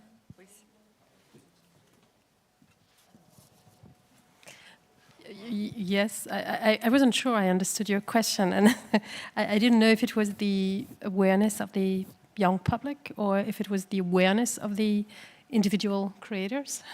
Okay, that's it.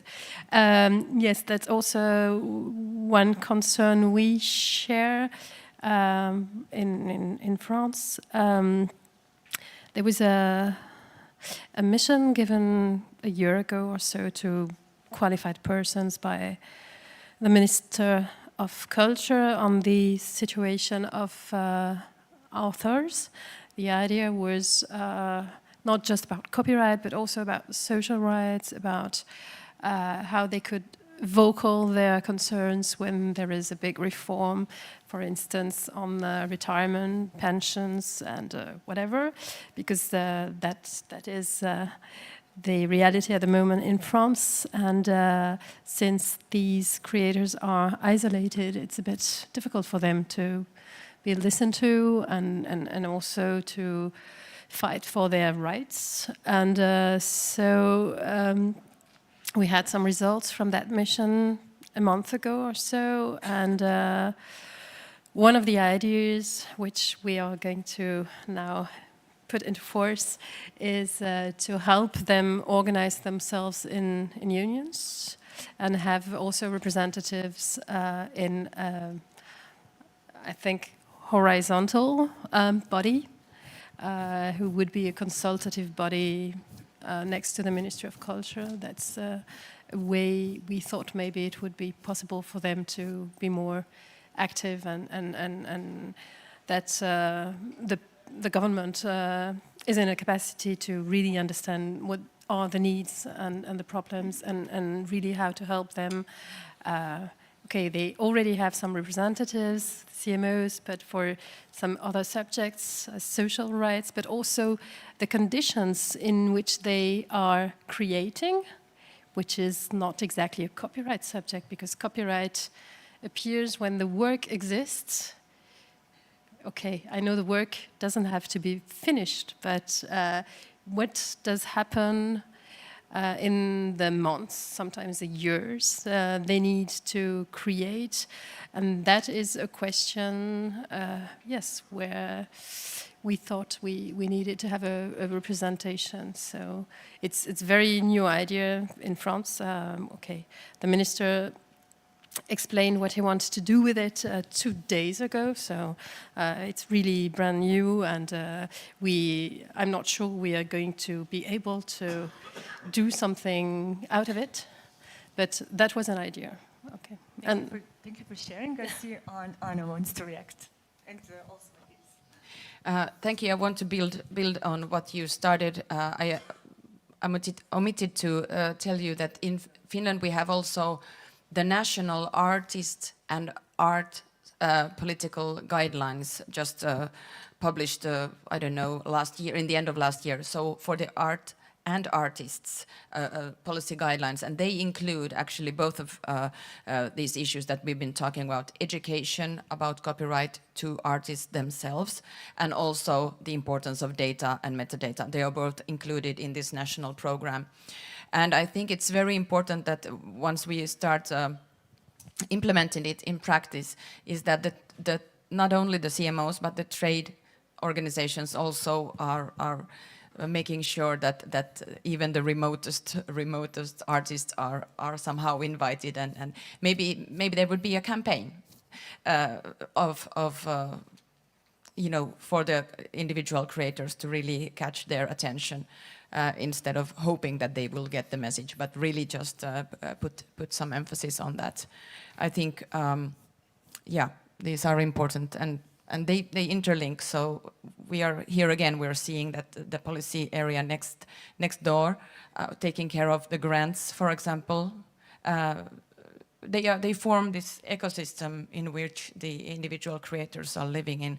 Some areas of artistic activity is mainly only based on grants and no really commercial work, and then others never get any grants. So I think that's one of the goals of this art and artist policy, was to kind of somehow emphasize that artistic activity is a real job. It's a real job that people are working on. It's not just something that some people need to do, but they also choose to do it because they want to do it and they want to make a living out of it. So to kind of bring these sort of features into the daily discussions, also including that they need social care, musicians have certain diseases, because of their hard gigs, and the touring is hard and so forth. These sort of things, aspects, when you bring them to everybody's attention and media attention, then you realize that this is actually something that all affects the growth of the creative sectors. Would you please, Marco, pass the microphone to Matthias? Thank you. Thank you. Just to add, 2 or 3 thoughts. Some kind of anecdotal evidence.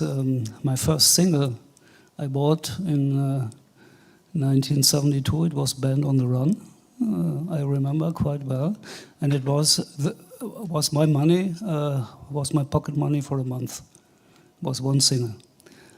My son, who is now 15, has the worldwide repertoire of music free of charge on his smartphone. Smartphone is his music box. So I think this shows that the world has changed dramatically, and the question is there something to fix? This would be the first question.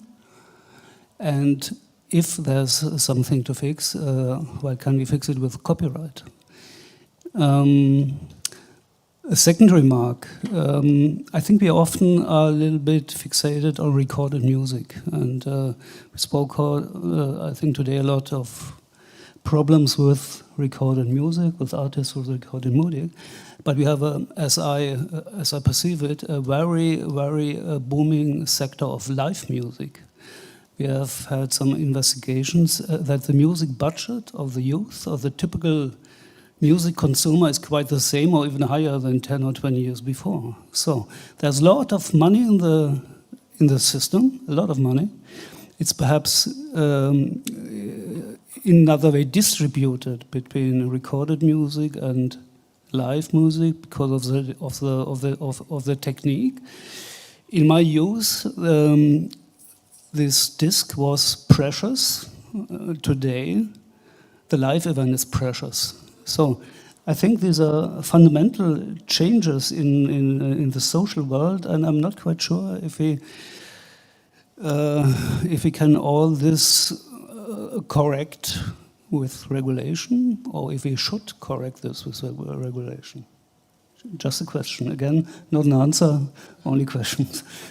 Thank you. Matthias, seems that we have a lot of questions. But sorry. I mean, I think Matthias makes it. It's a really important point, but it relies on the assumption that the people who make music are just people who get up on stage, and it's a common. I have to call it a myth that actually this is all about that. The ecosystem in music is much more complex than that. I'm fortunate enough to work with lyricists who are people who don't write music, don't get on stage, but actually they rely as for their income on people recording their lyrics with music. And you think of Bernie Taupin. Bernie Taupin used to go on the road with Elton John, but you never see him on stage. And I'm lucky enough to work with one guy who I think was gifted. He's a poet. But he was part of that ecosystem. This system of not buying products and actually all the money moving to live means that they are disadvantaged. And they are the people that I'm saying that we need to reflect the entire ecosystem. Because it's delicate. If you want people to continue to make a living from songwriting, then we need to do more to represent that. And that means they need to have greater trust in the system. Whatever money is there, it needs to be delivered to them efficiently so they can maintain some kind of livelihood. That, I think, is the central issue. And that's what's not happening at the moment. These are in one example, I'll give you a factual example now of someone who made a living.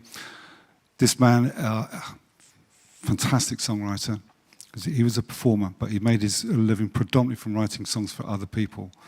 And he had an aneurysm in his brain 28 years ago. He would never write and perform ever again.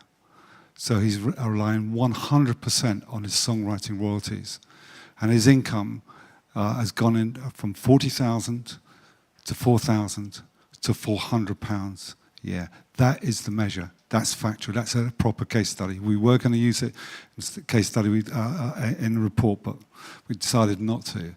But we've anonymized it, but I can give you the factual information that can demonstrate that. That's the degree to which creators' earnings have declined in the last 20 years.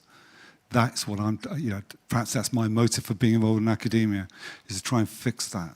Those are the people I care about, as well as the new people having greater confidence and faith in a system that actually it's worth me trying to become a full-time songwriter, not a part-time, I'll do it in between being a barista in a coffee bar. We want people to believe that this is a viable career. Sorry, that's me getting angry, sorry. Thank you, Dennis. I'm sorry, I have to cut short your intervention a little bit. So my plan was to go to the audience, because I see that there are some questions to be asked, and then come back to you, and you will have a chance to get your concluding remarks. So, questions from the audience?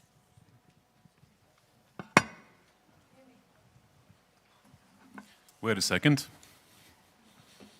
There. Thanks very much. My name is Burak Özgen. I'm from CESAC, the organization representing outer societies in Europe. So many thanks, first of all, for all those good things about songwriters and the excellent studies, actually, about the data. So I want to make a couple of points, because the data itself has been really the currency for the work that the collective management organizations are doing over more than 100 years. So it has been the defining element of the business, because you cannot otherwise manage the rights. I mean, of course, the data management is different than rights management, but they're very connected as well. So, and I do not agree that the issue of data has not been brought to the attention of the policymakers. I myself and my organization for many years, I myself more than 10 years speaking about data on different issues, and actually Commission has done many things on that one, but we have never asked the Commission or any national government, how should we organize our data? For instance, publishers ask for funding to develop new structures to make it easier. We've asked for policy that would help to build better data infrastructure. So we had a big mess which was created by one policy initiative in 2005. It led to fragmentation.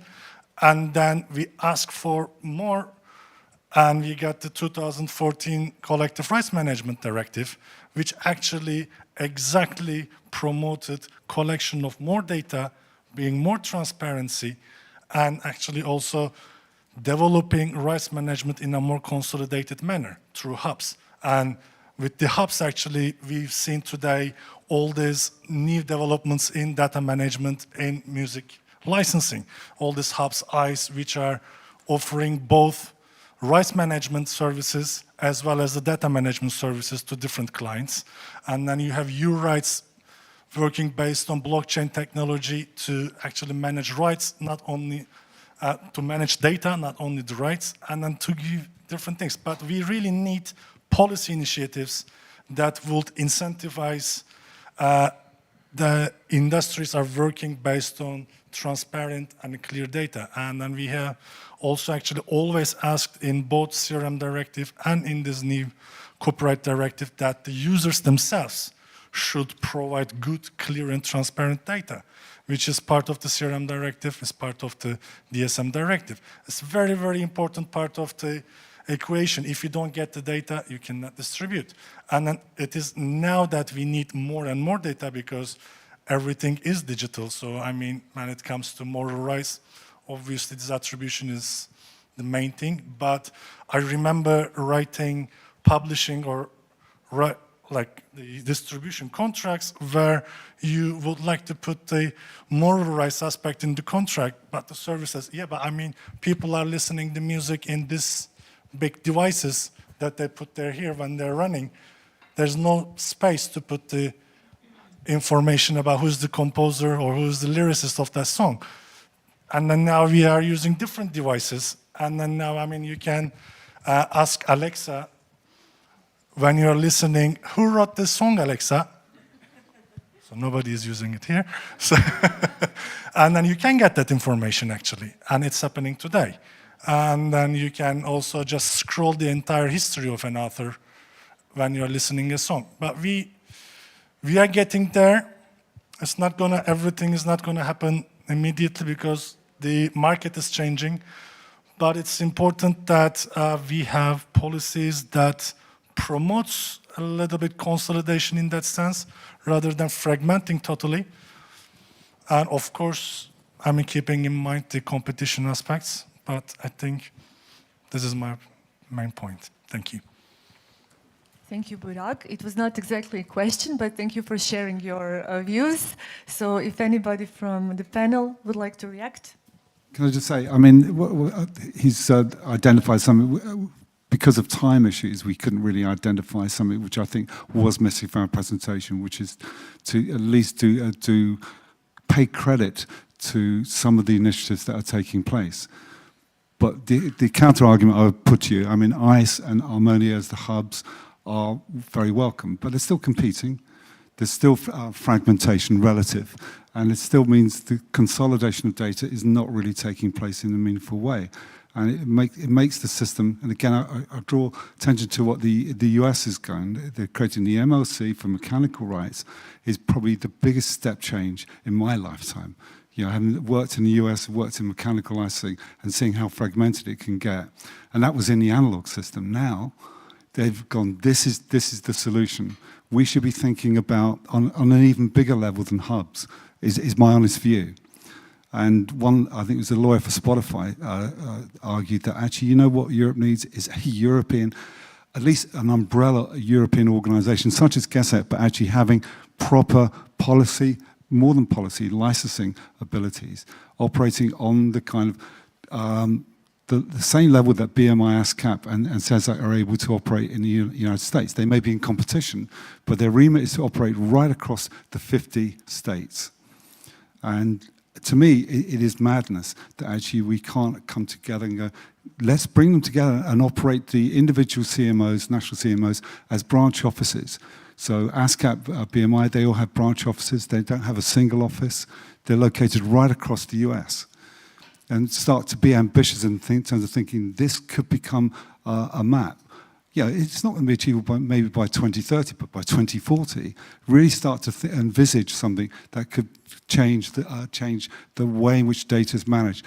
That's how you achieve consolidation of data, not by having 27 societies all doing the same job over and over again, and in one, according to one expert, 1/6 of all registrations emanating from the Home Office is incorrect by the time it's processed by one of the European societies. So 1 in 6 registrations, even for a brand new work, is wrong at the beginning. And that leaves out all the prosumer and all the user-generated registrations anyway. That's just the basic way it works. This is inefficient, and this is where the friction comes from. So again, I repeat, the US has shown us there's a roadmap. We could change this, but it needs a considerable political will. Anyway. Thank you very much. I'm sorry, but we have to mind the time, so I would like to take a few more questions from the audience. Thank you very much. My name is Pavel Sveci, and I'm representing the Croatian Musicians Union and the Croatian Collecting Society for Performance. First of all, we have identified the drummer of Delilah. So there is a database where you can find it, and we are working on it through SCAPA. One is IPD, it's International Performance Database. The other one is VRDB, it's recordings, yeah? But I'll privatize a little this situation because I was a professional musician for 20 years. My first recording is from 1974 as a session musician. Then from 1978 to 1993, I played in 3 big Croatian bands. In fact, one of them is the biggest Croatian band that has soon a concert here in Zagreb with other people, of course. I have recorded 25 or 26, I'm not sure now, long plays for 3 various record companies. It happened from 1978 to 1993. So as I'm one of the data in your databases we are talking today, now I will tell you what happened with people that have data in databases. From 1978 to today, I didn't get a penny from the record companies. 1 penny. They don't have my bank account. So the directive said, copyright directive says that it shall provide that performers and authors get the money from this business, from streaming, because now it's on the internet. All the songs are on the internet. And still I don't exist in the world. My face is on the cover of the album, my name is on the back of the album, and I don't get a penny. So that's about databases. Our problem at this moment is that thousands and thousands of performers throughout Europe have the same problem. The money is not flowing through. How to make a system that will make the money flow through to performers? I was clever enough in my 30s to change business because this is a horrible business we are talking about, and I personally don't depend on that money. But the idea that I have some rights that are, you know, somewhere in the hemisphere, and that I don't get a penny make me very mad. Because there are some people that are getting that money, and those are not performers. So I just wanted to ask you, can we talk about how find a system that will get the money through to the performers? I'm sure collecting societies, I'm in one of them, and I'm not 100 happy the way they are working. But the only money I'm getting from music is from broadcasting, and it's not a lot of money because many years have passed and everything, but it's something. On the other side, we have 8 or 10,000 people here in Croatia that receive some money from this collecting society with all its weakness, and I mean maybe 200 receive something from record companies, only featured ones. So it's a very complicated situation. I hope we will find some solution. And as to data, I'm very unsatisfied with the data altogether, but I'm very happy that I could find the drummer on Delilah. So, I mean, we have something developing for years and years and years, and it's probably 75% precise, but it's much better than 0% as it was 25 years ago when we started. And I will, of course, make some double checkings to be sure that that guy that is on Delilah really played the drums. It's very, very probable, 99%, but okay, maybe the data is not, and I will not reveal the name because of GDPR. Yeah? Okay. Thank you, Paul, very much for your real-life experience. I think it was more of a statement than a question, so I will feel free.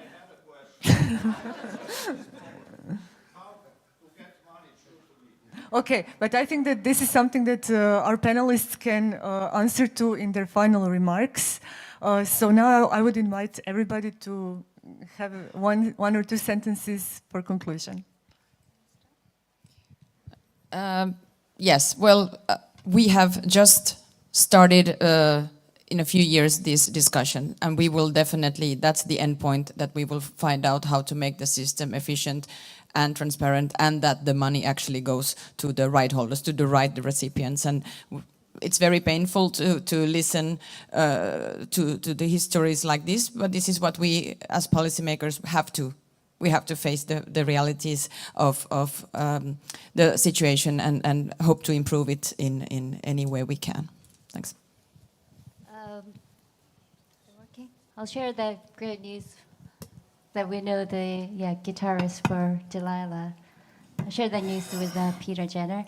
And one thing I wanted to say was during the process of interviews, we have observed so many companies are building more or less the same thing with their own money. We go to one company A and they tell me, oh, we are doing this to solve this problem. We go to company B and they're actually doing the same thing. And we're thinking, what a colossal waste of money. If they just speak to each other, they don't have to build everything from scratch. This is exactly why we think we need governance. I think there are wonderful technologies, initiatives, and all solutions out there, but we just need some mechanism to make all these existing approaches to work.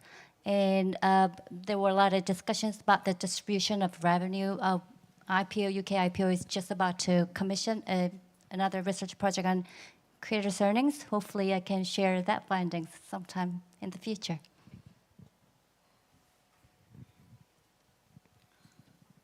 Well, copyright is about moral rights, but often at the end of the day it's about money. And we have some dramatic changes in the last, last perhaps 10 or 15 years, and especially Article 17 was a trial to react. We will now have the discussion about the Digital Services Act, and Article 17 was some kind of carve-out, first step in trying to regulate the new platform economy from the view of the copyright. And this was perhaps necessary, but perhaps we haven't been ambitious enough in the interest of the creators. We often speak about rights holders, and the question is, who's the rights holder? Is it the real creator, or is it the company? And we have quite complicated licensing schemes, especially in the digital realm. And So perhaps the next step would be, and if you're interested, you can read our declaration of the German government from the 15th of April last year. So we put in some ideas to improve the mechanisms of Article 17, for instance, giving creators direct claims via collecting societies against the platform. This would be one way, because sometimes the money gets lost from the platform to the creator. Thanks. Well, I mean, from our perspective, we think that the copyright infrastructure is indeed a welcome initiative. And based on our experience, as I said earlier, I mean, it needs to be mostly voluntary, decentralized. And because, so that's something. So maybe there could be a framework, like a general framework, but what should be in there, maybe it should be voluntary, because also of the, as we have seen, there are so many different specificities according to the sector that you cannot really come up with a one-size-fits-all solution. But at least having the big picture and having probably a framework to allow all this to take place could be a good idea, I think. Yeah. Basically, I'm going to say something which reinforces the provocative point that I made at the beginning when I said nobody's coming to knock at our door. So, though I know that, yes, Burak, we are discussing issues related to data. And I'm saying this just to tell all of us, let's be alert and keep basically working on that, because it really needs to be put at the center of the policy discussion. Few minutes ago, I had a look at the emails from the office, and my colleagues reported on a meeting they had with the stakeholders, I will not mention, on this issue, and the conclusion is the stakeholders believe that this is better left to the market, basically. So please don't get into that. And I'm saying not to basically depress or discourage anybody, but to say that, we really need to make an effort, basically, to have a good analysis and policy discussion as we have started doing. Thank you. So I think just a couple of concluding points is really one of my functions here is to just remind people that this is a global issue, right? It's not just Europe, and then how people come up with solutions really to the extent that we can collaborate together. It really can, I just see it as like all boats rise with the tide, right? It really is trying to make solutions that will work for everyone. With respect to the market versus public sector, one thing, generally what we've heard from stakeholders is exactly the same. Please, you educate us, have a role convening us. What we've seen through the MMA and MLC is that there are certain specific situations where it can really help to have interventions, but overall, really the US policy is to allow the marketplace to function.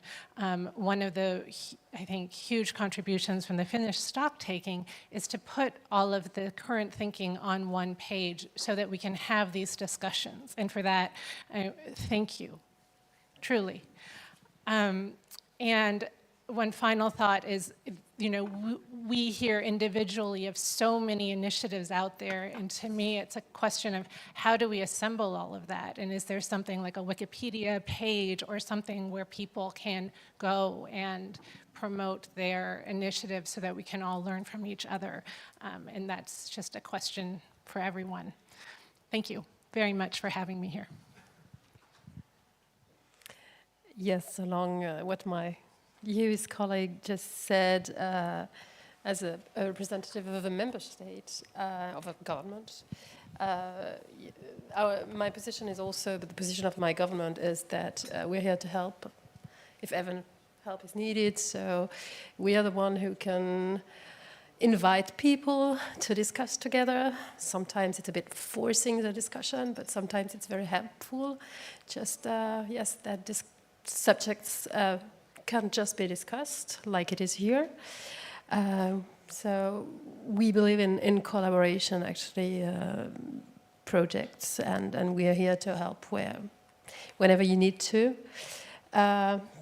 I was very touched by what you said. We discussed a very technical point, but this very technical point is important because it's the way it works, but naturally the aim of it is to assure that the author or the performer is recognized as such and is correctly associated with the success of the work. Otherwise, well, we wouldn't be here to discuss, I think. And I spoke in English today because there was no interpreter. But okay, sometimes words have a meaning, and copyright, as you know, in French is droit d'auteur, so it's auteur. Author is important, and yes, the whole system is for you. Yes, also in Italian is diritto d'autore. Is also in all the the European. Continental European languages, I think, is the same. And you will say droit d'auteur means author is right. The final remarks, I love this idea of the rights infrastructure, rights data infrastructure. I think I spent the last 15 years of my life working on similar concepts, so I'm very glad that this is coming as a hot topic in the agenda. And my recommendation for the next steps, we need to be very ambitious. That means not to think we don't need to create the perfect solution, but we need to give us concrete and achievable objectives. And to do this, the main point, in my view, is to find the best use cases of this concept and try to work on the use cases rather than imagine the perfect world. And there are, as I said at the beginning of my intervention, we have some duties in the transposition of the directive that precisely deals with that. Please do not forget all the discussion here when we go to implement the directive. The Article 17 is perfect. The work that the EU IPO should do for the auto commerce works is something that should combine the concrete point that in a short time they have to build the portal and the ambitious of seeing this as use case of this general concept. If we don't move in that direction, this idea will remain in this panel today. We need to incorporate in all our daily duties this concept, and I hope that we will go in this direction. I'm very optimistic because this is the momentum, and go ahead. I've probably said more than enough, so people are probably a bit bored of hearing me. My only final comment would be, we should not, just because we've changed the way licensing works, certainly for publishing works in Europe, we should not give up on efforts to consolidate data on a meaningful pan-European basis. I still think that's achievable without building the GRD. I think what the US is doing, we're all going to be watching what happens with that database, because the challenges you've got there are a kind of microcosm of what we have in Europe. And if it's successful, there's no reason to suggest that we couldn't build something similar that's usable and ultimately could become the public good that I think most of us recognize, even as a rights holder, that having a publicly available data set could actually improve licensing. Could improve education. People have a confidence they can go to a database. I can go to ASCAP's database and I can check my repertoire. That's a publicly available database. Ditto with BMI. No other organizations do that. So we've got a lot to learn from that. And I think if we could consolidate it just to 2 or 3 societies maybe, being achievable, and actually consolidate databases like that in the US, we're starting to make a difference. So consolidate the data wherever possible. And reduce duplication of effort as well, and therefore cost. Okay. Thank you to all my wonderful panelists. And to final conclusion, I would like to give the word to Anna, because she is a starter of this initiative, to reflect on some of the things you said.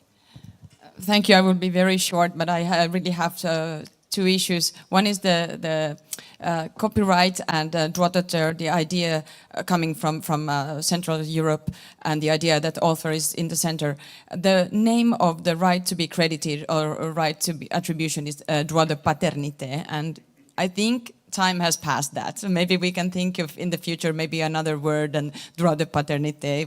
We don't talk about the fathership of works. We know that gender balance is there, and we know that women do also create art. That's only one point that I wanted to make, because we just realized it a few days ago that actually it's quite outdated, that word.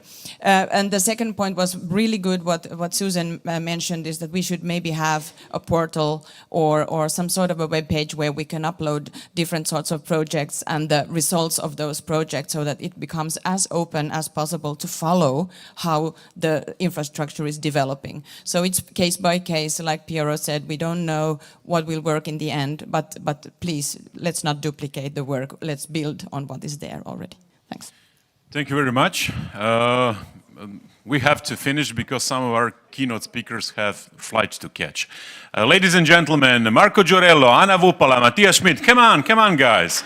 Susan Allen, Anle Morvan, Piero Atanasio, Matilde Renou, Hugh Jong-sun, Denis Kolopi, and of course, Jelena Sekulic. Woohoo! And now it's coffee time. Let's have a short coffee break, 10 minutes, maybe 12 minutes. We will continue in 3:40. In 3:40, we have to be back in this room. Thank you very much.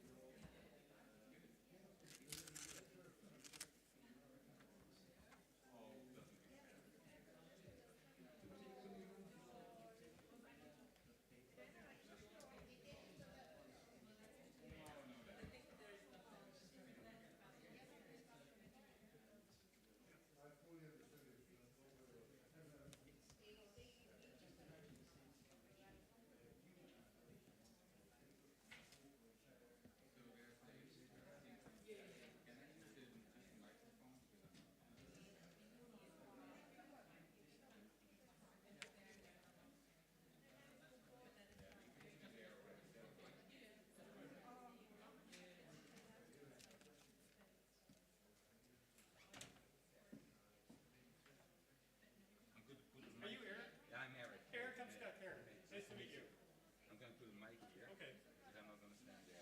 All right. Then you know. Okay. You can choose. You can choose. Yeah. There's an option. I may.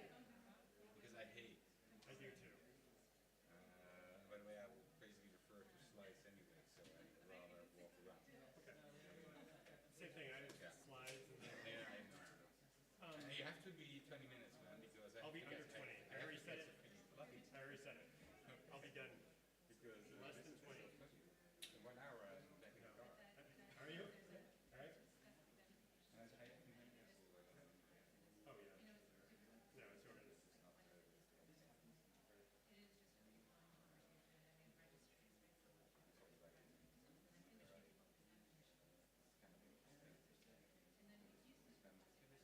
Yeah, part of it. And then I had to call it in. Yeah. Then the ambassador called. So I was like, all right, that's a call. That's a call I'll take.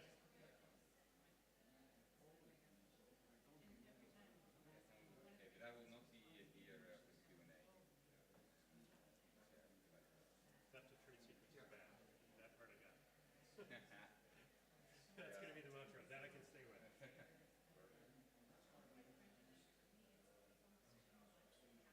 When do you arrive? I came in Tuesday. So, like I've never been here before. So my wife and I came in Tuesday. Yeah, so I could kind of walk around a little bit on Tuesday. I mean, it was in the evening, but it was still pretty.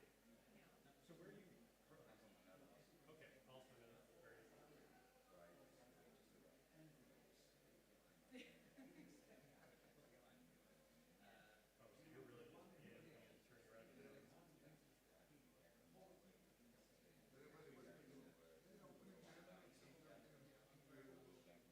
Oh, really?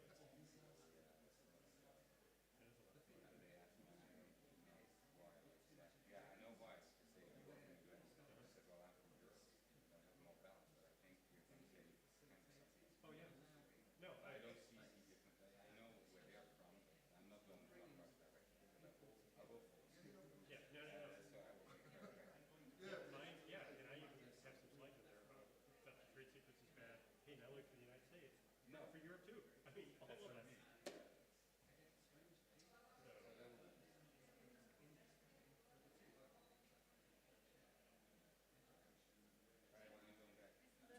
Not until Sunday.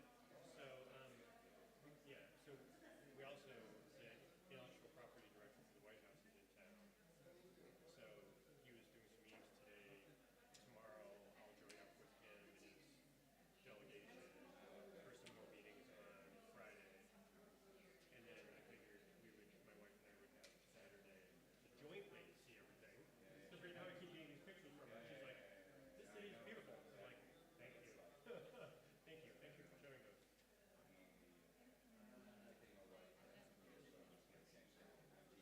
Right. Yeah, I get lots of nice pictures. In the evening, I can deal with stuff. Right, that's fair. All right, so we're leading parallel lives. All right. No, and I'm glad, I mean, she can do it, because we've only been over here since the end of November. I mean, for now an extended period of time. And so there's a lot of things that are just new. I mean, originally? No. Well, now, food press remaining. So, yeah, so that's where it's at. So the city of Bucharest, we can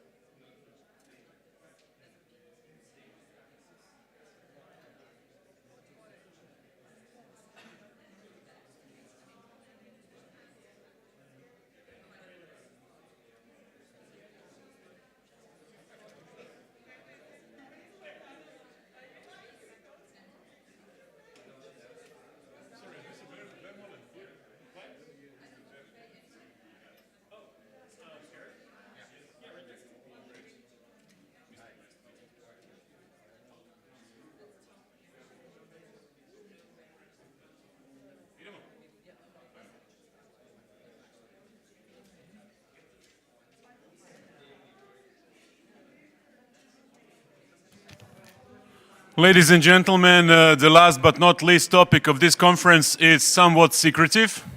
Dial 007 for trade secrets. Come on, guys, take your seats here.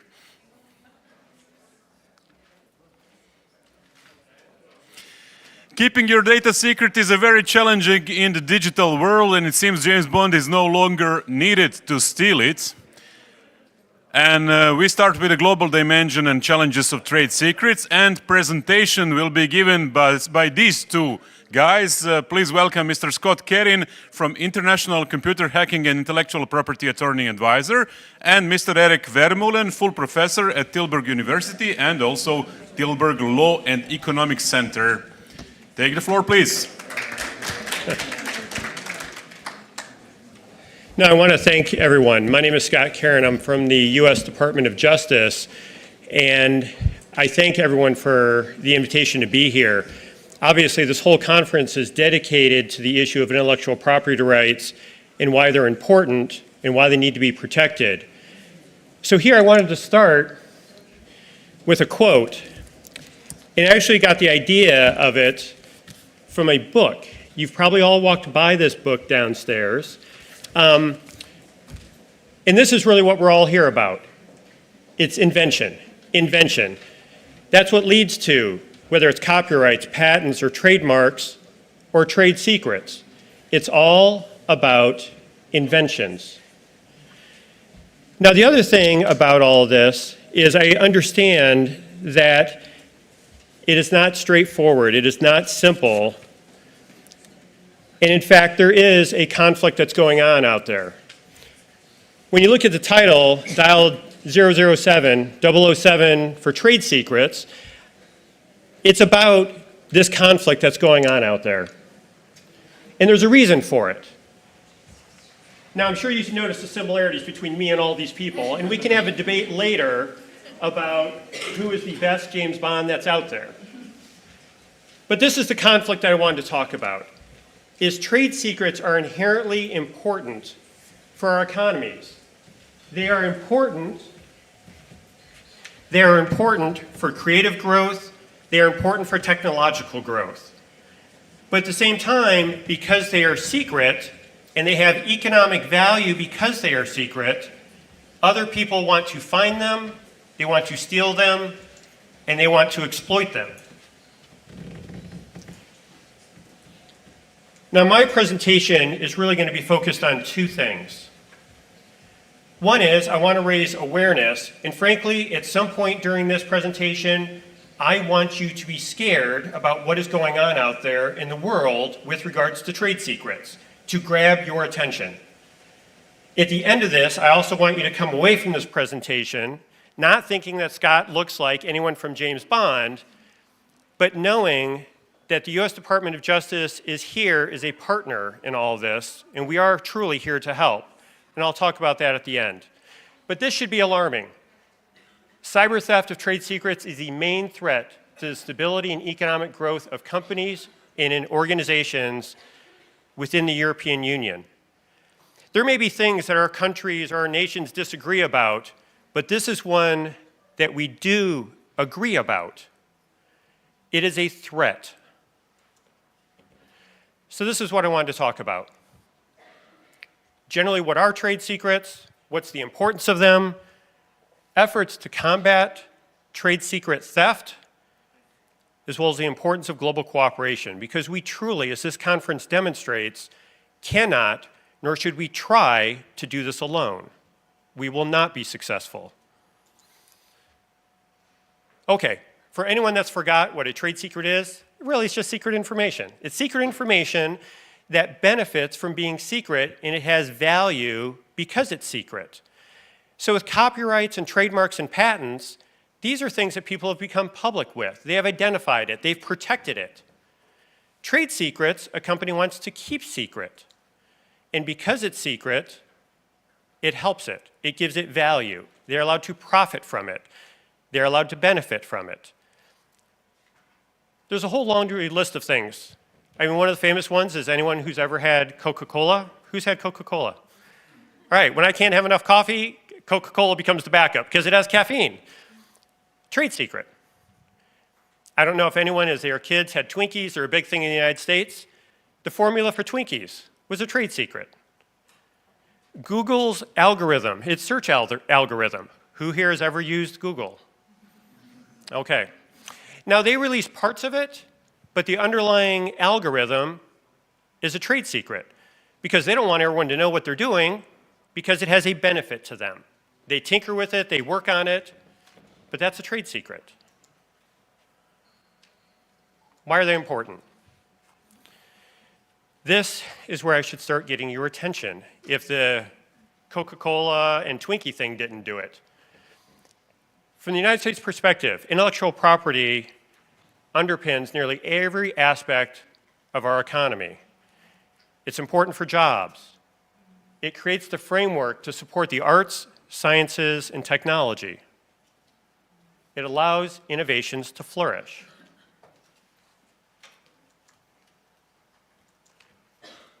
What do these numbers mean, besides they're big?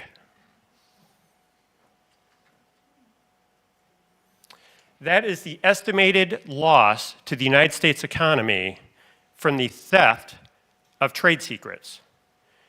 Do you think that there is any country out there that could not find a benefit of $180 to $540 billion? Think about what that means in terms of tax revenue. Think about what that means in terms of jobs. That's what it translates to. So when people are out there stealing trade secrets, it means that jobs are being lost. Jobs are not being generated. It means that advancements in technology can be stifled. If I know that I'm going to develop a trade secret and someone can steal it and take my years of hard work and throw them out the window and basically get to the same point I was by stealing something and doing it, what's my incentive to do it again?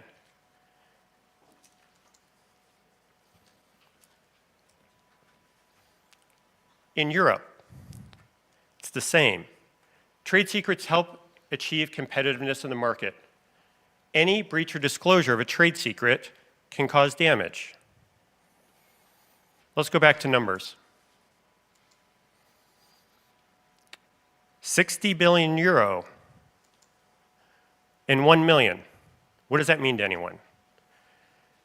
Now I know because I've looked at the next slide.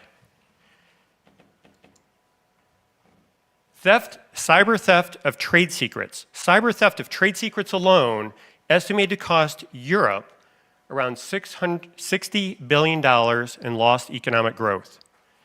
By 2025, estimated that 1 million jobs could be at risk. That's huge. Now, this is the other thing to be scared about. Where trade secrets often develop are in these particular industries: automotive, biotech, infrastructure equipment, aerospace, all things that are essential to economic growth. When this PricewaterhouseCoopers and European Commission study talked about Europe is widely attractive for emerging countries, they didn't mean that Europe was a great place for tourism. They did not mean that. What they mean by when they say attractive to developing countries is that Europe, as well as the United States, is a target for being plundered, pillaged, and stolen from. That's why it's attractive, because there is technology in Europe, trade secrets, that other countries want to steal. Now, certainly there are companies, competitors that want to steal it too, for competitive advantage. But increasingly, it's other countries where they want to steal technology and use it for their own industries as a way to develop quicker by bypassing the years of hard work that took to get there.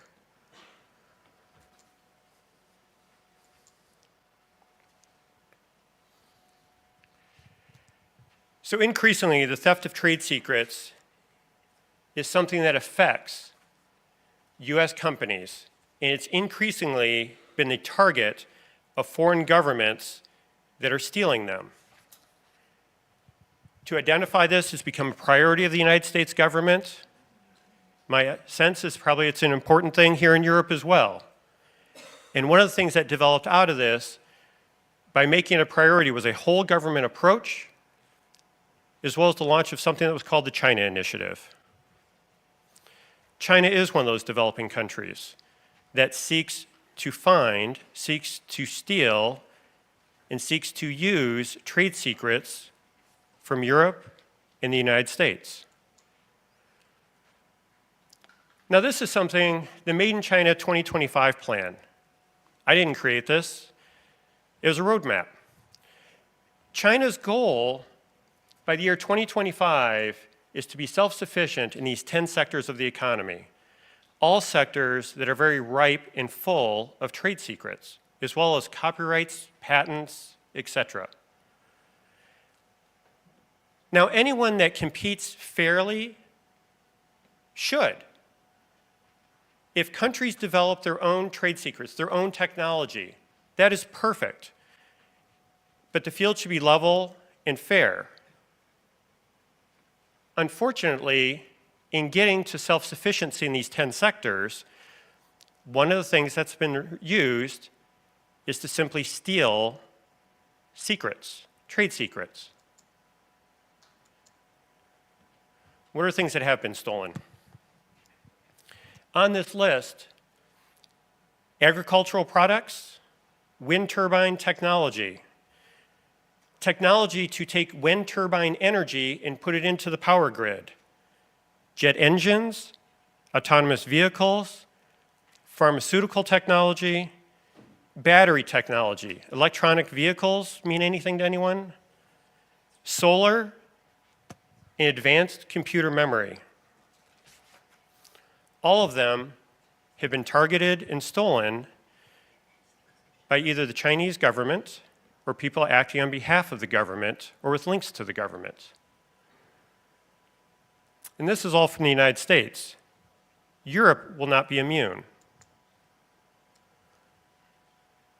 So that's the whole government. It's to have a fair and level playing field. Countries should develop. Countries should obtain self-sufficiency, but they should do it fairly. Now, one of the things I want to talk about is the expanding of law enforcement and cooperation. And that's actually one of the reasons I'm here. In the United States, there are two major criminal codes. One is economic espionage, the other is just theft of trade secrets. The difference in the two is economic espionage is where the trade secret is stolen and it's intended to benefit a foreign government, instrumentality, or agent. Theft of trade secrets is simply another company, another person.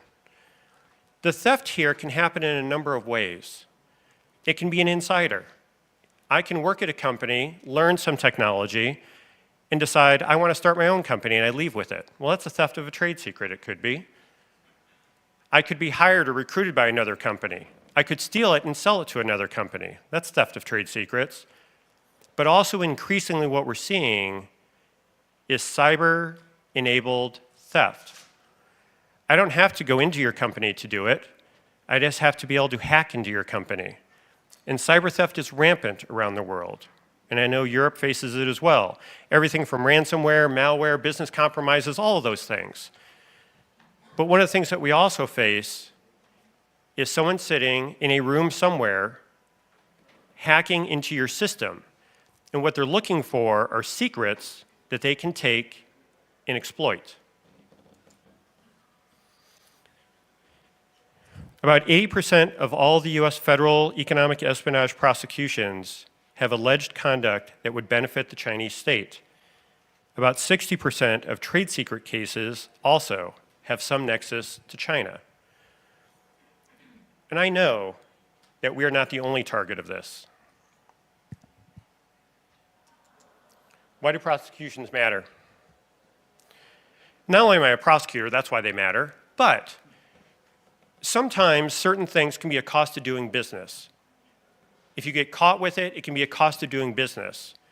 But prosecution helps change the dynamics. If I know I get caught stealing something and I have to pay back what I made from it, well, I really haven't lost anything. I lost the profit I made from something I stole. But if at the end of the day, as a person, I face the possibility of going to prison for it, that changes the calculation of whether I want to engage in it or not. It also puts a mark. It puts the weight of the government behind the prosecution and says, this is not something that we will tolerate, we are going to expose it, and we're going to hold you accountable. So global cooperation. I truly want to thank you for inviting me and for putting on conferences like this, because what it is it highlights this issue. And the first one is it raises awareness. Now here in this room, my guess is I don't really have a lot of people I have to work hard to convince that trade secrets are important. But it's what you do when you leave this room, when you go back home, that you tell people, that you share. You share with your governments, you share with your coworkers, you share at your universities, that why intellectual property is important, what it means for the economy. Also, that effective and vigorous protection, enforcement of intellectual property rights is important, and that it can only be achieved through cooperation and active engagement. So you might have seen this next to my name, that I'm an iChip, all right? And probably at some point you saw, what's an iChip? Aside from this fancy long title, it's an international computer hacking and intellectual property advisor. What it is I'm a federal prosecutor with the United States. I live now in Bucharest, Romania. There's a number of us around the world, and this is the network. And so basically, as part of the efforts to engage with the world, efforts of cooperation, the United States has invested in placing a number of prosecutors around the world. Obviously, we have people in Hong Kong, Malaysia, Thailand, Africa, Europe, as well as people back in DC. Our purpose is to work with, advise, and assist law enforcement. Our purpose is to work with governments to help further collaboration. If there are issues to identify, we're there to help. It is truly, we are there to help. If there are prosecutors that may need help or assistance, to provide case-based mentoring.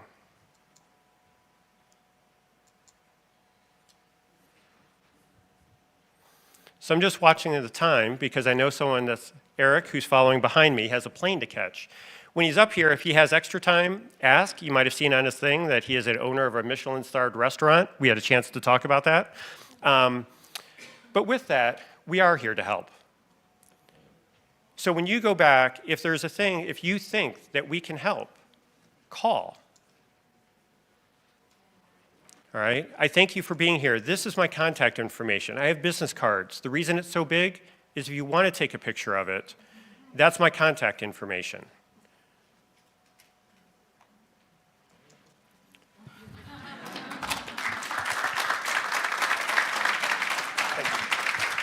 Thank you very much. How to get scared from the US Department of Justice. And now, ladies and gentlemen, please welcome Mr. Eric Vermeulen, who has to catch his plane, and he will be very quick. Okay, but he gave me some extra minutes, so I have some time to talk about a restaurant that I own as well. So yes, it's true. I'm a professor at Tilburg University in the Netherlands. I am a co-owner of a Michelin-star restaurant, so I also have my cards with me. You can find this on TripAdvisor. But I'm not going to talk about that today. I'm going to talk about trade secrets, and I'm doing something else. I work at a company called Signify. Who knows Signify? Thank you, two. Normally it's only one. So Signify, everybody knows Signify actually. It's Philips Lighting. So Philips Electronics companies split the company into two, a healthcare and a lighting. And I worked there for more than 20 years. And I'm going to talk about basically how important it is to have this global collaboration on trade secrets. But I'm not coming from the stealing perspective, but the necessity to collaborate perspective. So when we talk about trade secrets in business ecosystems that are emerging these days, normally I'm not going to repeat what has been said, what a trade secret is, but when you ask my students what's a trade secret, they will point to this can, Coca-Cola. And actually it's very simple, a trade secret. You know, you just protect yourself by not disclosing it. And that's what Coca-Cola is doing. So they put it in a vault. You can actually go there and watch it. Not the trade secret, of course, because that's behind this door. And it's information that provides a competitive advantage, as Scott mentioned, because it's not known to others, and you want to keep it that way, and for which reasonable safeguards are maintained to protect its secrecy. Well, here you have the safeguard. Very simple. However, and now the problem starts, this world is over. That's the old world. These days, you cannot keep it secret if you want to remain relevant as a company. So let's go there. As you know, I work at a lighting company. So what's the difference between these two lamps? This one is a very old one. It's 1891. It's a conventional light bulb. And not much changed. This is the new LED 2019 version of the U lamp. What's the difference between the two? What? The LED. Yes, it's different technology. The problem, though, is, because I have to catch a flight, so I will give you the answer. This one is just, how long will this one last? A normal, conventional light bulb. It will last for 2 years. That's it. So the business model was very simple. Nobody wants to sit in the dark. Every 2 years, you need to replace them. That's it. This one, how long will it last? 1 year. 15 years. That's the difference. That's our competitor. Not this one. This competitor, yes, 1 year, but ours 15 years. Now, the thing with 15 years, if you have a business model and you are sitting there for 15 years before people come back to you and replace the lamp, you have a problem. So, because of technology, we have to change business models and we have to collaborate. I will explain. So that's one thing. So here, in the past, and this is just Philips, where it started in 1891, as I told you. And you see that Philips was growing and growing, and here you see the number of employees are going down rapidly. And there's a reason for this. It's just a new world we are entering. And this is the old world, where in order to get this light bulb there, we had some inputs. Could be intellectual property, of course, human inputs, natural inputs. Then you have this corporation, which was kind of a closed system. And I like what was said during the panel discussion about silos. And here, everything was siloed. And because it was siloed, you can keep it secret. Even within the company, we had different departments. They don't talk to each other. And then we have the CEO, top management, mid-level management, even lower management, non-management, lowest non-management. There's a lot of levels, both horizontally and vertically. Then we have the distribution supply chain. And we have, of course, the customer, eventually the consumer who gets the lamp. This was the old business model. This is a linear pipe or product thinking. And when you have this, you can keep things secret. Why? You control the whole system. That's how you create a value. Well, these days, it's different.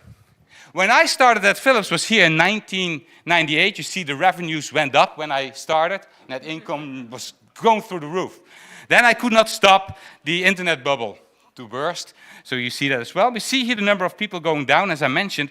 But what happened over the last 4 years was really amazing. So I worked at that company for more than 20 years.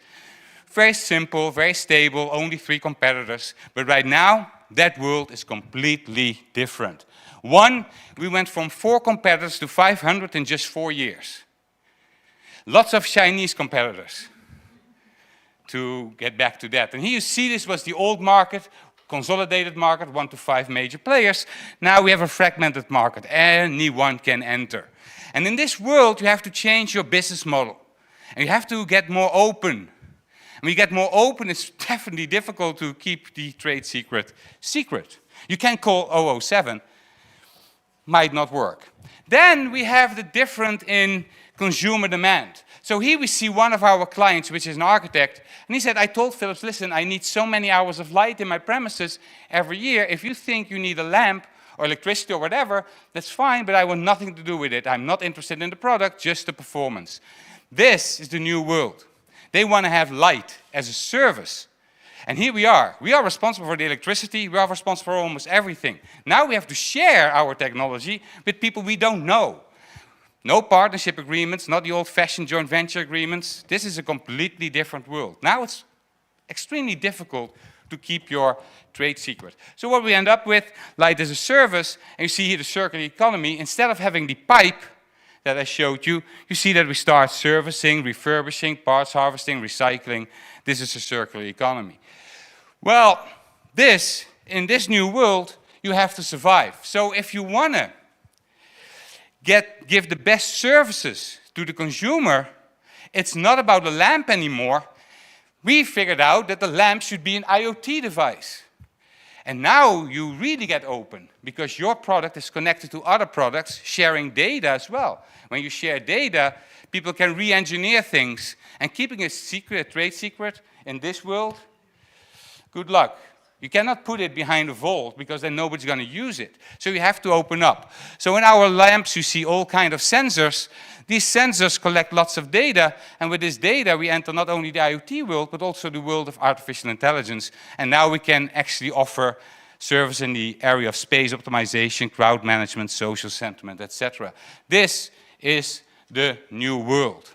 And this is not only Philips' world or Coca-Cola's world. This is the world of almost everybody, because data has become the new oil, intelligent information, in your currency. So if you look at the largest companies by market capitalization, 2001, 6, 11, dominated by oil and gas companies and banks. Now, companies that I really like, Apple, Alphabet, Microsoft, Amazon, Facebook, and some Chinese. Now if the Americans can leave the room, we make it very European. We in Europe, we have a huge problem. Because what happens to our companies is that their lifespan is decreasing rapidly. So here we see the exponential growth of technology. Let me go back. We see it here. So we are here to 2020. Now we have blockchain, IoT, augmented reality, virtual reality, connectivity, sensors, machine learning, neural networks, etc., amplifying and accelerating each other. Many companies cannot deal with this, and you see that the average lifespan went down from 61 years to 17 years in 2015 and declining. Now, that's a problem everywhere, also in the United States. Many US companies have the same problem, of course. But if we look at the global top 100 companies in the world, according to the market capitalization, United States 54, China 15, and there we have some Europeans. The Netherlands 1, which is not signified, not yet. We will get there in 2 years, but not yet. This is Unilever. But look at what happened here in Germany. Biggest companies like Siemens, Volkswagen, and Allianz, they left this ranking, this top 100, because of new players. And these new players all have to open up. So in order to survive, you have to become this, a platform. And this is the IoT platform that I mentioned, and AI. We see two things here. We see technology, and we see more data. Faster computers, we generate more data, so better AI. And these platforms, well, they give the creators possibilities. We talked about creators before, like when we talked about the copyrights, like this is Spotify and others. We see extractors of the data, the users like me, and we see other stakeholders coming in. But in this world, the trade secret is at risk. We cannot simply keep it anymore. Because if we do, we will not be part of this world, and we will be out of business very, very, very soon. So we have to do something. And it's not only the technology. It's also that companies go from these closed hierarchical systems to more open systems. And maybe in the future, these decentralized autonomous organizations, but I'm not going to talk about them, that's a different conference. But what you see here with John Deere, a traditional tractor company, it started with a product, then that product became a smart product, then it became a smart and connected product. Now there are a system of systems. And in the system of systems, no way that you can just keep your trade secret the old-fashioned way. So trade secrets become very, very important also for regulators, businesses alike. Now, for other IP, that's relatively simple. This was the old way of dealing this. This is from the Boston Consulting Group. And we were big IP owners, right? You remember maybe the CD player? Oh, we made terrible CD players, Philips. Nobody bought them. Only the Japanese ones you bought. But we didn't care, because we got so much royalty. We were only two patent holders there, Sony, Philips. So whenever Kenwood or Akai sold one, we were just there. with our hands up. Chinese didn't play a role back then, so that was really good. So we collected them. And that was the old way, confrontational way, direct. Now, in order to become part of this ecosystem, we have to share patents. We have to be, we talk about open incubation, different types of protection, different types of sharing. In IP land, that's still relatively simple because we own the patent and then we can open it up. We can give it away for free. That's the permissions that were mentioned, by the way, during the panel. But in trade secret land, well, all of a sudden, this car company, which was relatively close, now has partners like insurance, telecommunication, connectivity, software, because a car company is also transforming from a product company to a service company. In 5 years, we are not going to buy a Mercedes. We have a Mercedes-Benz subscription. We just have an app. If we need one, it's somewhere here. It will drive to you. But then insurance companies will be part of that service. So if we have trade secrets here, they are completely different. There are trade secrets in areas where we work together with other parties that we don't really know. They are like the non-obvious parties, and now we have to protect it somehow. Now, many important people see the same thing. So this Satya Nadella, CEO of Microsoft, I really like this company right now because they opened up. They were very close, they opened up. And he said, well, in order to make the world a better place, we need more collaboration, sharing code, sharing algorithms, sharing, opening up and sharing. But what about your trade secret? Here it becomes very, very difficult. And now cyber threats, whew, you have to open up, but you have to close it for some other parties. Extremely difficult. This is the world of the Internet of Things. So trade secrets might, if we really act the old-fashioned way, we will not become part of the system. We will lose our relevancy. So we have a problem here with trade secrets. How to deal with them. Now, luckily, government stepped in the United States, in Europe. And they changed the way we deal with trade secrets, and now you need to have reasonable steps to protect your trade secret. And this means contractual obligations, data classifications, security controls in the technology, lots of policies. And this sounds also fantastic. And I'm a lawyer, but that's where the problem starts. Whenever you bring in a lawyer, you are not going to develop an ecosystem. You kill them. Because the lawyer wants to protect everything and opening up, and whoa, no way. So it's difficult, very difficult. And what might happen to you if you have all these things in place is the following.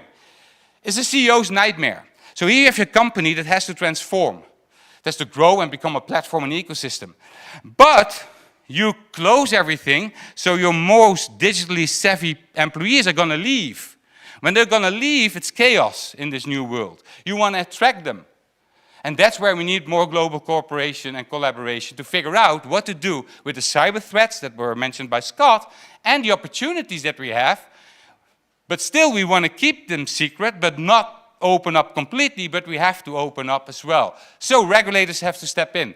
And luckily, on 25th of November 2019, there was a big conference in Geneva with people that thought about it, and here we see one, David, he's very famous in this world, in Europe. Most of you might know him. I see people recognize him, so take some pictures of him and send it to him, because that would be good. Tweet. You see that he also believes, and I'm with him, trade secrets are extremely important. That's how you make money. However, you have to open up. Now we have to find ways to protect them, that they cannot be stolen, and that employees still want to work for you, and that here you see the cybersecurity, by the way, also in Europe, similar problems, a lot, the increase of cybersecurity. But that makes sense because in the world of IoT, everything is opened up, lots of data, so it's easier to hack. Hacking the Coca-Cola secret, it's extremely difficult if it's not in the cloud. But when it's in the cloud, well, it might happen. So what should governments do? I also have them. And we didn't talk to each other. And these ones are from the Amsterdam Museum of Madame Tussauds. You see, they're not real. Yeah, they are kind of good. It's a trade secret. So should we call in these guys? I don't know. I think, and this sound, I really hate it, but during the panel discussion it also came out, questions, no answers. I hate that statement. But we have a lot of questions and we don't have the answers yet. We know that this will be the new world. And it's not done yet. It's a continuous work in progress. We see more and more sensors, more and more networks, more and more IoT platforms. We see AI becoming more and more important, more and more applications. Maybe the answer is in blockchain technology, I don't know. But we should have this discussion. And we should have it now. And here's the thing about silos. We, particularly in Europe, oh man, we love silos still. That should be gone, because this is going to happen. On the one hand, we see trade secret policymakers saying, okay, we have to come up with something. But then regulation is coming up and say, well, all the algorithms should be more transparent. We should open them up. And this is a mistake, by the way, because then I can manipulate them. But okay, these are policymakers. And now we see AI policymakers saying something completely different from IP policymakers. And that's a huge problem everywhere. So yes, I'm with Scott. We have to collaborate, and we should, was also a US statement, by the way, de-silo. We should de-silo now. And that's the problem here with this, in this conference as well. We need more technologists. We need developers here, because they can actually help us understand that problem much better. Because it's not simple that we steal the secret of Coca-Cola and I take my flight to the Netherlands. No, we have to collaborate. Because ecosystems, they are not going to disappear. And maybe in the future, we will have this world. This is the former Minister for the Environment of Denmark. Welcome to the 2030s. I own nothing, have no privacy, and life has never been better. I don't know, but in order to get to this world, we need to get our act together, de-silo, and collaborate fast. Thank you very much. And yes, you can also contact me. Thank you.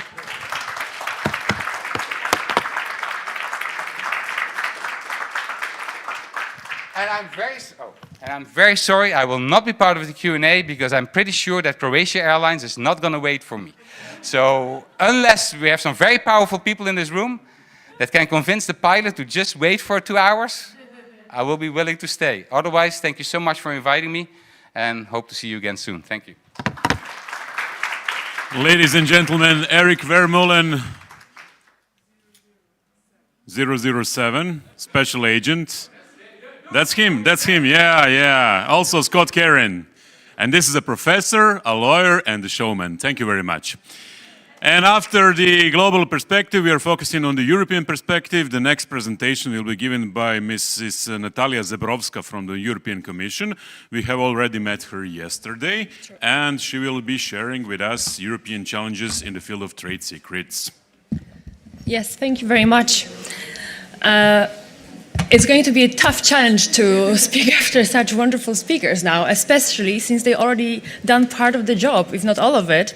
I was very, very happy, though, that they referred to many of the work we have done in the past years. You have even seen my colleague Davide, that we share offices with, just on the slide a couple of minutes ago. But I think it really shows that we are faced with common challenges, and there is nothing more important than collaborate to make sure that we point our finger on the problem, but also work together and gather the efforts really that are undertaken all around the globe to find solutions to these problems. So as you have already understood, there are some colleagues already from our team. We are a part of the European Commission. We are the unit who is responsible for legislation and policy for intellectual property rights mostly, but we also deal with trade secrets. I've been invited here today to talk about the harmonization efforts that we have undertaken on the European level.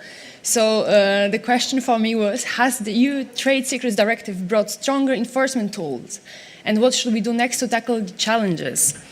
So I'm not going to take much of your time proving what is a trade secret and why does it matter, why it should be an important part of a strategy of an industry. That has already been done. So let's go through it very quickly, especially since you are very brave and you kept listening to our presentations until this very, very late afternoon hours today. So what is a trade secret? Information that is secret, not generally known or accessible, has commercial value because it is secret, and has been subject to reasonable steps to keep it secret. This is a definition that was already agreed in TRIPS, so it's more or less shared amongst different states internationally, globally. But I think what is important to understand that trade secret can be a very, very different thing, right? We can talk about an information or results of research that are effects of laborious efforts, years of work, or just a burst of creativity, instant idea that somebody have. All of that can be covered by trade secret protection. We can think about a trade secret that is strategic for decades, like the recipe of Coca-Cola that was already referred to a couple of times earlier. But we can also have information that is only valuable for a very short period of time. Think about all the information about market and demand when you're preparing to launch a new product, right? So there are very different elements that these instruments are covering. And trade secret is a tool that is also crucial for industries to build their competitive advantage. We heard about it a lot as well, right? So this is supposed to help the industry take profit from all this information, data, and knowledge. The oil of the economy of today is data, right? So really to take advantage of the innovative ideas they have, of the ways they know you can use to improve the business and the functioning on the market. So the competitiveness is a very important aspect, and trade secrets actually induce innovation and help bringing the research efforts forward. They also help to conduct collaborative research, right? And one aspect that I would especially want to focus on is this sharing knowledge. So we will come to that as well, but intellectual property rights, right, grant you monopoly against disclosure. You're obliged to disclose what the invention is. Trade secrets work in a different way. Confidentiality of this information is a business. But that does not mean that you cannot share this information with everyone. You can share the information in a controlled manner. So we actually see the trade secret framework also as an important tool to ensure collaboration, sharing important business information in a controlled manner. Right? So also in the discussion about access to data and exchanging information, the sharing of data, we also would like people, industry, entrepreneurs to see trade secret as a tool. Let's not forget that breaching a non-disclosure agreement is also a misappropriation of trade secret, right? So this is a very important element that I would like you to take away also from this presentation. But yeah, so this was mostly covered by the previous speaker, so I'm not going to lose your time on that. But what I would want to come to and talk about is the harmonization efforts on the European level, right? Since 2016, we have a trade secrets directive, so we are very proud that we managed to bring all the important elements in a European legislation. But why was there a need for harmonization in the first place? So we understand by now that, okay, trade secrets is an important tool that the industries can use. And actually, in Europe, some of the member states already had some protection systems. However, they were not the same. As you can see on the graph, yeah, the red dots represent where the different types of or different remedies were used, and the white one when there was nothing. So there was quite a divergence between the different member states on what was actually available. And traditionally, some of these elements were coming either from the unfair competition law angle or from the labor angle, right? It was also already said today. Many times, the breach of trade secrets, the leak of the confidential information has something to do with the employee and the relation between the employer and the employee. This is why traditionally also labor law was used as a framework to regulate it. So there was divergence in the framework, in the legal framework in the member states. There were also important gaps from the procedural perspective. We were very surprised to discover that most of the member states did not have in their civil proceedings provisions that actually allowed to ensure confidentiality of proceedings and confidential sharing of information with the civil proceedings. Also those that concern the traditional intellectual property rights. And where any remedies were available to fight misappropriation of trade secrets, they differed significantly. So for the businesses in Europe, for the companies in Europe, for the researchers in Europe, it was very hard to understand what can they demand in which country. This is why we have decided to act, and in cooperation with the member states and stakeholders, we managed to Yes, to put together a legislation that is harmonizing the civil law redress against misappropriation of trade secrets. So what is important to understand, we have only managed to harmonize the civil law. There are no criminal sanctions that are embedded in this legislation.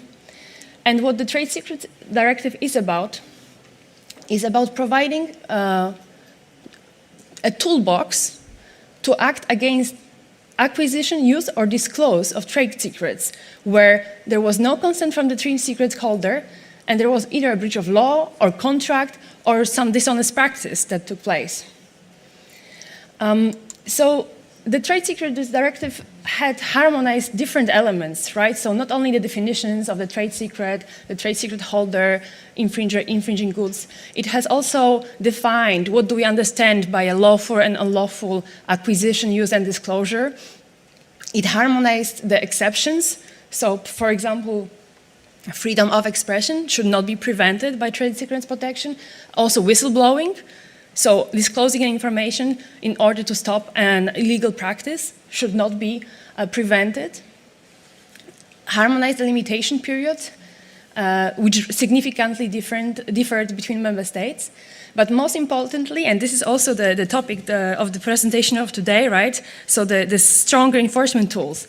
It provided a toolbox of measures, procedures, and remedies to allow businesses to defend themselves, right, against this misappropriation, use, or unlawful use or disclosure of trade secrets.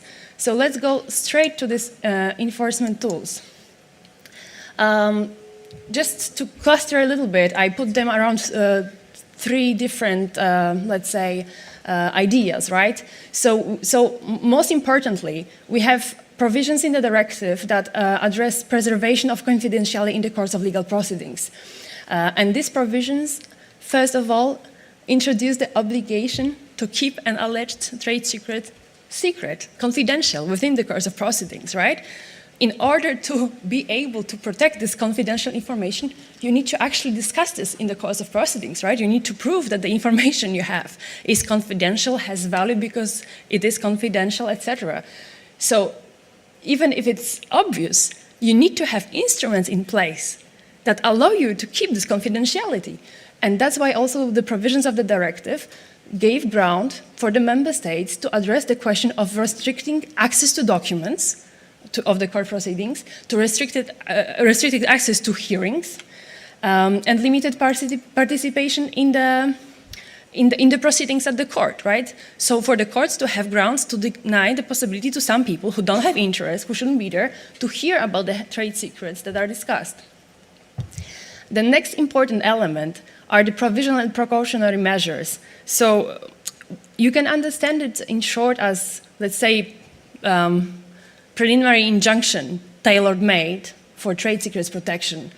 So based on the provisions of the directive, you can now demand an order, a court order, that would lead to cessations or prohibition of the use or disclosure of trade secret, prohibition of production, offering, placing on the market, or use of infringing goods, including importation, seizure and delivery up of goods to prevent their entry and circulation in the market.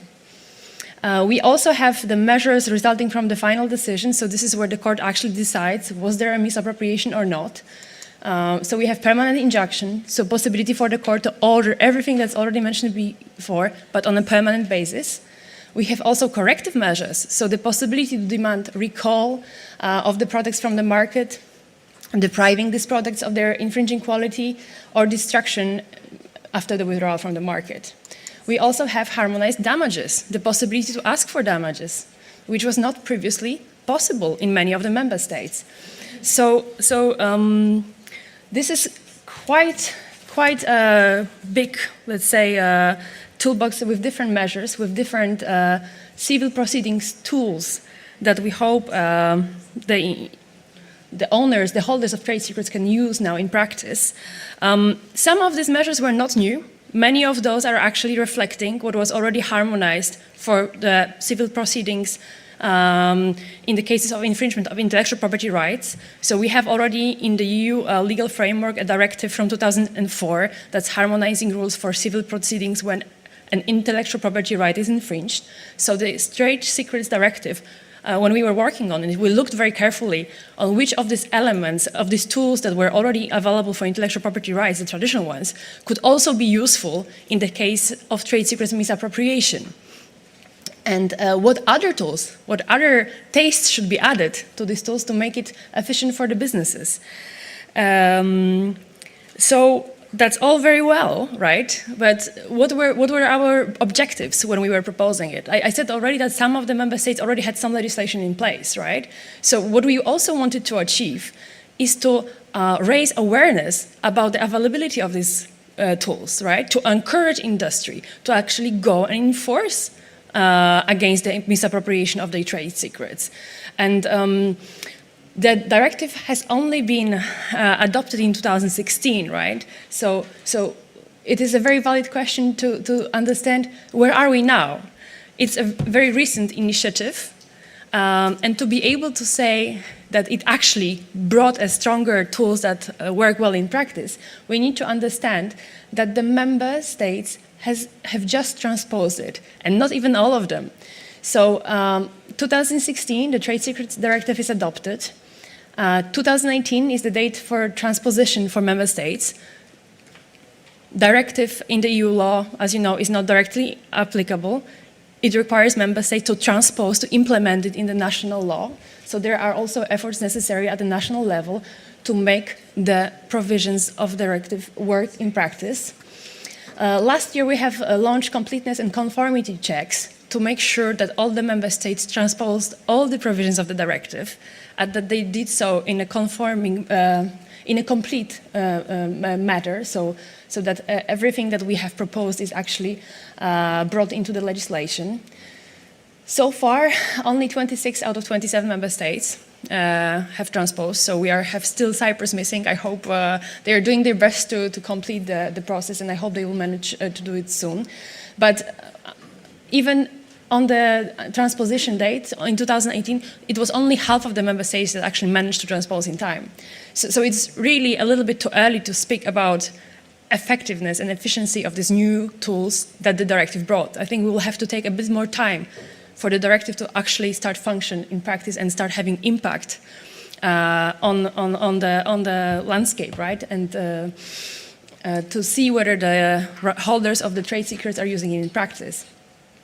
But we have actually quite some actions planned to make sure that we are controlling the impact of the directive, that we can see whether it matters. The first action that you can already see on the slide is the report on the litigation trends that will be prepared by the European Intellectual Property Office. What we want to see is whether in practice anything changed in the proceedings, whether the directive facilitated the use of the tools, remedies, procedures that should help the holders of rights of trade secrets to protect themselves. But I think because of this delayed transposition process, we will have to wait a little bit longer. Examining the effect of directive only makes sense once there is a critical mass of cases available that we can examine. But this is still supposed to come in the nearest future. We will then have a report on the application of the directive that will be delivered by the Commission. This is supposed to look mainly on the impact of the directive on the research and innovation. So did providing better tools for protection of trade secrets actually led to better innovation? Did people feel more comfortable about collaborative research, co-creation? Was this something that boosted this cooperation between different universities or between different companies? And finally, 10 years after the adoption of the directive, we are going to evaluate its impact to see whether it's fit for purpose, whether it really provided the tools that were needed. So it's still the beginning of the road, I would say. I know that Dominique will be speaking afterwards. Maybe he can already say a couple of words about what is the experience in Belgium. But I think at least the fact that the European Union decided to legislate in this matter, that already started lots of discussions on the value of confidential information that is held by the businesses, on the potential tools that can be used to defend it, and frameworks, including contracts and licensing, that should be put in place for the whole system to work.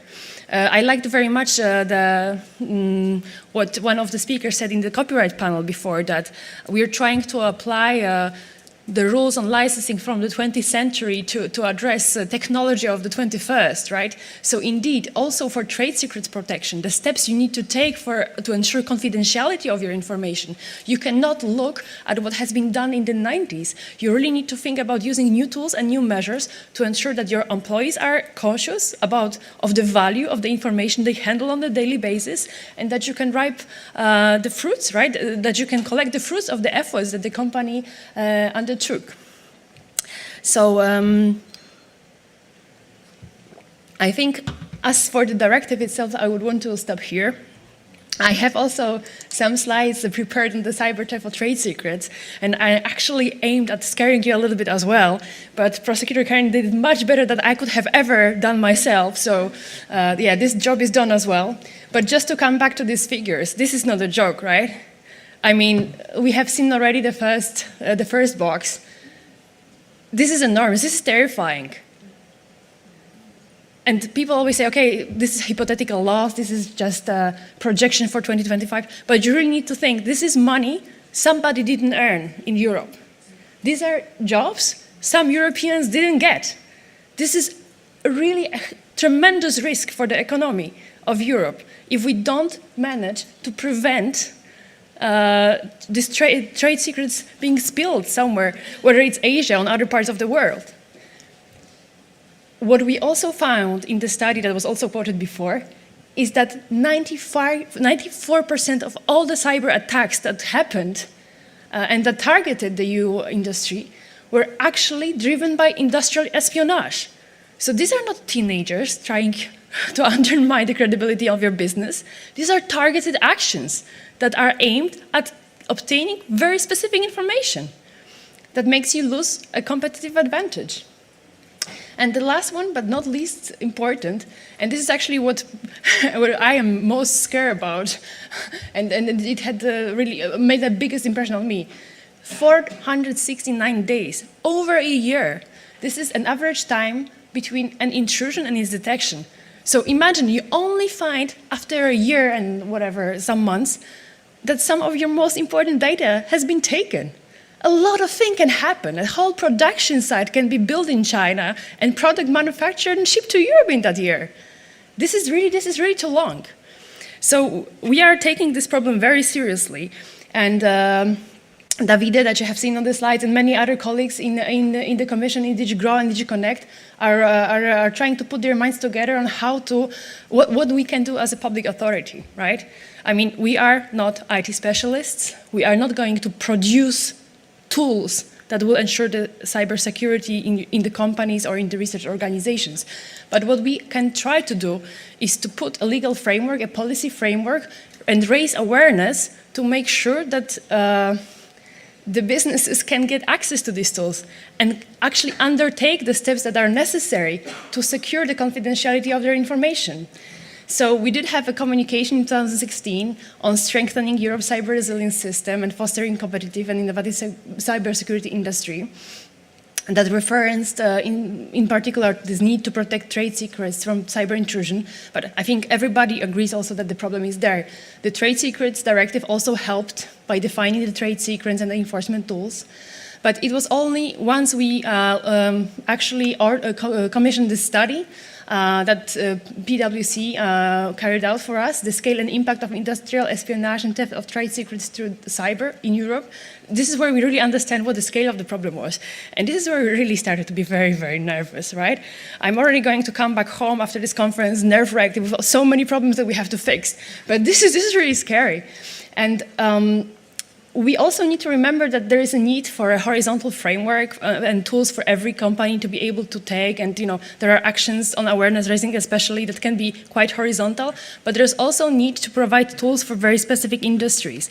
And this is also why we have came up with first a recommendation that was March 2019, and then the toolbox for cybersecurity and 5G, right? So there are specific sectors, specific industry rollouts on some technologies that may demand specific targeted actions. So we are trying also to assist the industry where possible to mitigate these difficulties and provide measures to address their security concerns.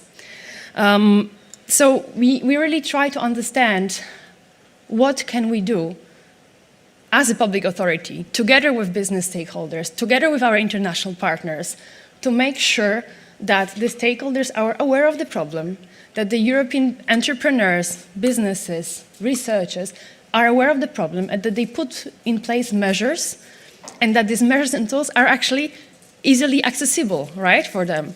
It's not enough that there are some expensive, super advanced tools. These need to be tools that are also easily accessible and user-friendly for an SME in a remote city somewhere in Northern or Eastern or Western Europe, right? So this needs to become really a part of the ecosystem, right? That the same way as you think about your tax optimization and the domain name or logo you'll use, in the same way you need to start thinking about the security of the information that is flowing within your company.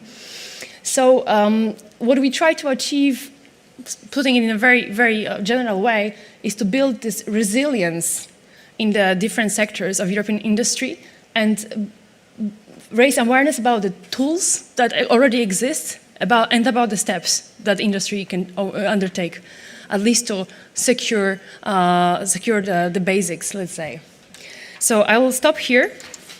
I hope that this was at least a bit stimulating and adding a little bit to the discussion. And I pass the floor to Domin, right? Thank you very much.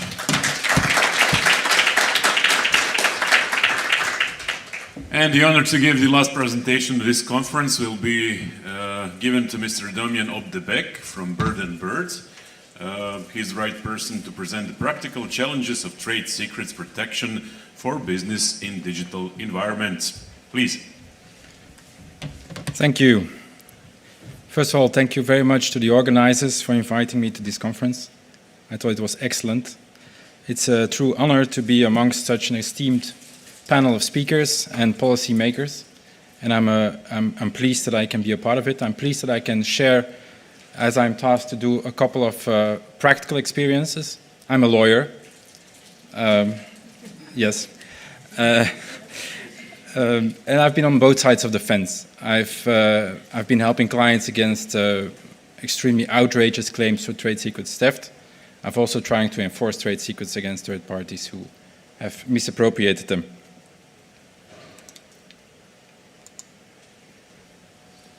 Why are we here?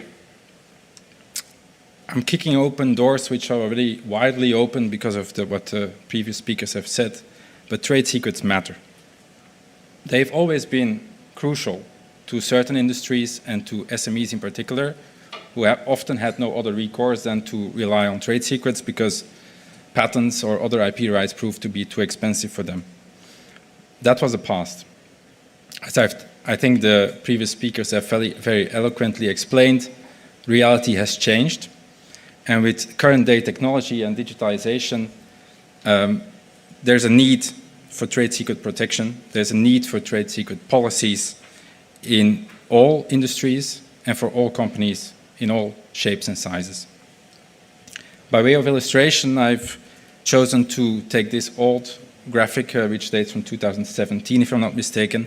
It comes from a study issued by WIPO. And why did I choose this one?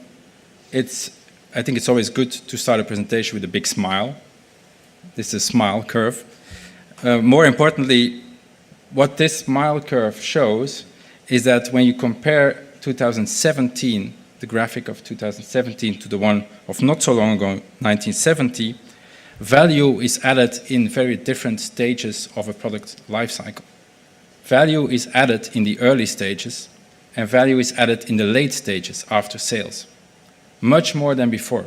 Before, there was a lot of emphasis on manufacturing, the middle stage. But nowadays, a good idea, early stage R&D, adds much more value to your product than the actual manufacturing of the product itself. Same goes for the huge amounts of data that are generated as to consumer preferences, the big data sets of who buys what and where and when. Those things are much more valuable today than the actual process of manufacturing the product. And it's exactly in those areas of a product life cycle that trade secrets play an important role and are often the only recourse for protection. So trade secrets matter. Trade secrets matter in every industry, and they matter much more than before even. Focusing on Europe, what did the Trade Secrets Directive bring us? I'm not going to focus too much on the theory, but a little bit on first impressions of the practical implementation and the consequences it has brought about in practice. Trade secret protection, trade secret legislation has been on the agenda for a long time. It's not new. So it was quite interesting to see that by the second half of the last decade, big industrialized countries like Japan, China, Europe, and the US, all more or less at the same time, and adopted a big piece of legislation meant at protecting safe trade secrets. And that is important because, as we've seen over and over again, it's a global issue, and for businesses with a global footprint, they need to have protection across the board. What it also does, in my view, it's probably the most important effect of all of these pieces of legislation. It's not what is exactly in the very specific legal provisions. What it does is it creates awareness. It creates awareness across the board. It creates awareness for national legislators who have to implement the directive, but also for legal scholars, for clients, for businesses, and for the courts. Awareness is key, and it's probably the biggest consequence of this legislative reform. And I think we're going to see this a little bit more when I go into the more concrete details. So the practical impact of the mere fact of passing such acts of legislation, I think, cannot be underestimated. Again, I'm not going to dwell too long on this.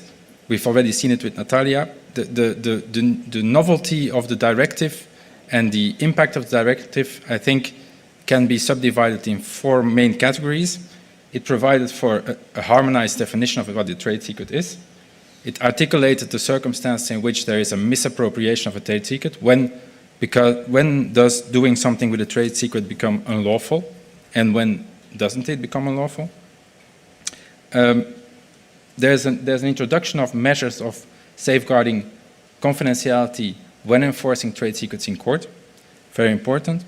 And then there's a list of measures and remedies that was put in place, a very long list, which the national authorities now have to foresee in legislation. What did the directive not do, and I think it's equally important? It didn't provide for maximum harmonization, so it provides for a minimum playing field. National jurisdictions can provide for more stringent, better protection of trade secrets, and some of them have done so. There was no harmonization of the criminal law, but very importantly, there were also no novel tools or mechanisms for gathering evidence of misappropriation of trade secrets. The legislator chose not to do so. As I said, one definition for the whole of Europe, which is of course very important in practice. I'm not going to repeat what is already said. Basic requirements: it needs to be secret, it needs to have commercial value, and the one who asserts the trade secret needs to have done reasonable steps to protect its secrecy. And I think that's quite important. It's quite defining for what a trade secret is. A trade secret is not an IP right in most countries in Europe.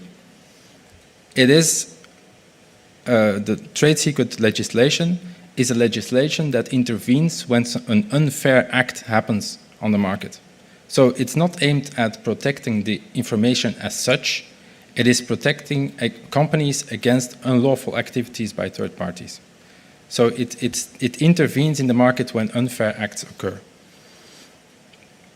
That means that when you yourself don't take any measures, when you yourself don't fulfill the third requirement, when you yourself haven't taken the reasonable steps of protecting secrecy, the legislator doesn't think there is a reason to intervene in the market. There's nothing unfair going on. There's a freedom of copying in the first place. People can copy from each other.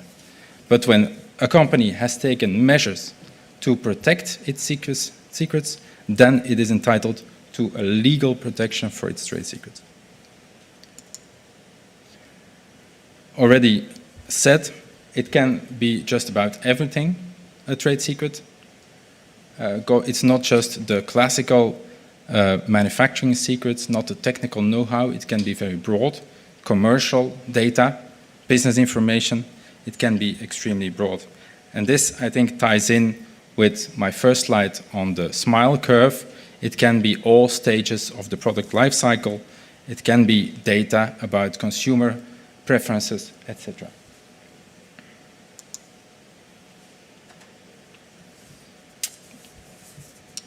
As Natalia already explained, in length, there is a very broad protection against all kinds of illicit use, acquisition, and disclosure of trade secrets. And there's also the concept of infringing goods. What I try to show by way of this slide is that in such a way, the new legislation gives you a full life cycle product protection, from its early stage development to its bring on the market in the shops.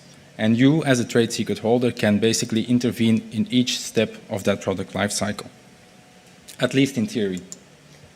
Let's now go to the practical and the pragmatic issues you might incur when you actually want to enforce your trade secrets.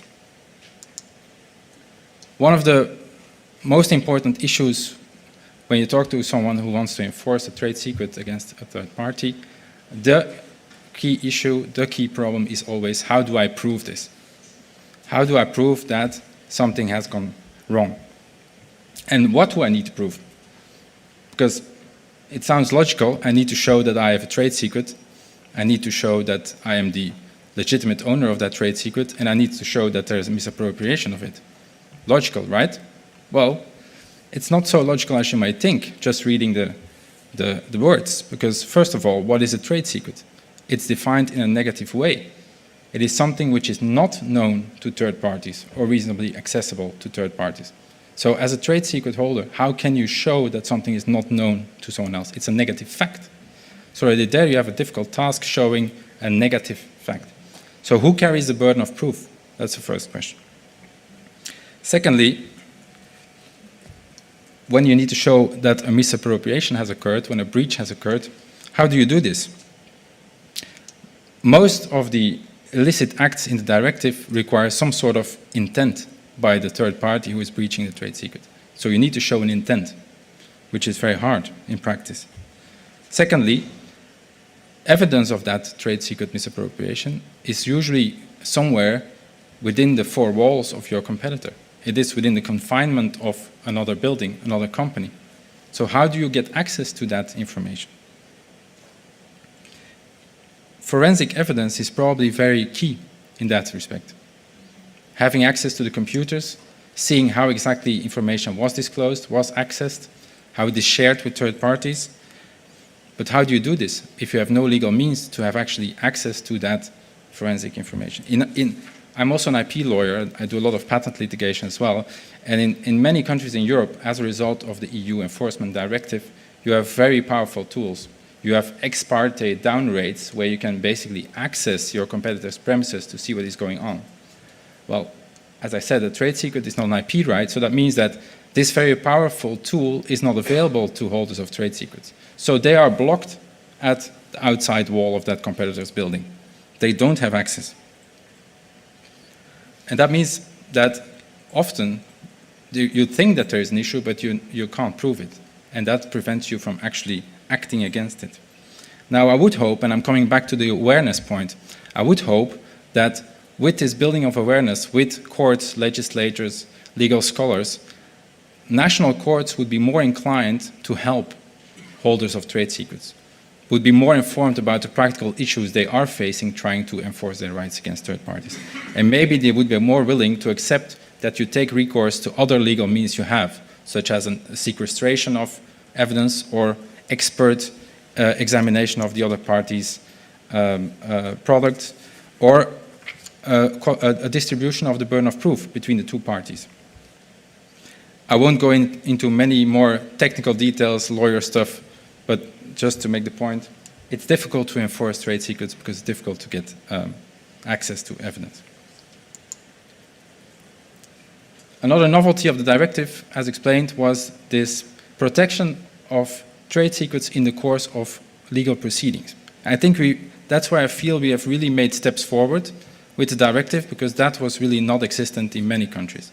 In many countries in continental Europe, you have an obligation to prove your case, which means that in the case of a trade secret, the first evidence you need to bring is, I have a trade secret. It means you need to show what it is. Exposing your trade secret means it's no longer a secret.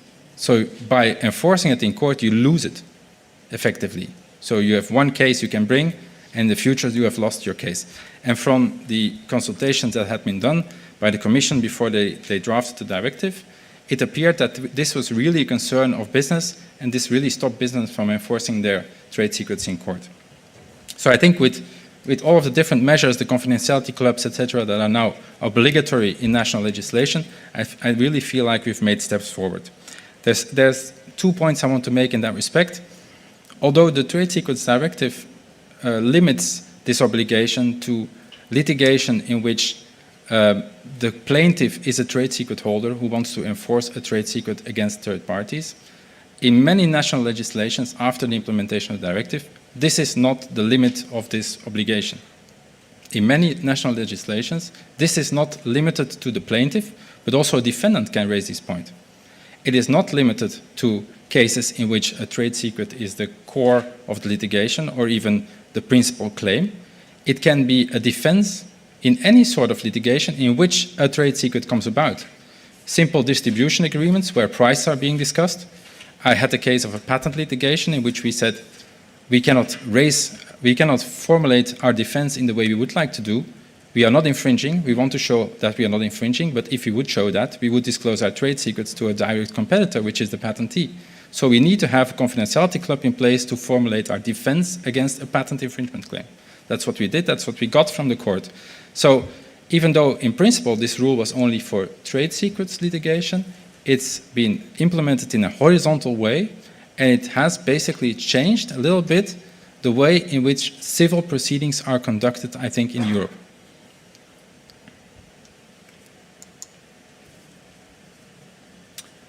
Appropriate relief. We've seen there's a long list of potential measures you can get on an interim basis and also on the merits. I think by far the most important measure any trade secret holder wants is injunction, is an order by the court that intervenes and that stops the third party from disclosing the secret before it actually happens. That's the ultimate goal you want to achieve as owner of a trade secret, because again, as soon as the trade secret is out there, you effectively have lost it. Of course, being able to do so in an effective manner means that you need to act quickly. You can't afford to wait for over 450 days before you actually do something about it.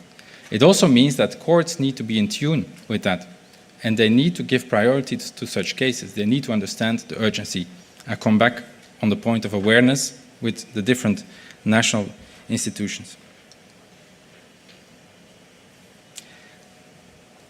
A very innovative thing, and I haven't gotten my head around it completely, is this concept of infringing goods. It's a very special thing. It's a sort of reach-through protection, which goes even beyond the protection you would get through patent law. In patent law, you have, for inventions that relate to methods, you have something that protects you to products that are directly obtained from that method. But this directly obtained limitation is not available here. The only thing that is required is that it substantially benefits from. So this can be a second generation product, a third generation product, and further. If I have an algorithm on milking cows on the best possible moment in time, does my protection reach through to the milk that comes from the cow or to the cake that is made with the milk? It can go very far. The only thing that is required is that the end product significantly benefits from that initial know-how algorithm. What it also does, this concept of infringing goods, is offer much more opportunities for forum shopping. Before, it fundamentally changes the way you would litigate trade secrets. Before, you would litigate at the place where the misappropriation occurred, where the theft occurred, where the disclosure occurred. It would depend on what the third party did with the trade secret. And it would be limited to that one country. Now, goods travel around, and you can follow the goods. And if a certain jurisdiction offers you the best protection, quickest, best confidentiality, etc., you can choose to enforce your trade secrets in that jurisdiction. And that's a huge benefit, I think, for holders of trade secrets.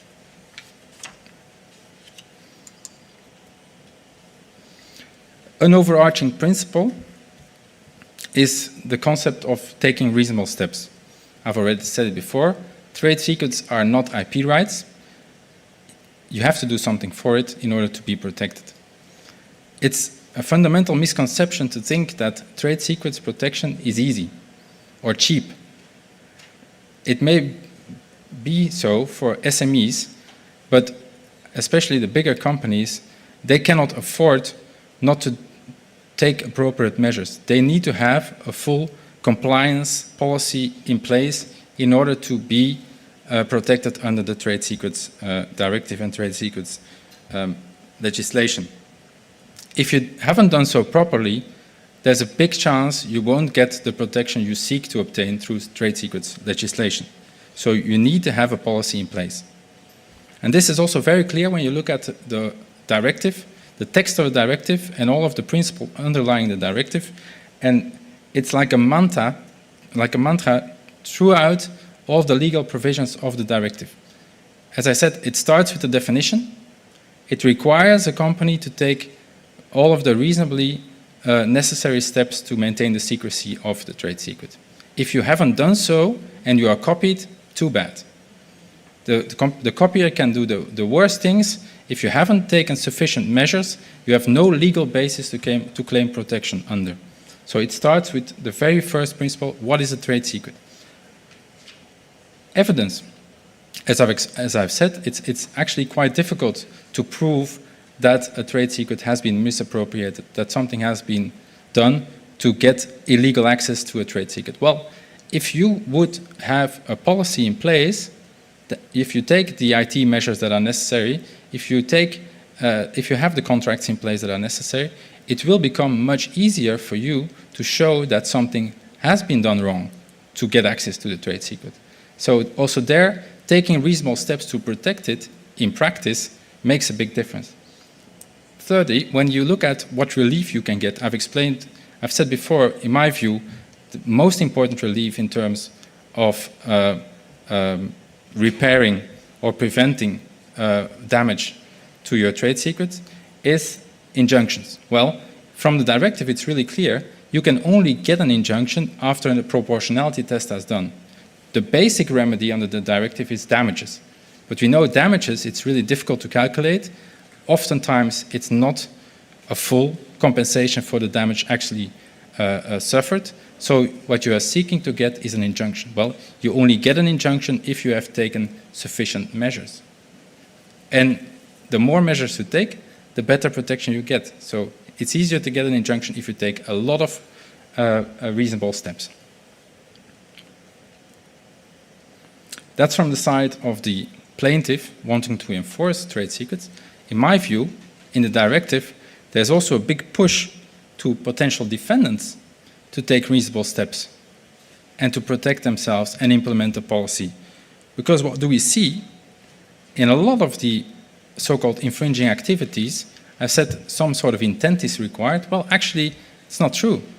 In several cases, the text says that you have breached a trade secret if you knew that it was acquired unlawfully, or you should have known that it was acquired unlawfully. So that means that you need to do something to protect yourself against even inadvertent acquisition of a trade secret by a third party. You need to do steps, you need to take measures, and also if you yourself are not interested in enforcing trade secrets against third parties, you do need to take measures to protect yourself against acquisition of trade secrets from a third party. At least that is my reading. So what do you need to do in practice? That's of course a million-dollar question, and that's also, it's a case, it's difficult to answer, and when a client asks that, it's almost impossible to advise in advance without having seen the actual concrete facts, because as the directive also says, it's a proportionality test. So you have different categories of secrets. One category is top secret, and proportionality means you need to take very stringent measures to protect those. Others might be less important, then you can suffice with less measures. Big companies may be required to take more measures than small SMEs, where this would be a huge chunk out of their budget, and things like that. So there's no magic ingredient. I think what is safe to say is that you need to have thought about it. As Natalia had said, it needs to become part of your DNA. It needs to be part of your business strategy. And you need to document that and explain, be able to explain afterwards that you have thought about it, and you need to explain what exactly you did to maintain secrecy. And you must update. There's no purpose in having a policy and not updating it for 20 years. If you compare the day of today with 20 years ago, the world has changed drastically. And I think the previous speakers have explained that much more eloquently than I can, but it's not the same world anymore. Just take the example of an iPhone. We all have weapons of mass dissemination in our pocket. We can take a picture and send it throughout the whole world in just 2 seconds. So your employee is often your worst enemy. So you have to have policies in place that protect you against them. IT policies, legal policies, and practical measures. That's of course easy to say, but just to remember the point, update, review and update to the world that changed around you. And there's new threats, we've seen it. Just a couple of weeks ago, just preparing these slides, a multinational in Belgium, where I'm from, had to shut down basically his factory for a whole week because he was under a cyber attack. There's 2,300 employees who couldn't work for a week because they refused to pay a ransom to some of the hackers who had threatened them. It is not science fiction. It is day-to-day reality today. So the main message is we have certainly improved with the new legislative framework in Europe, but you actually need to use the tools that are available. You need to implement a policy that is at par with what the legislator has provided. Contracts are not enough. It's a combination that goes hand in hand with IT measures and setup in general. And the whole purpose is not to have any disclosure of trade secret. That is, prevention is still the best solution here. Remedy can never achieve the same result. Thank you.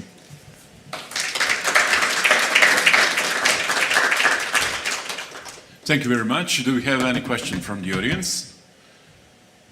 Any comment? If not, ladies and gentlemen, we have arrived to the end of this conference. It's time for a conclusion, and the final word will be given by Ljiljana Kuterovac, Director General of the State Intellectual Property Office of the Republic of Croatia, our host here. Thank you. So first of all, I hope that you who stayed until the end have got a bonus with this last topic. It was probably the most exciting topic of the conference. So just a few words to wrap up the conference before we all leave. I would like to remind you that we organized this conference as a part of the Croatian presidency, which has a motto of the presidency, a strong Europe in a world of challenges. This reflects the circumstances of our presidency, which happens at the beginning of a new institutional and strategic cycle of the European Union. And also, according to this, we have chosen the priorities in the field of intellectual property, and also, to some extent, the topic of this conference. What we wanted to do is to put into perspective new strategies which are ahead of us in the scope of the European context, and then try to connect the priority in the field of intellectual property with this wider context. That's why we have chosen several topics. As a main topic in intellectual property is SMEs, empowering SMEs to use in a better way, in more efficient way, the current system of IP, and trying to see what could we do better. This was under the topic Think Small First. Then under the topic Think Big, we tried to put emphasis in necessity, or rather our wish, to put the future IP policy, or the direction of the future development of IP system of EU into wider context of other Europe strategies, primarily new industrial strategies, but also other policies which are related to the IP policy, or the other way around maybe. Then the third topic was Think Green. As one of the both EU and Croatian presidency priorities is European Green Plan.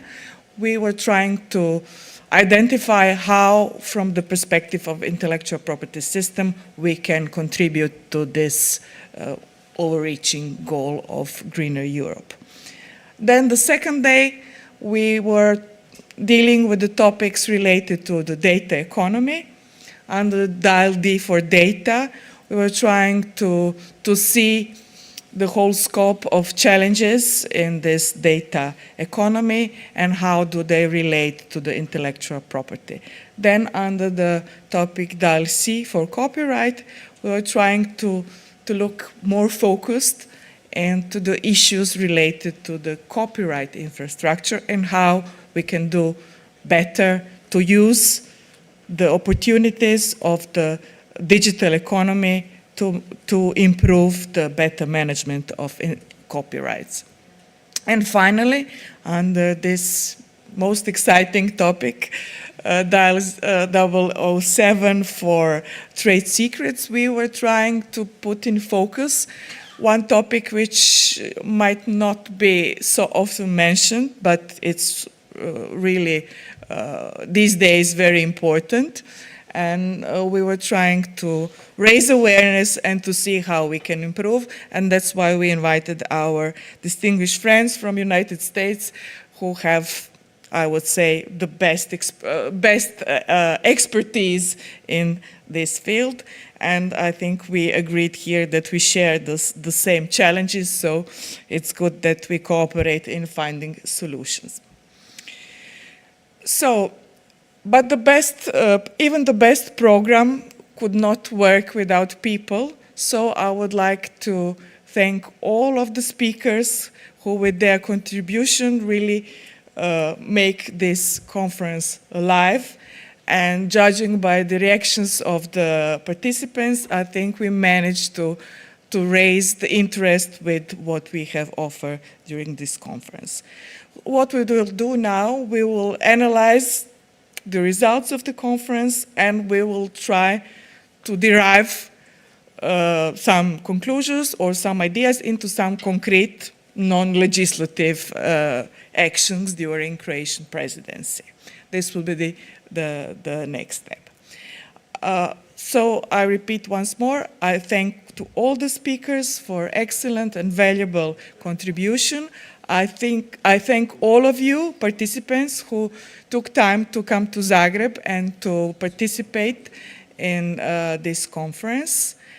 And last but not least, I would like to thank the staff of the State Intellectual Property Office who put a lot of work and lot of late hours to put all this conference together. But allow me to specially mention two persons from the State Intellectual Property Office. This is by the order of just the steps into the organization. First of all, Ms. Irena Tušek, who is the team leader of our presidency team. At the State Office, she was the instrumental in setting the program and finding the speakers for all these exciting topics. So I thank her very much for this. And last but not least is the Jasmina Kljajić-Vidović, who is head of my cabinet, who really worked very hard for last couple of weeks, every day, long hours, trying to organize 3 ministers, all these dinners, transportation, accreditations. So please give a big applause to Ms. Jasmina Kljajić-Vidović. I would also like to thank our moderator, Mr. Togonal. For those who are not from Croatia, he is a very famous journalist and speaker of many TVs and such events. And also to Ms. Barbara Kolar, who is also who was the moderator at the first day, and the same very known Croatian presenter, speaker, how to say.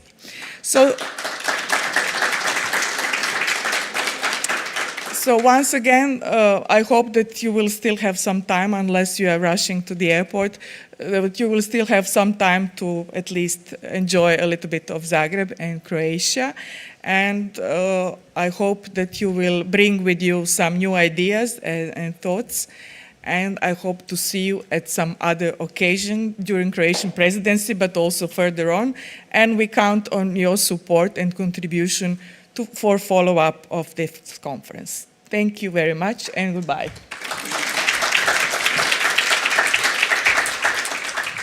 Thank you very much, Mrs. Guterovac. After the conference, you are invited for a guiding tour of Zagreb. It starts in front of this building in about 15 minutes. So, enjoy a stay in Croatian capital, have a nice flight home, and thank you until next time. Bye-bye.